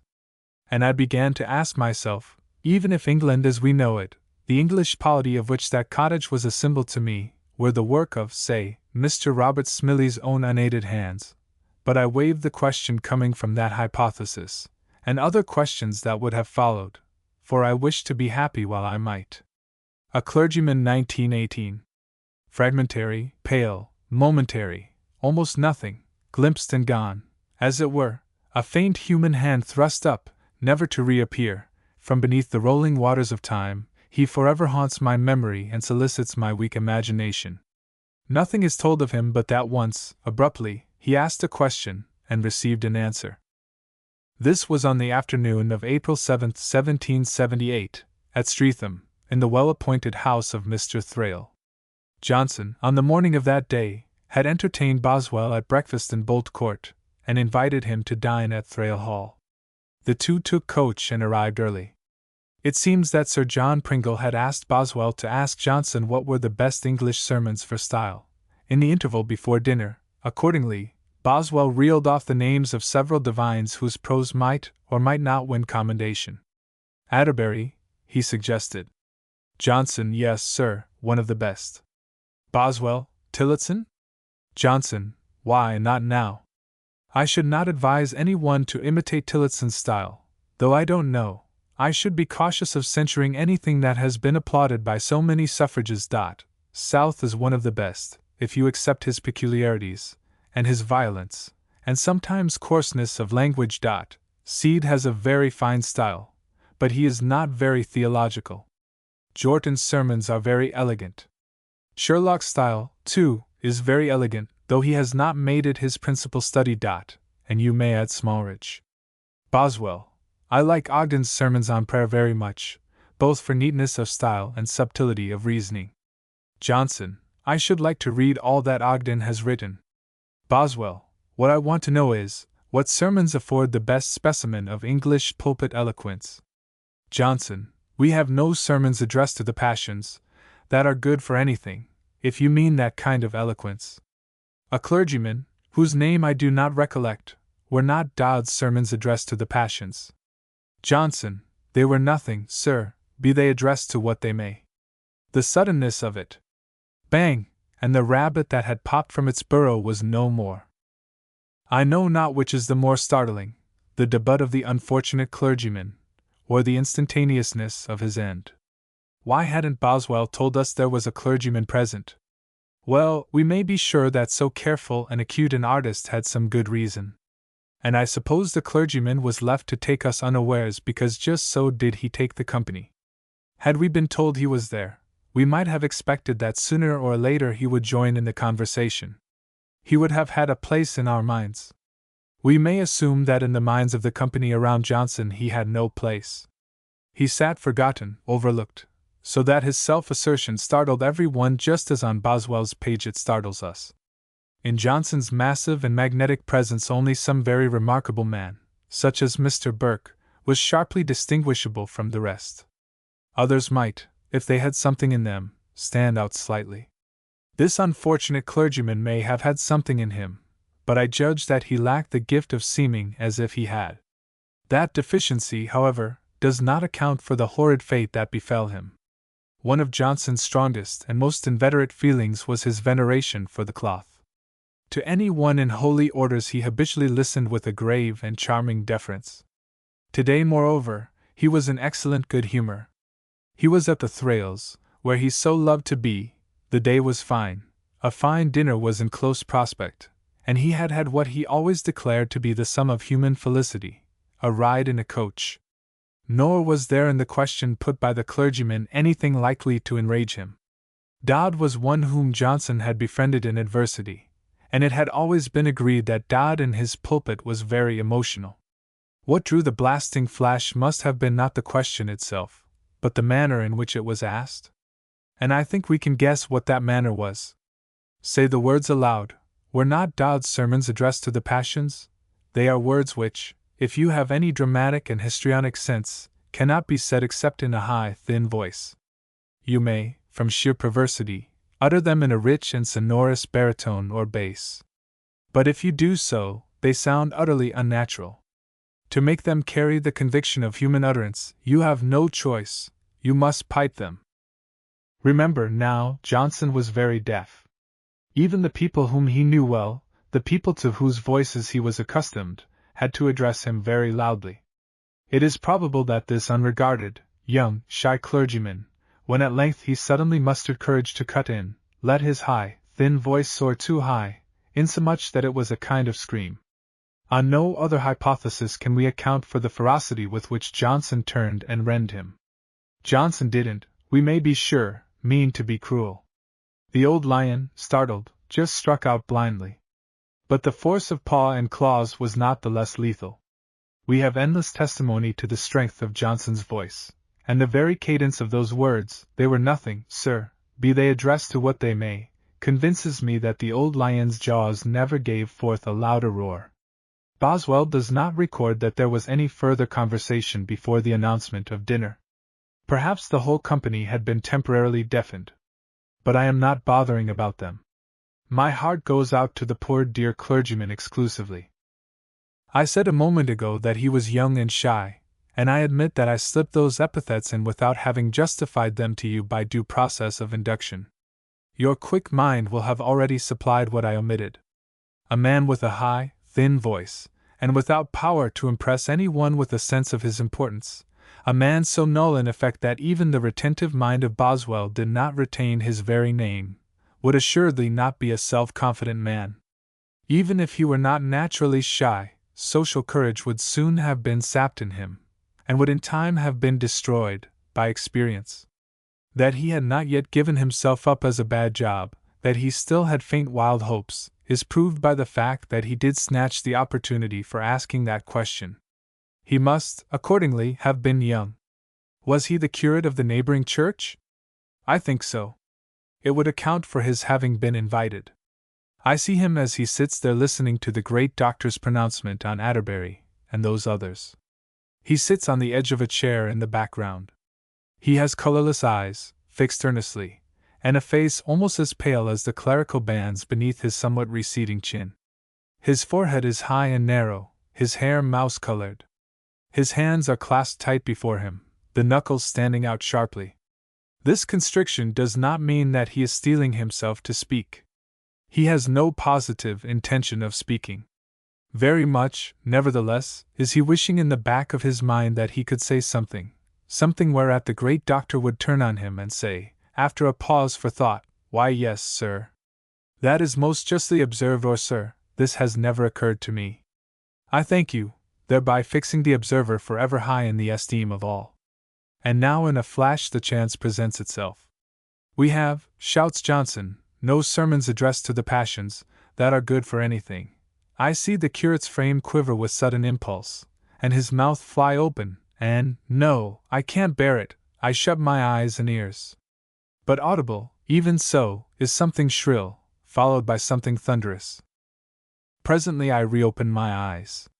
The crimson has not yet faded from that young face yonder, and slowly down either cheek falls a glistening tear.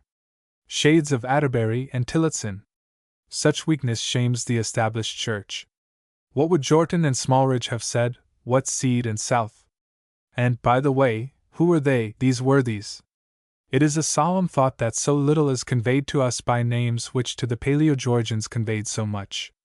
We discern a dim, composite picture of a big man in a big wig and a billowing black gown, with a big congregation beneath him. But we are not anxious to hear what he is saying. We know it is all very elegant. We know it will be printed and be bound in finely tooled full calf, and no Paleo-Georgian gentleman's library will be complete without it. Literate people in those days were comparatively few, but bating that, one may say that sermons were as much in request as novels are today. I wonder, will mankind continue to be capricious? It is a very solemn thought indeed that no more than 150 years hence the novelists of our time, with all their moral and political and sociological outlook and influence, will perhaps shine as indistinctly as do those old preachers, with all their elegance, now. Yes, sir, some great pundit may be telling a disciple at this moment, Wells is one of the best.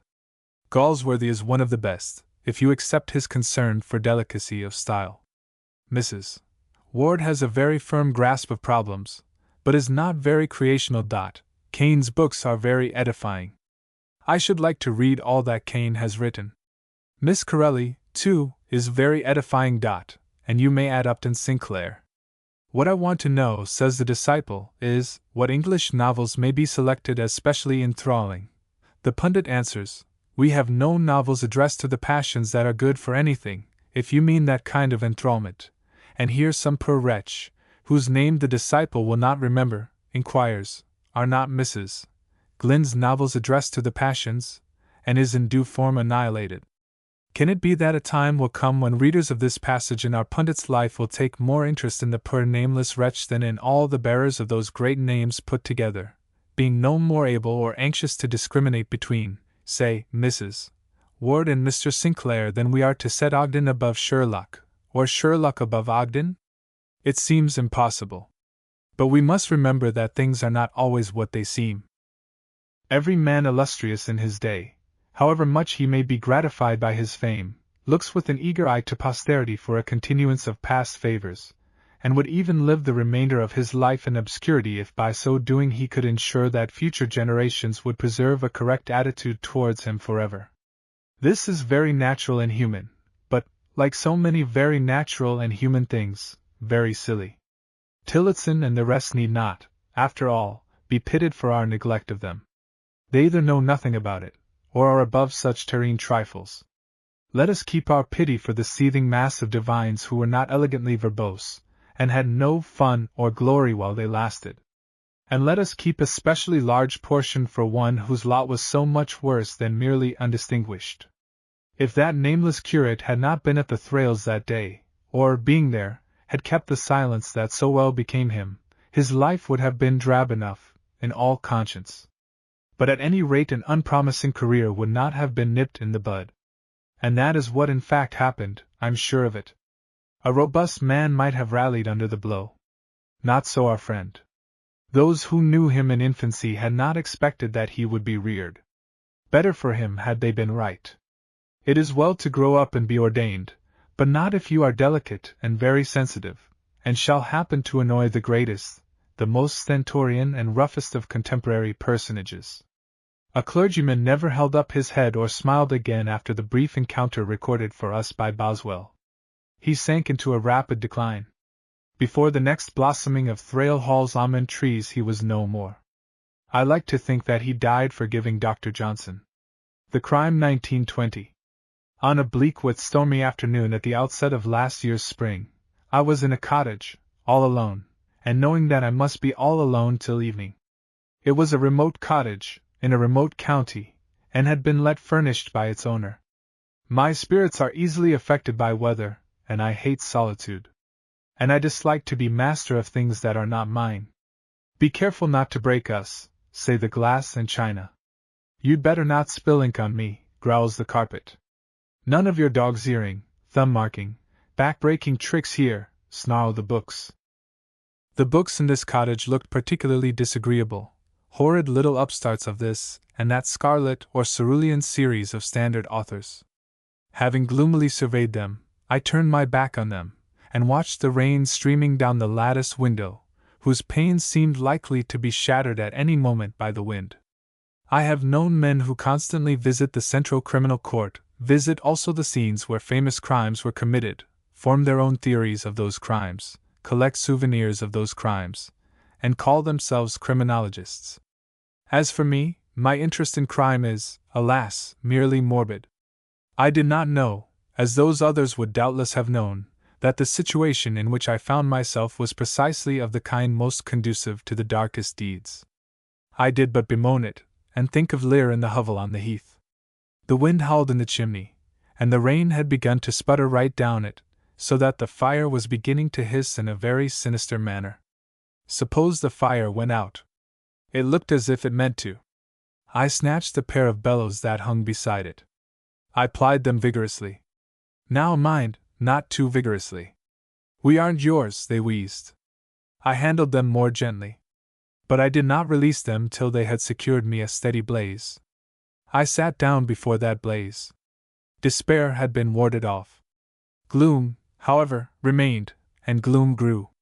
I felt that I should prefer anyone's thoughts to mine. I rose, I returned to the books. A dozen or so of those which were on the lowest of the 3 shelves were full-sized, were octavo, looked as though they had been bought to be read. I would exercise my undoubted right to read one of them. Which of them?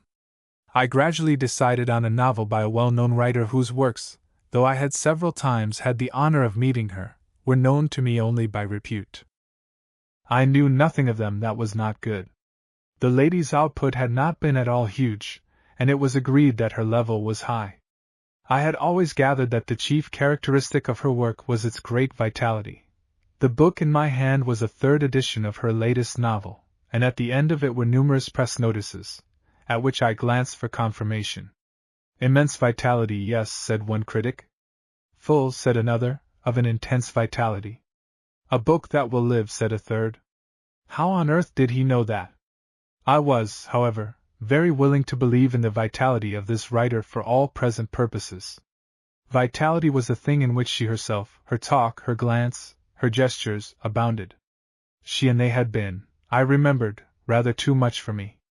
The first time I met her, she said something that I lightly and mildly disputed. On no future occasion did I stem any opinion of hers. Not that she had been rude. Far from it.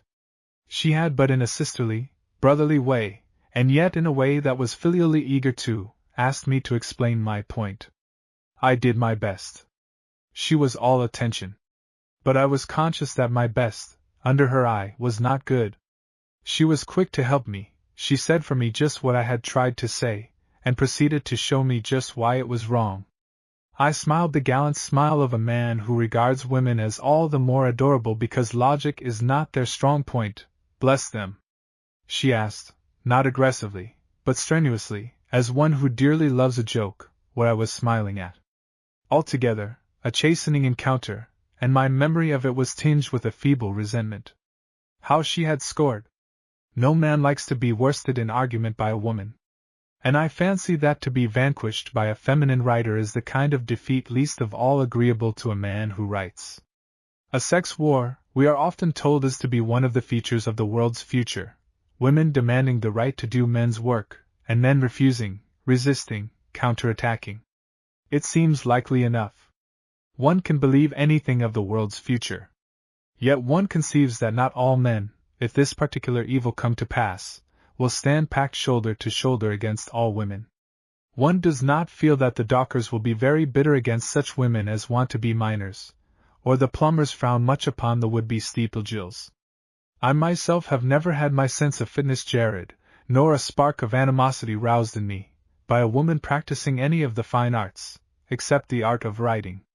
That she should write a few little poems or pensées, or some impressions of a trip in a dahabeah as far as, say, Biskra, or even a short story or two, seems to me not wholly amiss, even though she do such things for publication.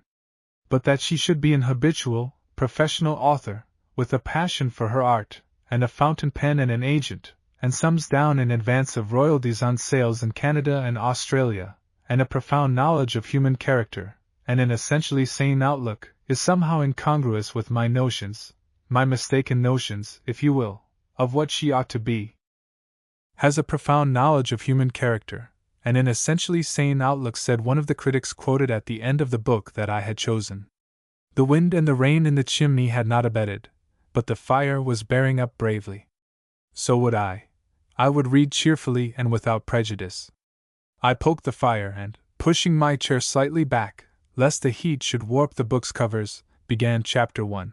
A woman sat writing in a summer house at the end of a small garden that overlooked a great valley in Surrey. The description of her was calculated to make her very admirable. A thorough woman, not strictly beautiful, but likely to be thought beautiful by those who knew her well. Not dressed as though she gave much heed to her clothes, but dressed in a fashion that exactly harmonized with her special type. Her pen traveled rapidly across the foolscap, and while it did so she was described in more and more detail. But at length she came to a knotty point in what she was writing. She paused, she pushed back the hair from her temples, she looked forth at the valley, and now the landscape was described, but not at all exhaustively for the writer soon overcame her difficulty, and her pen traveled faster than ever, till suddenly there was a cry of "Mammy," and in rushed a 7-year-old child, in conjunction with whom she was more than ever admirable, after which the narrative skipped back across 8 years, and the woman became a girl, giving as yet no token of future eminence in literature, but I had an impulse which I obeyed almost before I was conscious of it. Nobody could have been more surprised than I was at what I had done so neatly, so quietly and gently. The book stood closed, upright, with its back to me, just as on a bookshelf, behind the bars of the grate. There it was. And it gave forth, as the flames crept up the blue cloth sides of it, a pleasant though acrid smell. My astonishment had passed, giving place to an exquisite satisfaction. How pottering and fumbling a thing was even the best kind of written criticism. I understood the contempt felt by the man of action for the man of words. But what pleased me most was that at last, actually, I, at my age, I of all people, had committed a crime, was guilty of a crime. I had power to revoke it. I might write to my bookseller for an unburnt copy, and place it on the shelf where this one had stood, this gloriously glowing one. I would do nothing of the sort. What I had done, I had done. I would wear forever on my conscience the white rose of theft, and the red rose of arson. If hereafter the owner of this cottage happened to miss that volume, let him. If he were fool enough to write to me about it, would I share my grand secret with him? No. Gently, with his poker, I prodded that volume further among the coals. The all but consumed binding shot forth little tongues of bright color, flamelets of sapphire, amethyst, emerald. Charming! Could even the author herself not admire them? Perhaps. Poor woman, I had scored now, scored so perfectly that I felt myself to be almost a brute while I poked off the loosened black outer pages and led the fire on to pages that were but pale brown. These were quickly devoured. But it seemed to me that whenever I left the fire to forage for itself, it made little headway. I pushed the book over on its side. The flames closed on it, but presently, licking their lips, fell back, as though they had had enough. I took the tongs and put the book upright again, and raked it fore and aft. It seemed almost as thick as ever. With poker and tongs I carved it into 2-3 sections, the inner pages flashing white as when they were sent to the binders. Strange! Aforetime, a book was burned now and again in the marketplace by the common hangman. Was he, I wondered, paid by the hour? I had always supposed the thing quite easy for him, a bright little, brisk little conflagration, and so home. Perhaps other books were less resistant than this one? I began to feel that the critics were more right than they knew. Here was a book that had indeed an intense vitality, and an immense vitality. It was a book that would live, do what one might. I vowed it should not. I subdivided it, spread it, redistributed it. Ever and anon my eye would be caught by some sentence or fragment of a sentence in the midst of a charred page before the flames crept over it. Always loathed you, but I remember, and think Tolstoy was right. Who had always loathed whom? And what had Tolstoy been right about?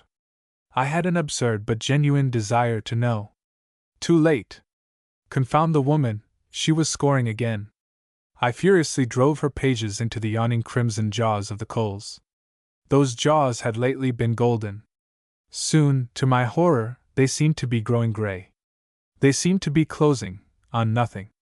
Flakes of black paper, full-sized layers of paper brown and white, began to hide them from me altogether. I sprinkled a box full of wax matches. I resumed the bellows. I lunged with the poker. I held a newspaper over the whole grate. I did all that inspiration could suggest, or skill accomplish. Vainly. The fire went out, darkly, dismally, gradually, quite out. How she had scored again! But she did not know it. I felt no bitterness against her as I lay back in my chair, inert, listening to the storm that was still raging. I blamed only myself. I had done wrong. The small room became very cold. Whose fault was that but my own? I had done wrong hastily, but had done it and been glad of it. I had not remembered the words a wise king wrote long ago, that the lamp of the wicked shall be put out, and that the way of transgressors is hard. In Holmes' Unblessed 1919. Nothing is more pleasant than to see suddenly endowed with motion a thing stagnant by nature. The hat that on the head of the man in the street is nothing to us, how much it is if it be animated by a gust of wind. There is no churl that does not rejoice with it in its strength, and in the swiftness and cunning that baffle its pursuer, who, he too, when the chase is over, bears it no ill will at all for its escapade.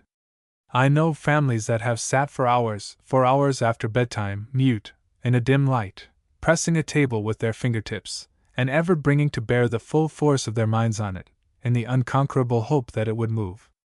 Conversely, nothing is more dismal than to see set in permanent rigidness a thing whose aspect is linked for us with the idea of great mobility.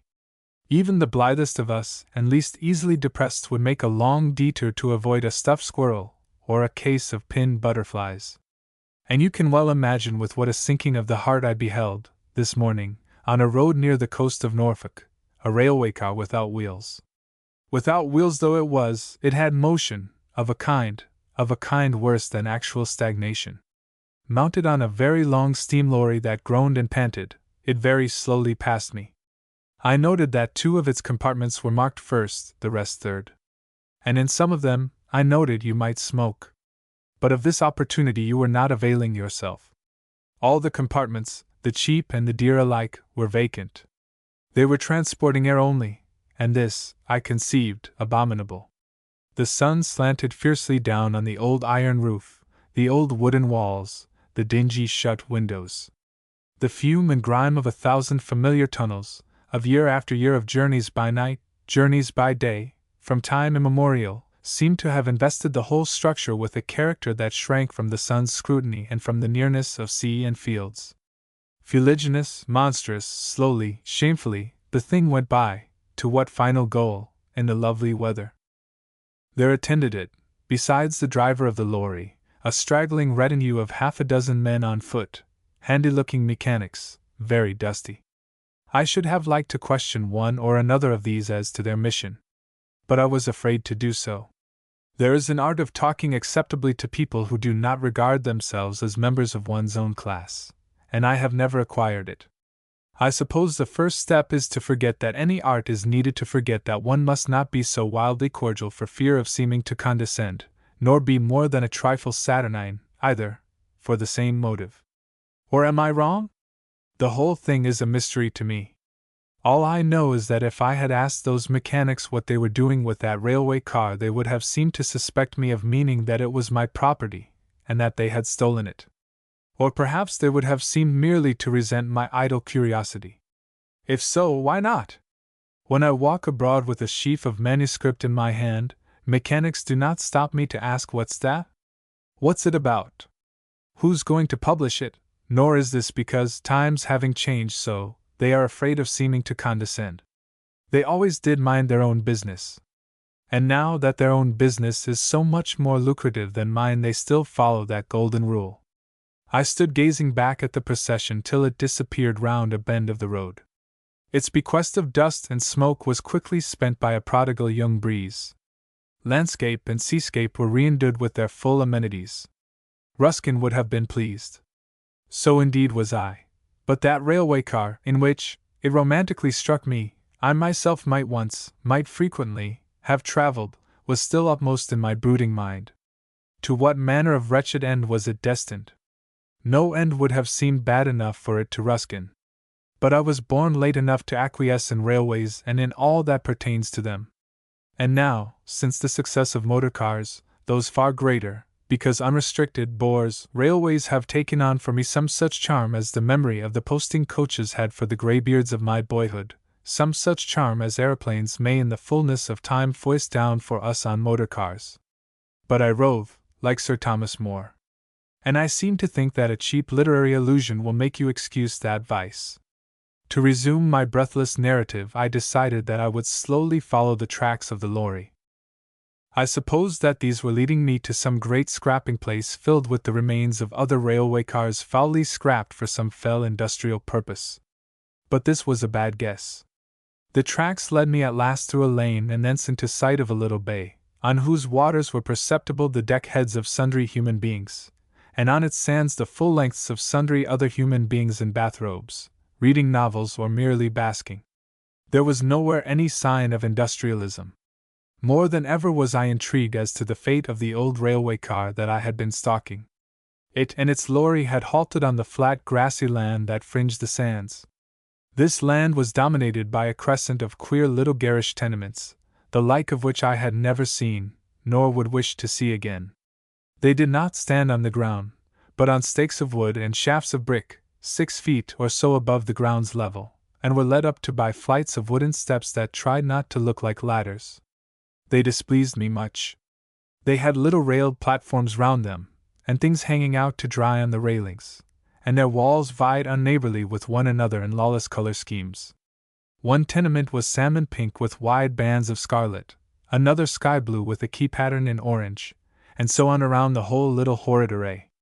And I deduced, from certain upstanding stakes and shafts at the nearer end of the crescent, that the horror was not complete yet.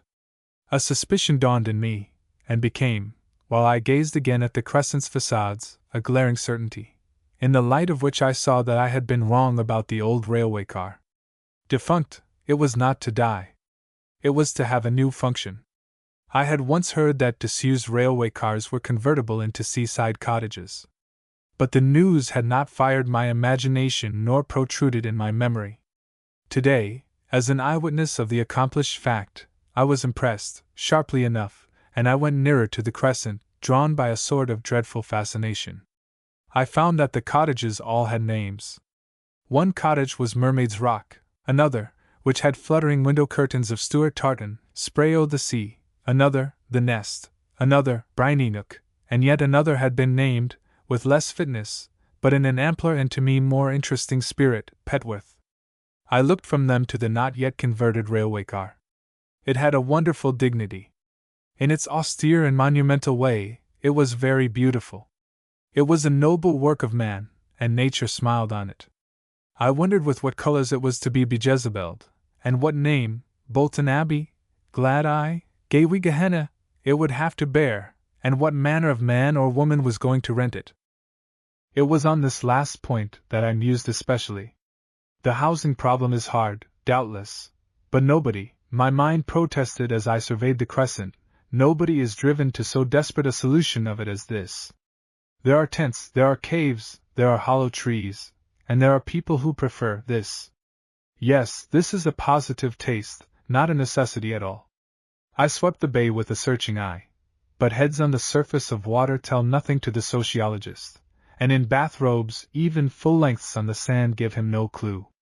3 or 4 of the full lengths had risen and strolled up to the lorry, around which the mechanics were engaged in some dispute of a technical nature. I hoped the full lengths would have something to say too. But they said nothing. This I set down to sheer perversity. I was more than 3 miles from the place where I am sojourning, and the hour for luncheon was nearly due. I left the bay without having been able to determine the character, the kind, of its denizens. I take it there is a strong tincture of bohemianism in them. Mr. Desmond McCarthy, of whose judgment I am always trustful, has said that the hallmark of bohemianism is a tendency to use things for purposes to which they are not adapted. You are a bohemian, says Mr. McCarthy, if you would gladly use a razor for buttering your toast at breakfast, and you aren't if you wouldn't. I think he would agree that the choice of a home is a surer index than any fleeting action, however strange, and that really the best certified bohemians are they who choose to reside in railway cars on stilts. But why particularly railway cars? That is a difficult question. A possible answer is that the bohemian, as tending always to nomady, feels that the least uncongenial way of settling down is to stow himself into a thing fashioned for darting hither and thither. Yet no, this answer won't do. It is ruled out by the law I laid down in my first paragraph. There's nothing sadder to eye or heart than a very mobile thing made immovable. No house, especially if you are by way of being nomadic, can be so ill to live in as one that in its heyday went gaddying all over the place. And on the other hand, what house more eligible than one that can gad? I myself am not restless, and am fond of comfort. I should not care to live in a caravan. But I have always liked the idea of a caravan. And if you, alas, O reader, are a dweller in a railway car, I commend the idea to you. Take it, with my apologies for any words of mine that may have nettled you. Put it into practice. Think of the white road and the shifting hedgerows, and the counties that you will soon lose count of. And think what a blessing it will be for you to know that your house is not the one in which the Merstham Tunnel murder was committed. William and Mary 1920. Memories, like olives, are an acquired taste. William and Mary, I give them the Christian names that were indeed theirs, the joint title by which their friends always referred to them, were for some years an interest in my life, and had a hold on my affection. But a time came when, though I had known and liked them too well ever to forget them, I gave them but a few thoughts now and then. How, being dead, could they keep their place in the mind of a young man surrounded with large and constantly renewed consignments of the living? As one grows older, the charm of novelty wears off.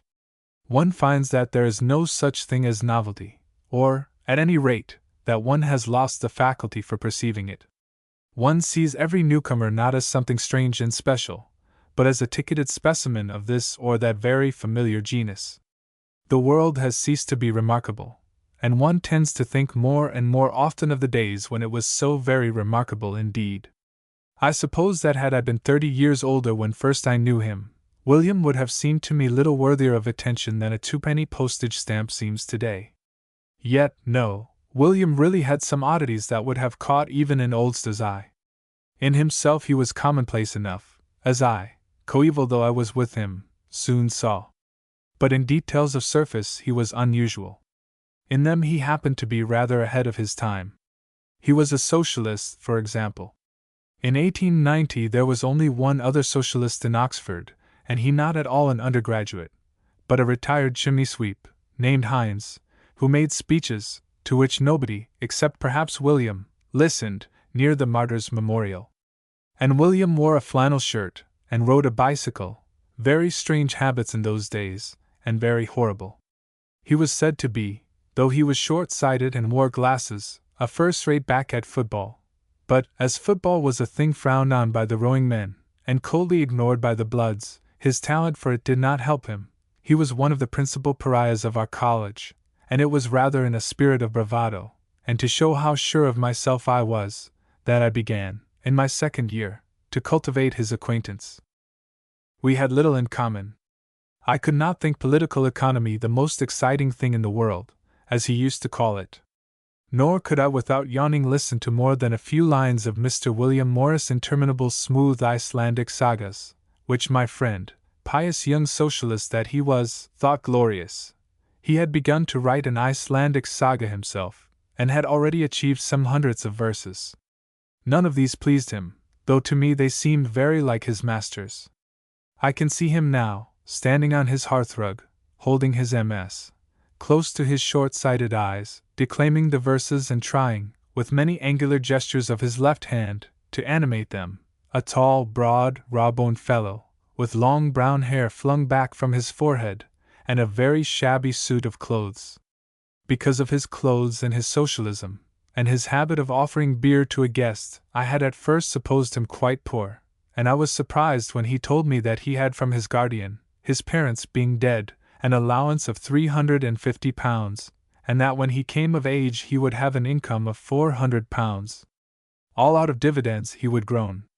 I would hint that Mr. Hines and similar zealots might disembarrass him of this load, if he asked them nicely. No, he would say quite seriously, I can't do that, and would read out passages from Fabian essays to show that in the present anarchical conditions only mischief could result from sporadic dispersal of rent. 10-12 years hence, he would muse more hopefully. But by that time, I would say, you'll probably be married, and your wife mightn't quite, whereat he would hotly repeat what he had said many times, that he would never marry. Marriage was an antisocial anachronism. I think its survival was in some part due to the machinations of capital. Anyway, it was doomed. Temporary civil contracts between men and women would be the rule 10, 12 years hence, pending which time the lot of any man who had civic sense must be celibacy, tempered perhaps with free love. Long before that time was up, nevertheless, William married. One afternoon in the spring of '95 I happened to meet him at a corner of Cockspur Street. I wondered at the immense cordiality of his greeting, for our friendship, such as it was, had waned in our 2 final years at Oxford. "You look very flourishing," and I said, "You're wearing a new suit." "I'm married," he replied, obviously without a twinge of conscience. He told me he had been married just a month. He declared that to be married was the most splendid thing in all the world, but he weakened the force of this generalization by adding that there never was any one like his wife. "You must see her," he said, and his impatience to show her proudly off to someone was so evident, and so touching, that I could but accept his invitation to go and stay with them for 2 or 3 days. Why not next week?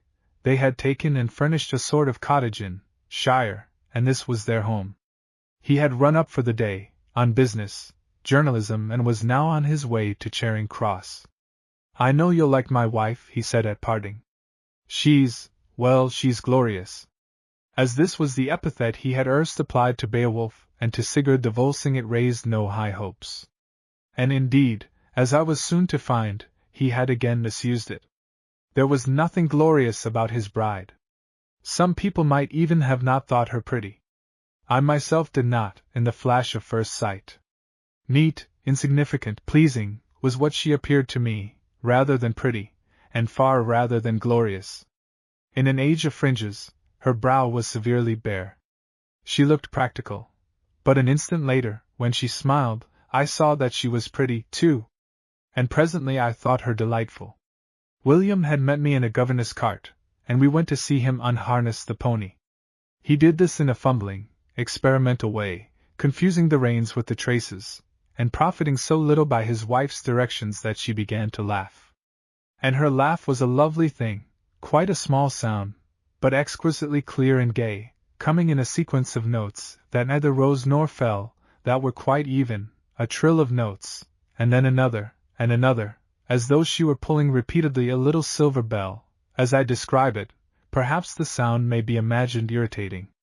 I can only say it was enchanting. I wished she would go on laughing, but she ceased. She darted forward and, William standing obediently aside, and I helping unhelpfully, unharnessed the pony herself, and led it into its small stable. Decidedly, she was practical, but I was prepared now to be lenient to any qualities she might have. Had she been feckless, no doubt I should have forgiven her that, too, but I might have enjoyed my visit less than I did, and might have been less pleased to go often again. I had expected to rough it under William's roof. But everything thereunder, within the limits of a strict Arcadian simplicity, was well ordered. I was touched, when I went to my bedroom, by the precision with which the very small maid had unpacked and disposed my things. And I wondered where my hostess had got the lore she had so evidently imparted. Certainly not from William. Perhaps, it only now strikes me, from a handbook. For Mary was great at handbooks. She had handbooks about gardening, and others about poultry, and one about the stable, and others on cognate themes. From these she had filled up the gaps left in her education by her father, who was a widower and either a doctor or a solicitor, I forget which, in one of the smallest towns of an adjoining county. And I dare say she may have had, somewhere hidden away, a manual for young hostesses. If so, it must have been a good one. But to say this is to belittle Mary's powers of intuition. It was they, sharpened by her adoration of William, and by her intensity for everything around him, that made her so efficient a housewife. If she possessed a manual for young house hunters, it was assuredly not by the light of this that she had chosen the home they were installed in. The sort of cottage had been vacant for many years, an unpromising and ineligible object, a mile away from a village, and 3 miles away from a railway station. The main part of it was an actual cottage, of 17th-century workmanship, but a little stuccoed wing had been added to each side of it, in 1850 or thereabouts, by an eccentric old gentleman who at that time chose to make it his home. He had added also the small stable, a dairy, and other appanages. For these, and for garden, there was plenty of room, as he had purchased and enclosed half an acre of the surrounding land. Those 2 stuccoed, very Victorian wings of his, each with a sash window above and a French window below, consorted queerly with the old red brick and the lattice panes. And the long wooden veranda that he had invoked did not unify the trinity. But one didn't want it to. The wrongness had a character all its own.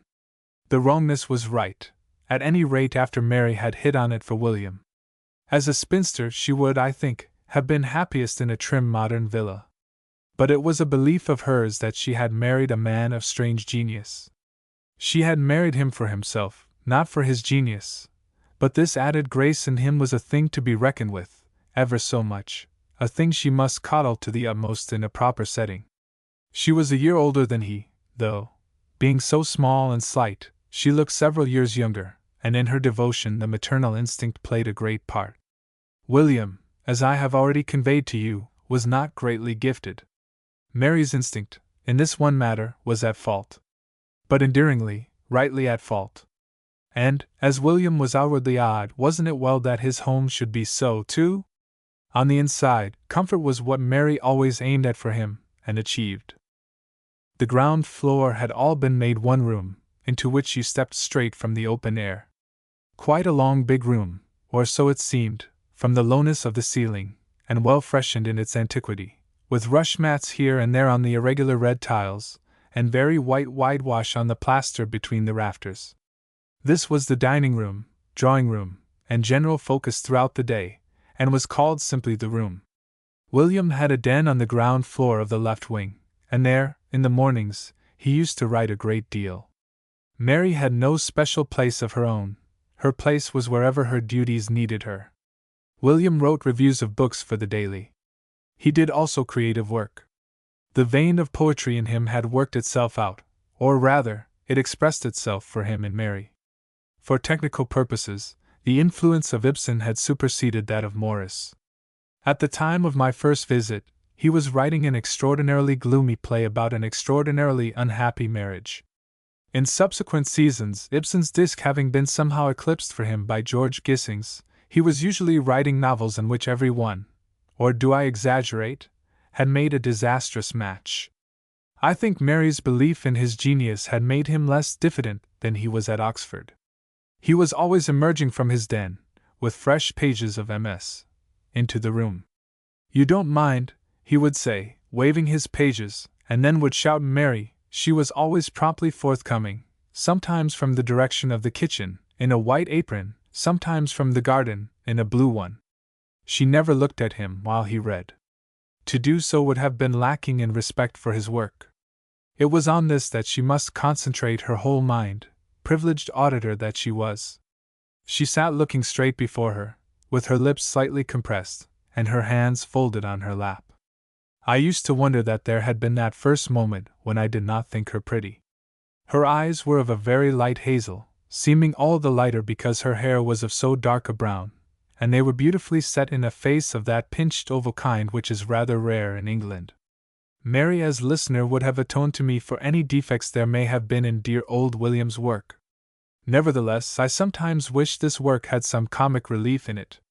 Publishers, I believe, shared this wish, hence the eternal absence of William's name from among their announcements. For Mary's sake, and his, I should have liked him to be successful, but at any rate he didn't need money. He didn't need, in addition to what he had, what he made by his journalism. And as for success, well, didn't Mary think him a genius? And wasn't he Mary's husband? The main reason why I wished for light passages in what he read to us was that they would have been cues for Mary's laugh. This was a thing always new to me. I never tired of that little bell-like euphony, those funny little lucid and level trills. There was no stint of that charm when William was not reading to us. Mary was in no awe of him, apart from his work, and in no awe at all of me. She used to laugh at us both, for one thing and another, just the same laugh as I had first heard when William tried to unharness the pony. I cultivated in myself whatever amused her in me. I drew out whatever amused her in William. I never let slip any of the things that amused her in herself. Chaff is a great bond, and I should have enjoyed our bouts of it even without Mary's own special obligato. She used to call me, for I was very urban in those days, the gentleman from London. I used to call her the brave little woman. Whatever either of us said or did could be twisted easily into relation to those two titles, and our bouts, to which William listened with a puzzled, benevolent smile, used to cease only because Mary regarded me as a possible purveyor of what William, she was sure, wanted and needed, down there in the country, alone with her, intellectual conversation, after his work. She often, I think, invented duties in garden or kitchen so that he should have this stimulus, or luxury, without hindrance. But when William was alone with me it was about her that he liked to talk, and I myself liked to talk too. He was very sound on the subject of Mary, and so was I, and if, when I was alone with Mary, I seemed to be sounder than I was on the subject of William's wonderfulness, who shall blame me? Had Mary been a mother, William's wonderfulness would have been less greatly important. But he was her child as well as her lover. And I think, though I do not know, she believed herself content that this should always be, if so it were destined.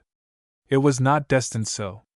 On the first night of a visit I paid them in April, 1899, William, when we were alone, told me news. I had been vaguely conscious, throughout the evening, of some change, conscious that Mary had grown gayer, and less gay, somehow different, somehow remote. William said that her child would be born in September, if all went well. She's immensely happy, he told me. I realized that she was indeed happier than ever. And of course it would be a wonderful thing, for both of us, he said presently, to have a son, or a daughter. I asked him which he would rather it were, a son or a daughter. Oh, either, he answered wearily. It was evident that he had misgivings and fears. I tried to reason him out of them. He did not, I am thankful to say, ever let Mary suspect them. She had no misgivings. But it was destined that her child should live only for an hour, and that she should die in bearing it. I had stayed again at the cottage in July, for some days. At the end of that month I had gone to France, as was my custom, and a week later had written to Mary. It was William that answered this letter, telling me of Mary's death and burial.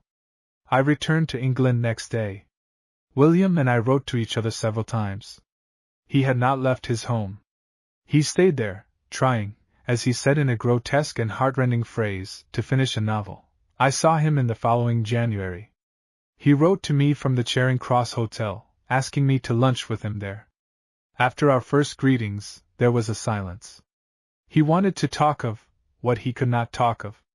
We stared helplessly at each other, and then, in the English way, talked of things at large. England was engaged in the Boer War. William was the sort of man whom one would have expected to be violently pro-Boer. I was surprised at his fervor for the stronger side. He told me he had tried to enlist, but had been rejected on account of his eyesight. But there was, he said, a good chance of his being sent out, almost immediately, as one of the Daily's special correspondents. And then, he exclaimed, I shall see something of it. I had a presentiment that he would not return, and a belief that he did not want to return. He did not return. Special correspondents were not so carefully shepherded in that war as they have since been. They were more at liberty to take risks, on behalf of the journals to which they were accredited. William was killed a few weeks after he had landed at Cape Town. And there came, as I have said, a time when I did not think of William and Mary often, and then a time when I did more often think of them. And especially much did my mind hark back to them in the late autumn of last year, for on the way to the place I was staying at I had passed the little railway station whose name had always linked itself for me with the names of those two friends. There were but 4 intervening stations. It was not a difficult pilgrimage that I made some days later, back towards the past, for that past's sake and honor. I had thought I should not remember the way, the 3 miles of way, from the station to the cottage, but I found myself remembering it perfectly, without a glance at the finger-posts. Rain had been falling heavily, driving the late leaves off the trees, and everything looked rather sodden and misty, though the sun was now shining. I had known this landscape only in spring, summer, early autumn. Mary had held to a theory that at other seasons I could not be acclimatized. But there were groups of trees that I knew, even without their leaves, and farmhouses and small stone bridges that had not at all changed. Only what mattered was changed. Only what mattered was gone. Would what I had come to see be there still? In comparison with what it had held, it was not much. But I wished to see it, melancholy spectacle though it must be for me if it were extant, and worse than melancholy if it held something new. I began to be sure it had been demolished, built over. At the corner of the lane that had led to it, I was almost minded to explore no further, to turn back. But I went on, and suddenly I was at the four-barred iron gate that I remembered, between the laurels. It was rusty, and was fastened with a rusty padlock, and beyond it there was grass where a winding drive had been. From the lane the cottage never had been visible, even when these laurels were lower and sparser than they were now. Was the cottage still standing? Presently, I climbed over the gate, and walked through the long grass, and yes, there was Mary's cottage, still there, William's and Mary's cottage. Trite enough, I have no doubt, were the thoughts that possessed me as I stood gazing. There is nothing new to be thought about the evanescence of human things, but there is always much to be felt about it by one who encounters in his maturity some such intimate instance and reminder as confronted me, in that cold sunshine, across that small wilderness of long rank wet grass and weeds. Incredibly woebegone and lonesome the house would have looked even to one for whom it contained no memories, all the more because in its utter dereliction it looked so durable. Some of the stucco had fallen off the walls of the two wings, thick flakes of it lay on the discolored roof of the veranda, and thick flakes of it could be seen lying in the grass below. Otherwise, there were few signs of actual decay. The sash window and the French window of each wing were shuttered, and, from where I was standing, the cream-colored paint of those shutters behind the glass looked almost fresh. The lattice windows between had all been boarded up from within. The house was not to be let perish soon. I did not want to go nearer to it, yet I did go nearer, step by step, across the wilderness, right up to the edge of the veranda itself, and within a yard of the front door. I stood looking at that door. I had never noticed it in the old days, for then it had always stood open.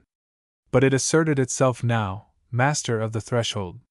It was a narrow door, narrow even for its height, which did not exceed mine by more than 2 inches or so, a door that even when it was freshly painted must have looked mean. How much meaner now, with its paint all faded and mottled, cracked and blistered. It had no knocker, not even a slit for letters. All that it had was a largish keyhole. On this my eyes rested, and presently I moved to it, stooped down to it, peered through it. I had a glimpse of darkness impenetrable. Strange it seemed to me, as I stood back, that there the room was, the remembered room itself, separated from me by nothing but this unremembered door, and a quarter of a century, yes. I saw it all, in my mind's eye, just as it had been, the way the sunlight came into it through this same doorway and through the lattices of these same 4 windows, the way the little bit of a staircase came down into it, so crookedly yet so confidently, and how uneven the tiled floor was, and how low the rafters were, and how littered the whole place was with books brought in from his den by William, and how bright with flowers brought in by Mary from her garden. The rafters, the stairs, the tiles, were still existing, changeless in despite of cobwebs and dust and darkness, all quite changeless on the other side of the door, so near to me. I wondered how I should feel if by some enchantment the door slowly turned on its hinges, letting in light. I should not enter, I felt, not even look, so much must I hate to see those inner things lasting when all that had given to them a meaning was gone from them, taken away from them, finally. And yet, why blame them for their survival? And how know that nothing of the past ever came to them, revisiting, hovering? Something, sometimes, perhaps? One knew so little. How not be tender to what, as it seemed to me, perhaps the dead loved? So strong in me now was the wish to see again all those things, to touch them and, as it were, commune with them, and so queerly may the mind be wrought upon in a solitude among memories, that there were moments when I almost expected that the door would obey my will. I was recalled to a clearer sense of reality by something which I had not before noticed. In the doorpost to the right was a small knob of rusty iron, mocking reminder that to gain admission to a house one does not will the door, one rings the bell, unless it is rusty and has quite obviously no one to answer it, in which case one goes away. Yet I did not go away. The movement that I made, in despite of myself, was towards the knob itself. But I hesitated. Suppose I did what I half meant to do, and there were no sound. That would be ghastly. And surely there would be no sound. And if sound there were, wouldn't that be worse still? My hand drew back, wavered, suddenly closed on the knob. I heard the scrape of the wire, and then, from somewhere within the heart of the shut house, a tinkle. It had been the weakest, the puniest of noises. It had been no more than is a fledgling's first attempt at a twitter. But I was not judging it by its volume. Deafening peals from steeples had meant less to me than that one single note breaking the silence. In there, in the dark, the bell that had answered me was still quivering, I supposed, on its wire. But there was no one to answer it, no footstep to come hither from those recesses, making prints in the dust. Well, I could answer it, and again my hand closed on the knob, unhesitatingly this time, pulling further. That was my answer, and the rejoinder to it was more than I had thought to hear, a whole quick sequence of notes, faint but clear, playful, yet poignantly sad, like a trill of laughter echoing out of the past, or even merely out of this neighboring darkness. It was so like something I had known, so recognizable and, oh, recognizing, that I was lost in wonder. And long must I have remained standing at that door, for I heard the sound often, often. I must have rung again and again, tenaciously, vehemently, in my folly. On Speaking French 1919. Wherever two Englishmen are speaking French to a Frenchman, you may safely diagnose in the breast of one of the two humiliation, envy, ill will, impotent rage, and a dull yearning for vengeance, and you can take it that the degree of these emotions is in exact ratio to the superiority of the other man's performance. In the breast of this other are contempt, malicious amusement, conceit, vanity, pity, and joy in ostentation, these, also, exactly commensurable with his advantage. Strange and sad that this should be so, but so it is. French brings out the worst in all of us, all, I mean, but the few, the lamentably far too few, who cannot aspire to stammer some colloquial phrases of it.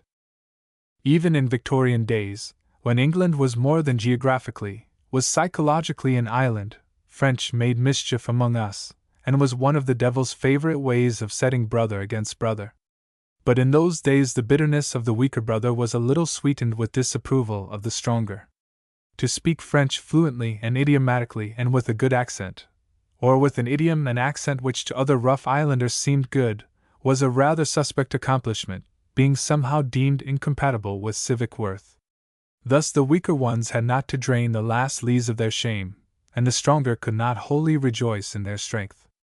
But the old saving prejudice has now died out, greatly to the delight of the devil, and there seems no chance that it will be revived.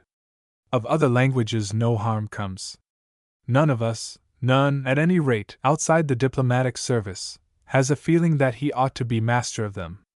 In every recent generation a few men have learned Italian because of the Divina Commedia, and a very few others have tried Spanish, with a view to Cervantes, and German has pestered not always vainly the consciences of young men gravitating to philosophy or to science. But not for social, not for any oral purposes were these languages essayed. If an Italian, or a Spanish, or a German came among us, he was expected to converse in English or spend his time in visiting the sights silently and alone. No language except French has ever, but stay. There was, at the outbreak of the war, a great impulse towards Russian. All sorts of people wanted their children to be taught Russian without a moment's delay. I do not remember that they wanted to learn it themselves, but they felt an extreme need that their offspring should hereafter be able to converse with moujiks about icons and the Little Father, and anything else, if there were anything else, that moujiks cared about.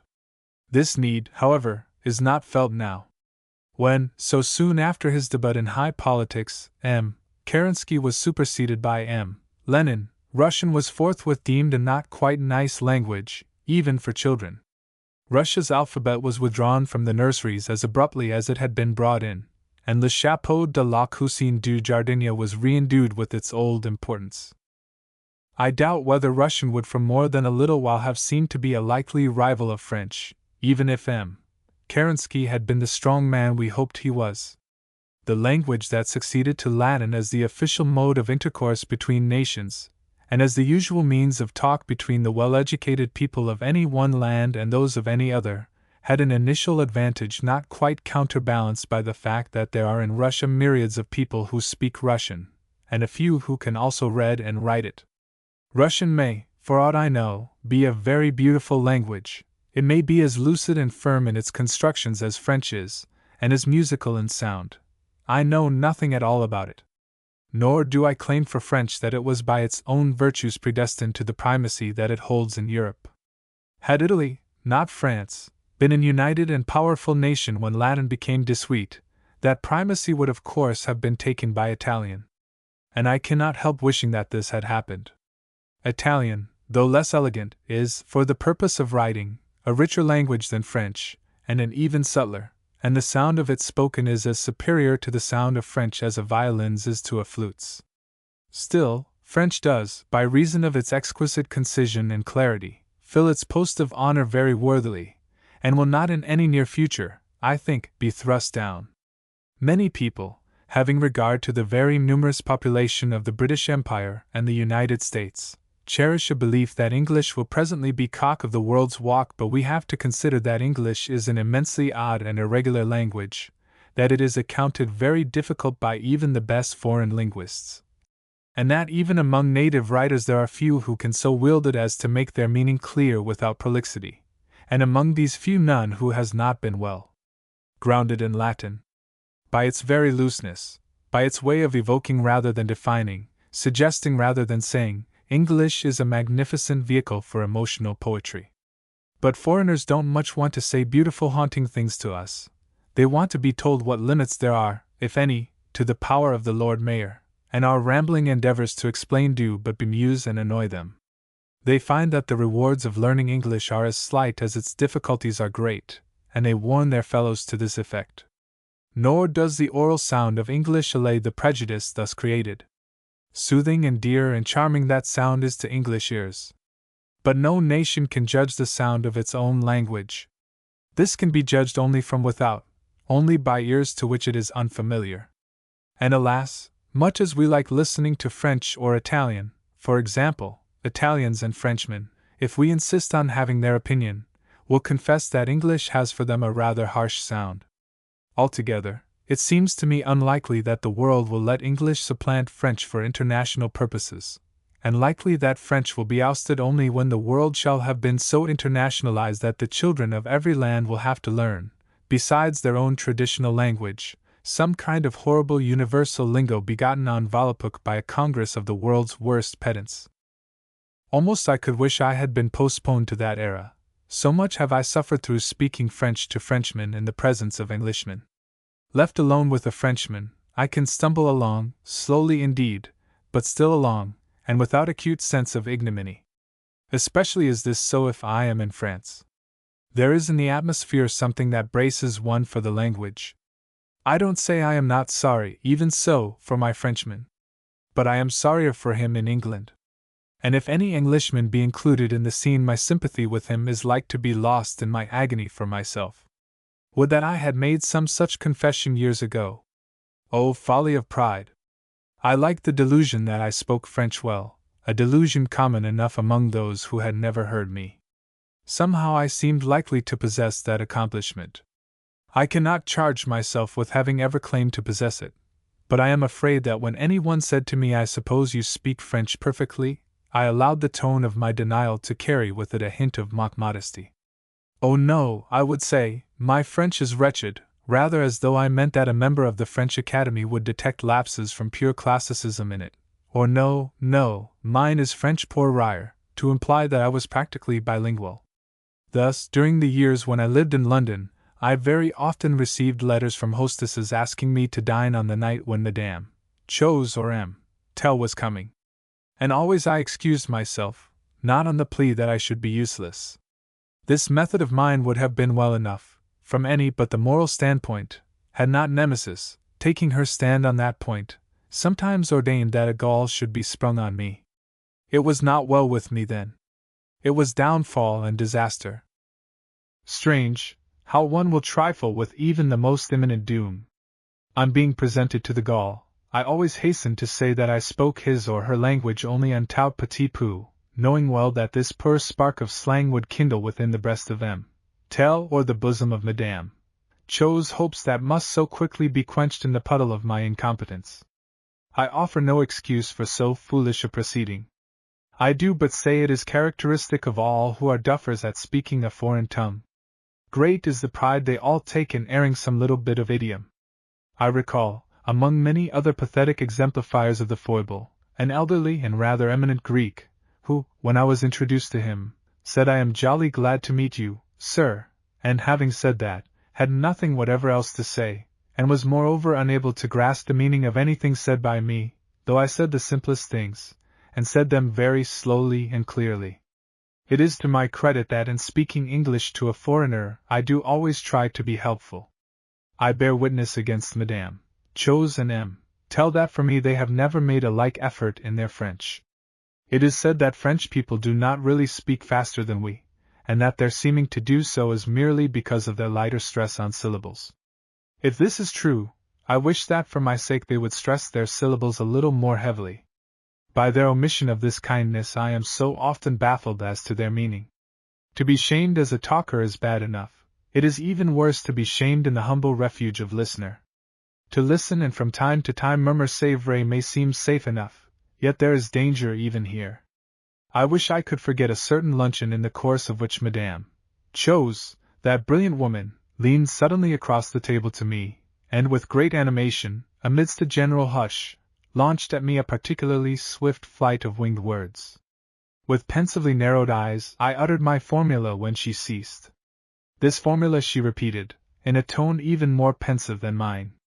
Mais je ne le connais pas, she then loudly exclaimed. Je ne connais pas même le nom. Dites-moi de ce jeune homme.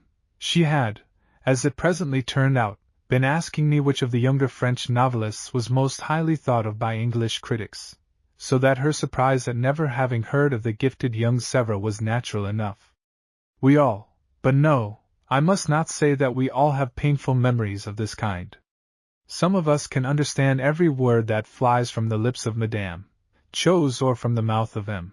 Telephone. Some of us can also talk quickly and well to either of these pilgrims, and others can do the trick passably.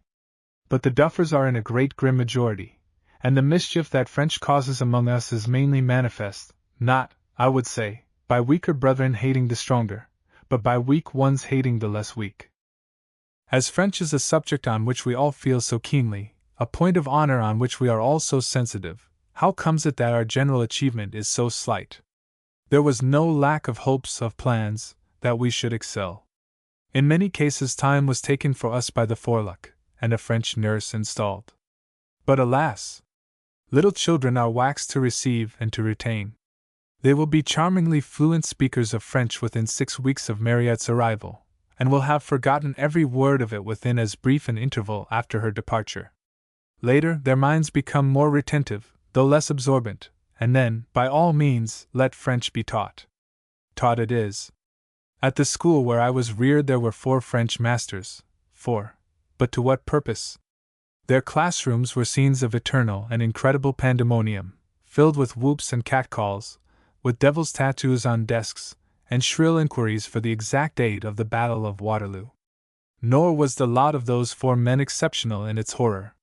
From the accounts given to me by old boys of other schools I have gathered that it was the common lot of French masters on our shores, and I have often wondered how much of the Anglophobia recurrent among Frenchmen in the 19th century was due to the tragic tales told by those of them who had returned from our seminaries to die on their own soil. Since 1914, doubtless, French masters have had a very good time in England. But even so, I doubt whether they have been achieving much in the way of tutelage.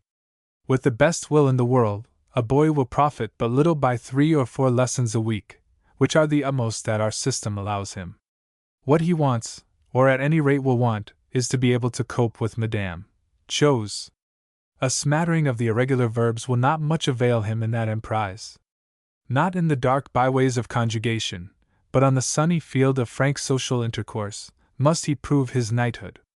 I would recommend that every boy, on reaching the age of 16, should be hurled across the Channel into the midst of some French family, and kept there for 6 months. At the end of that time let him be returned to his school, there to make up for lost time. Time well lost, though, for the boy will have become fluent in French, and will ever remain so. Fluency is all. If the boy has a good ear, he will speak with a good accent, but his accent is a point about which really he needn't care a jot. So is his syntax. Not with these will he win the heart of Madame Chose, not with these the esteem of M. Tell, not with these anything but a more acrid rancor in the silly hostility of his competitors. If a foreigner speaks English to us easily and quickly, we demand no more of him, we are satisfied, we are delighted, and any mistakes of grammar or pronunciation do but increase the charm, investing with more than its intrinsic quality any good thing said, making us marvel at it, and exchange fatuous glances over it, as we do when a little child says something sensible. But heaven protect us from the foreigner who pauses, searches, fumbles, revises, comes to standstills, has recourse to dumb show. Away with him, by the first train to Dover. And this, we may be sure, is the very train M. Tell and Madame Chose would like to catch whenever they meet me, or you. Laughter, 1920. M. Bergson, in his well-known essay on this theme, says, well, he says many things, but none of these, though I have just read them, do I clearly remember, nor am I sure that in the act of reading I understood any of them. That is the worst of these fashionable philosophers, or rather, the worst of me. Somehow I never manage to read them till they are just going out of fashion, and even then I don't seem able to cope with them. About 12 years ago, when every one suddenly talked to me about pragmatism and William James, I found myself moved by a dull but irresistible impulse to try Schopenhauer, of whom, years before that, I had heard that he was the easiest reading in the world, and the most exciting and amusing. I wrestled with Schopenhauer for a day or so, in vain. Time passed. M. Bergson appeared and for his hour was lord of the ascendant. I tardily tackled William James. I bore in mind, as I approached him, the testimonials that had been lavished on him by all my friends. Alas, I was insensible to his thrillingness. His gaiety did not make me gay. His crystal clarity confused me dreadfully. I could make nothing of William James. And now, in the fullness of time, I have been floored by M. Bergson. It distresses me, this failure to keep pace with the leaders of thought as they pass into oblivion. It makes me wonder whether I am, after all, an absolute fool. Yet surely I am not that. Tell me of a man or a woman, a place or an event, real or fictitious, surely you will find me a fairly intelligent listener. Any such narrative will present to me some image, and will stir me to not altogether fatuous thoughts. Come to me in some grievous difficulty. I will talk to you like a father, even like a lawyer. I'll be hanged if I haven't a certain mellow wisdom. But if you are by way of weaving theories as to the nature of things in general, and if you want to try those theories on someone who will luminously confirm them or powerfully rend them, I must, with a hangdog air, warn you that I am not your man. I suffer from a strong suspicion that things in general cannot be accounted for through any formula or set of formulae, and that any one philosophy, howsoever new, is no better than another. That is in itself a sort of philosophy, and I suspect it accordingly, but it has for me the merit of being the only one I can make head or tail of.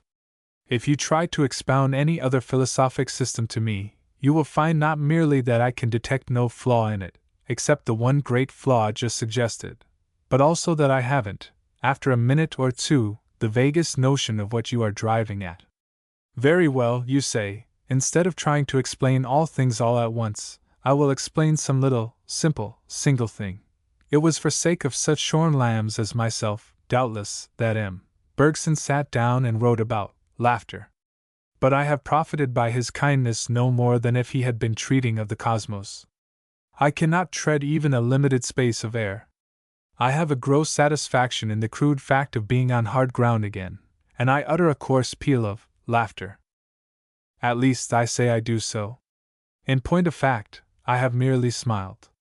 20 years ago, 10 years ago, I should have laughed, and have professed to you that I had merely smiled.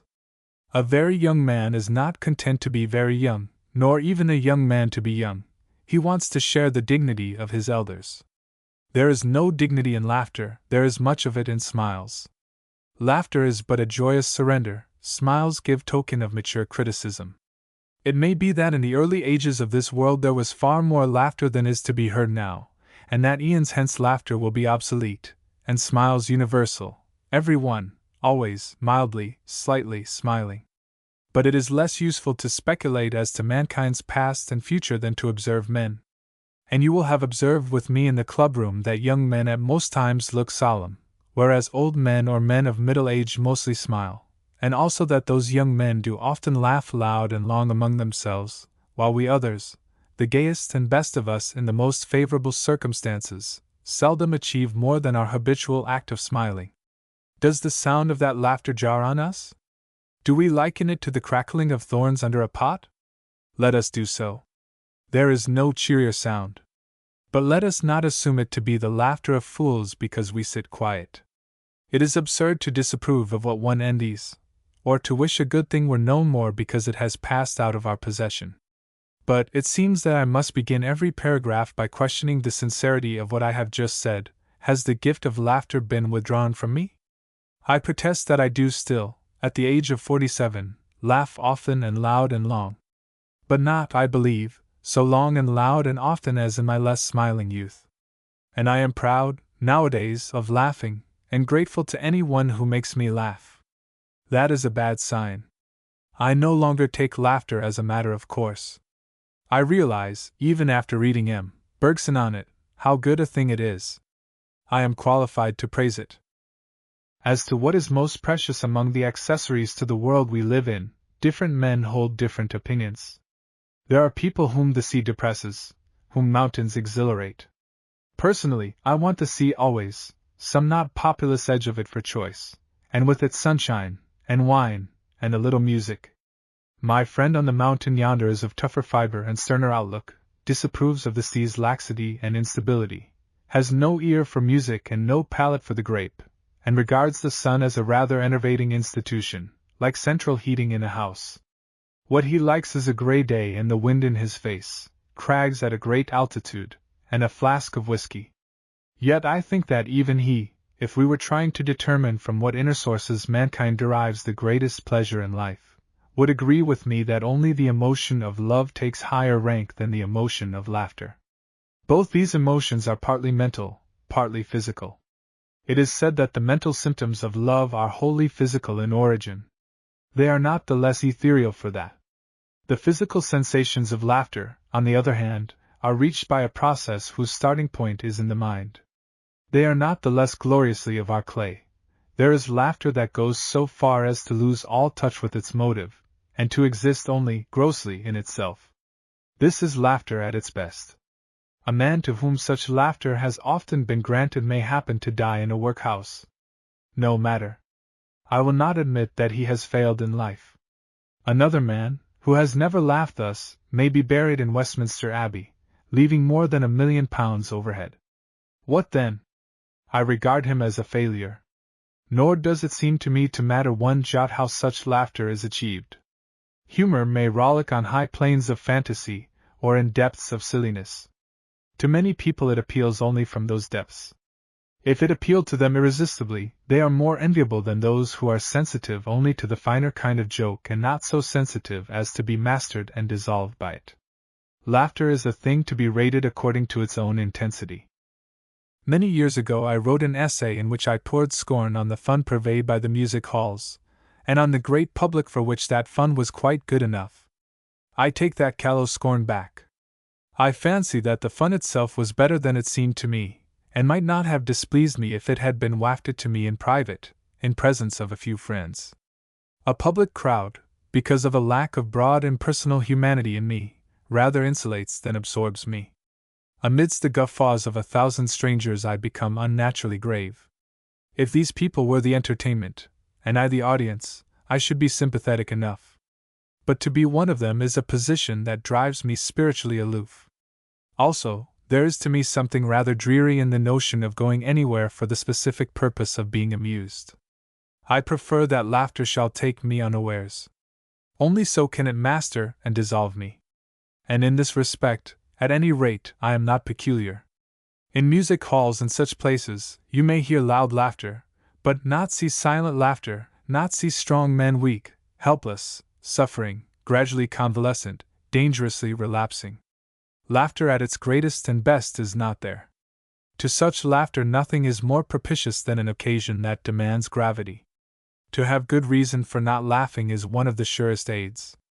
Laughter rejoices and bonds. If music halls were schoolrooms for us, and the comedians were our schoolmasters, how much less talent would be needed for giving us how much more joy. Even in private and accidental intercourse, few are the men whose humor can reduce us, be we never so susceptible, to paroxysms of mirth. I will wager that 9/10 of the world's best laughter is laughter at, not with. And it is the people set in authority over us that touch most surely our sense of the ridiculous. Freedom is a good thing, but we lose through it golden moments. The schoolmaster to his pupils, the monarch to his courtiers, the editor to his staff, how priceless they are! Reverence is a good thing, and part of its value is that the more we revere a man, the more sharply are we struck by anything in him, and there is always much that is incongruous with his greatness. And herein lies one of the reasons why, as we grow older, we laugh less. The men we esteemed so great are gathered to their fathers. Some of our coevals may, for aught we know, be very great, but good heavens! We can esteem them so. Of extreme laughter I know not in any annals a more satisfying example than one that is to be found in Moore's Life of Byron. Both Byron and Moore were already in high spirits when, on an evening in the spring of 1818, they went from some early assembly to Mr. Rogers' house in St. James's Place, and were regaled there with an impromptu meal. But not high spirits alone would have led the two young poets to such excess of laughter as made the evening so very memorable. Luckily, they both venerated Rogers, strange as it may seem to us, as the greatest of living poets. Luckily, too, Mr. Rogers was ever the kind of man, the coldly and quietly suave kind of man, with whom you don't take liberties if you can help it, with whom, if you can help it, to take liberties is in itself a most exhilarating act. And he had just received a presentation copy of Lord Thurlow's latest book, Poems on several occasions. The two young poets found in this elder's muse much that was so execrable as to be delightful. They were soon, as they turned the pages, held in throes of laughter that was but intensified by the endeavors of their correct and nettled host to point out the genuine merits of his friend's work. And then suddenly, oh joy, we lighted more records on the discovery that our host, in addition to his sincere approbation of some of this book's contents, had also the motive of gratitude for standing by its author, as one of the poems was a warm and, I need not add, well-deserved panegyric on himself. We were, however, the narrative has an added charm from Tom Moore's demure care not to offend or compromise the still surviving Rogers, too far gone in nonsense for even this eulogy, in which we both so heartily agreed, to stop us.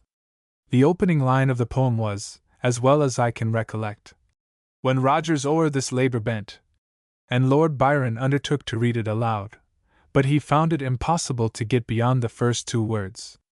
Our laughter had now increased to such a pitch that nothing could restrain it.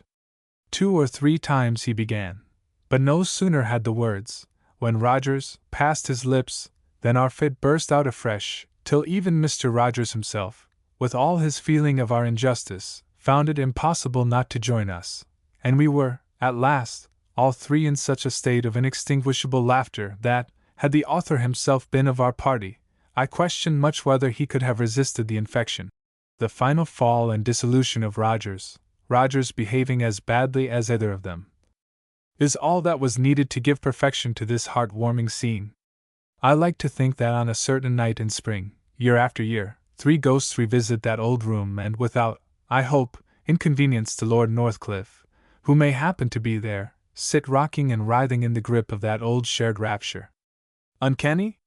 Well, not more so than would have seemed to Byron and Moore and Rogers the notion that more than 100 years away from them was some one joining in their laughter, as I do. Alas, I cannot join in it more than gently. To imagine a scene, however vividly, does not give us the sense of being, or even of having been, present at it. Indeed, the greater the glow of the scene reflected, the sharper is the pang of our realization that we were not there, and of our annoyance that we weren't. Such a pang comes to me with special force whenever my fancy posts itself outside the Temple's gate in Fleet Street, and there, at a late hour of the night of May 10th, 1773, observes a gigantic old man laughing wildly, but having no one with him to share and aggrandize his emotion. Not that he is alone, but the young man beside him laughs only in politeness and is inwardly puzzled, even shocked. Boswell has a keen, an exquisitely keen, scent for comedy, for the fun that is latent in fine shades of character, but imaginative burlesque, anything that borders on lovely nonsense, he was not formed to savor. All the more does one revel in his account of what led up to the moment when Johnson, to support himself, laid hold of one of the posts at the side of the foot pavement, and sent forth peals so loud that in the silence of the night his voice seemed to resound from Temple Bar to Fleet Ditch. No evening ever had an unlikelier ending. The omens were all for gloom. Johnson had gone to dine at General Powley's, but was so ill that he had to leave before the meal was over. Later he managed to go to Mr. Chambers' rooms in the Temple. He continued to be very ill there, but gradually felt better, and talked with a noble enthusiasm of keeping up the representation of respectable families, and was great on the dignity and propriety of male succession. Among his listeners, as it happened, was a gentleman for whom Mr. Chambers had that day drawn up a will devising his estate to his 3 sisters. The news of this might have been expected to make Johnson violent in wrath. But no, for some reason he grew violent only in laughter, and insisted thenceforth on calling that gentleman the testator and chaffing him without mercy. I dare say he thinks he has done a mighty thing. He won't stay till he gets home to his seat in the country to produce this wonderful deed. He'll call up the landlord of the first inn on the road, and after a suitable preface upon mortality and the uncertainty of life, will tell him that he should not delay in making his will. And here, sir, will he say, is my will, which I have just made, with the assistance of one of the ablest lawyers in the kingdom, and he will read it to him. He believes he has made this will, but he did not make it, you, Chambers, made it for him. I hope you have had more conscience than to make him say, being of sound understanding. Ha ha ha! I hope he has left me a legacy. I'd have his will turned into verse, like a ballad. These flights annoyed Mr. Chambers, and are recorded by Boswell with the apology that he wishes his readers to be acquainted with the slightest occasional characteristics of so eminent a man. Certainly, there is nothing ridiculous in the fact of a man making a will. But this is the measure of Johnson's achievement. He had created gloriously much out of nothing at all. There he sat, old and ailing and unencouraged by the company, but soaring higher and higher in absurdity, more and more rejoicing, and still soaring and rejoicing after he had gone out into the night with Boswell, till at last in Fleet Street his paroxysms were too much for him, and he could no more. Echoes of that huge laughter come ringing down the ages. But is there also perhaps a note of sadness for us in them? Johnson's endless sociability came of his inherent melancholy. He could not bear to be alone, and his very mirth was but a mode of escape from the dark thoughts within him. Of these the thought of death was the most dreadful to him, and the most insistent. He was forever wondering how death would come to him, and how he would acquit himself in the extreme moment. A later but not less devoted Anglican, meditating on his own end, wrote in his diary that to die in church appears to be a great euthanasia, but not, he quaintly and touchingly added, at a time to disturb worshippers. Both the sentiment here expressed and the reservation drawn would have been as characteristic of Johnson as they were of Gladstone. But to die of laughter, this, too, seems to me a great euthanasia, and I think that for Johnson to have died thus, that night in Fleet Street, would have been a grand ending to a life radically wretched. Well, he was destined to outlive another decade, and selfishly, who can wish such a life as his, or such a life as Boswell's, one jot shorter? Strange, when you come to think of it, that of all the countless folk who have lived before our time on this planet, not one is known in history or in legend as having died of laughter. Strange, too, that not to one of all the characters in romance has such an end been allotted. Has it ever struck you what a chance Shakespeare missed when he was finishing the second part of King Henry IV? Falstaff was not the man to stand cowed and bowed while the new young king lectured him and cast him off. Little by little, as Hal proceeded in that portentous allocution, the humor of the situation would have mastered old Sir John. His face, blank with surprise at first, would presently have glowed and widened, and his whole bulk have begun to quiver. Lest he should miss one word, he would have mastered himself. But the final words would have been the signal for release of all the roars penned up in him. The welkin would have rung, the roars, belike, would have gradually subsided in dreadful rumblings of more than utterable or conquerable mirth. Thus, and thus only, might his life have been rounded off with dramatic fitness, secundum ipsius naturam. He never should have been left to babble of green fields and die in it had been any Christom child. Falstaff is a triumph of comedic creation because we are kept laughing equally at and with him. Nevertheless, if I had the choice of sitting with him at the Boar's Head or with Johnson at the Turk's, I shouldn't hesitate for an instant. The agility of Falstaff's mind gains much of its effect by contrast with the massiveness of his body, but in contrast with Johnson's equal agility is Johnson's moral as well as physical bulk. His sallies tell the more startlingly because of the noble weight of character behind them, they are the better because he makes them. In Falstaff there isn't this final incongruity and element of surprise. Falstaff is but a sublimated sample of the funny man. We cannot, therefore, laugh so greatly with him as with Johnson. Nor even at him, because we are not tickled so much by the weak points of a character whose points are all weak ones, also because we have no reverence trying to impose restraint upon us. Still, Falstaff has indubitably the power to convulse us. I don't mean we ever are convulsed in reading Henry IV. No printed page, alas, can thrill us to extremities of laughter. These are ours only if the mirth-maker be a living man whose jests we hear as they come fresh from his own lips. All I claim for Falstaff is that he would be able to convulse us if he were alive and accessible. Few, as I have said, are the humorists who can induce this state. To master and dissolve us, to give us the joy of being worn down and tired out with laughter, is a success to be won by no man save in virtue of a rare staying power. Laughter becomes extreme only if it be consecutive. There must be no pauses for recovery. Touch-and-go humor, however happy, is not enough. The jester must be able to grapple his theme and hang on to it, twisting it this way and that, and making it yield magically all manner of strange and precious things, one after another, without pause. He must have invention keeping pace with utterance. He must be inexhaustible. Only so can he exhaust us. I have a friend whom I would praise. There are many other of my friends to whom I am indebted for much laughter, but I do believe that if all of them sent in their bills tomorrow and all of them overcharged me not a little, the total of all those totals would be less appalling than that which looms in my own vague estimate of what I owe to Comus. Comus I call him here in observance of the line drawn between public and private virtue, and in full knowledge that he would of all men be the least glad to be quite personally thanked and laurelled in the marketplace for the hours he has made memorable among his cronies. No one is so diffident as he, no one so self-postponing. Many people have met him again and again without faintly suspecting anything much in him.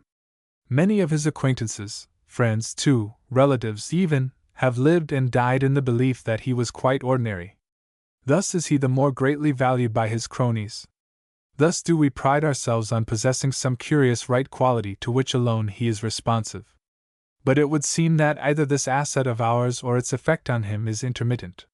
He can be dull and null enough with us sometimes, a mere asker of questions, or drawer of comparisons between this and that brand of cigarettes, or full expatiator on the merits of some new patent razor. A whole hour and more may be wasted in such humdrum and darkness. And then, something will have happened. There has come a spark in the murk, a flame now, presage of a radiance. Comus has begun. His face is a great part of his equipment. A cast of it might be somewhat akin to the comic mask of the ancients, but no cast could be worthy of it. Mobility is the essence of it.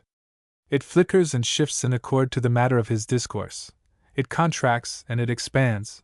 Is there anything its elastic can't express? Comus would be eloquent even were he dumb. And he is mellifluous. His voice, while he develops an idea or conjures up a scene, takes on a peculiar richness and unction. If he be describing an actual scene, voice and face are adaptable to those of the actual persons therein. But it is not in such mimicry that he excels. As a reporter he has rivals. For the most part, he moves on a higher plane than of mere fact. He imagines, he creates, giving you not a person, but a type, a synthesis, and not what anywhere has been, but what anywhere might be, what, as one feels, for all the absurdity of it, just would be. He knows his world well, and nothing human is alien to him, but certain skeins of life have a special hold on him, and he on them. In his youth he wished to be a clergyman, and over the clergy of all grades and denominations his genius hovers and swoops and ranges with a special mastery. Lawyers he loves less, yet the legal mind seems to lie almost as wide open to him as the sacerdotal, and the legal manner in all its phases he can unerringly burlesque. In the minds of journalists, diverse journalists, he is not less thoroughly at home, so that of the wild contingencies imagined by him there is none about which he cannot reel off an oral leader or middle in the likeliest style, and with as much ease as he can preach a high church or low church sermon on it. Nor are his improvisations limited by prose. If a theme call for nobler treatment, he becomes an unflagging fountain of ludicrously adequate blank verse. Or again, he may deliver himself in rhyme. There is no form of utterance that comes amiss to him for interpreting the human comedy, or for broadening the farce into which that comedy is turned by him. Nothing can stop him when once he is in the vein. No appeals move him. He goes from strength to strength while his audience is more and more piteously debilitated. What a gift to have been endowed with! What a power to wield! And how often I have envied Comus! But this envy of him has never taken root in me. His mind laughs, doubtless, at his own conceptions, but not his body. And if you tell him something that you have been sure will convulse him, you are likely to be rewarded with no more than a smile betokening that he sees the point. Incomparable laughter giver, he is not much a laugher. He is vintner, not toper. I would therefore not change places with him. I am well content to have been his beneficiary during 30 years, and to be so for as many more as may be given us.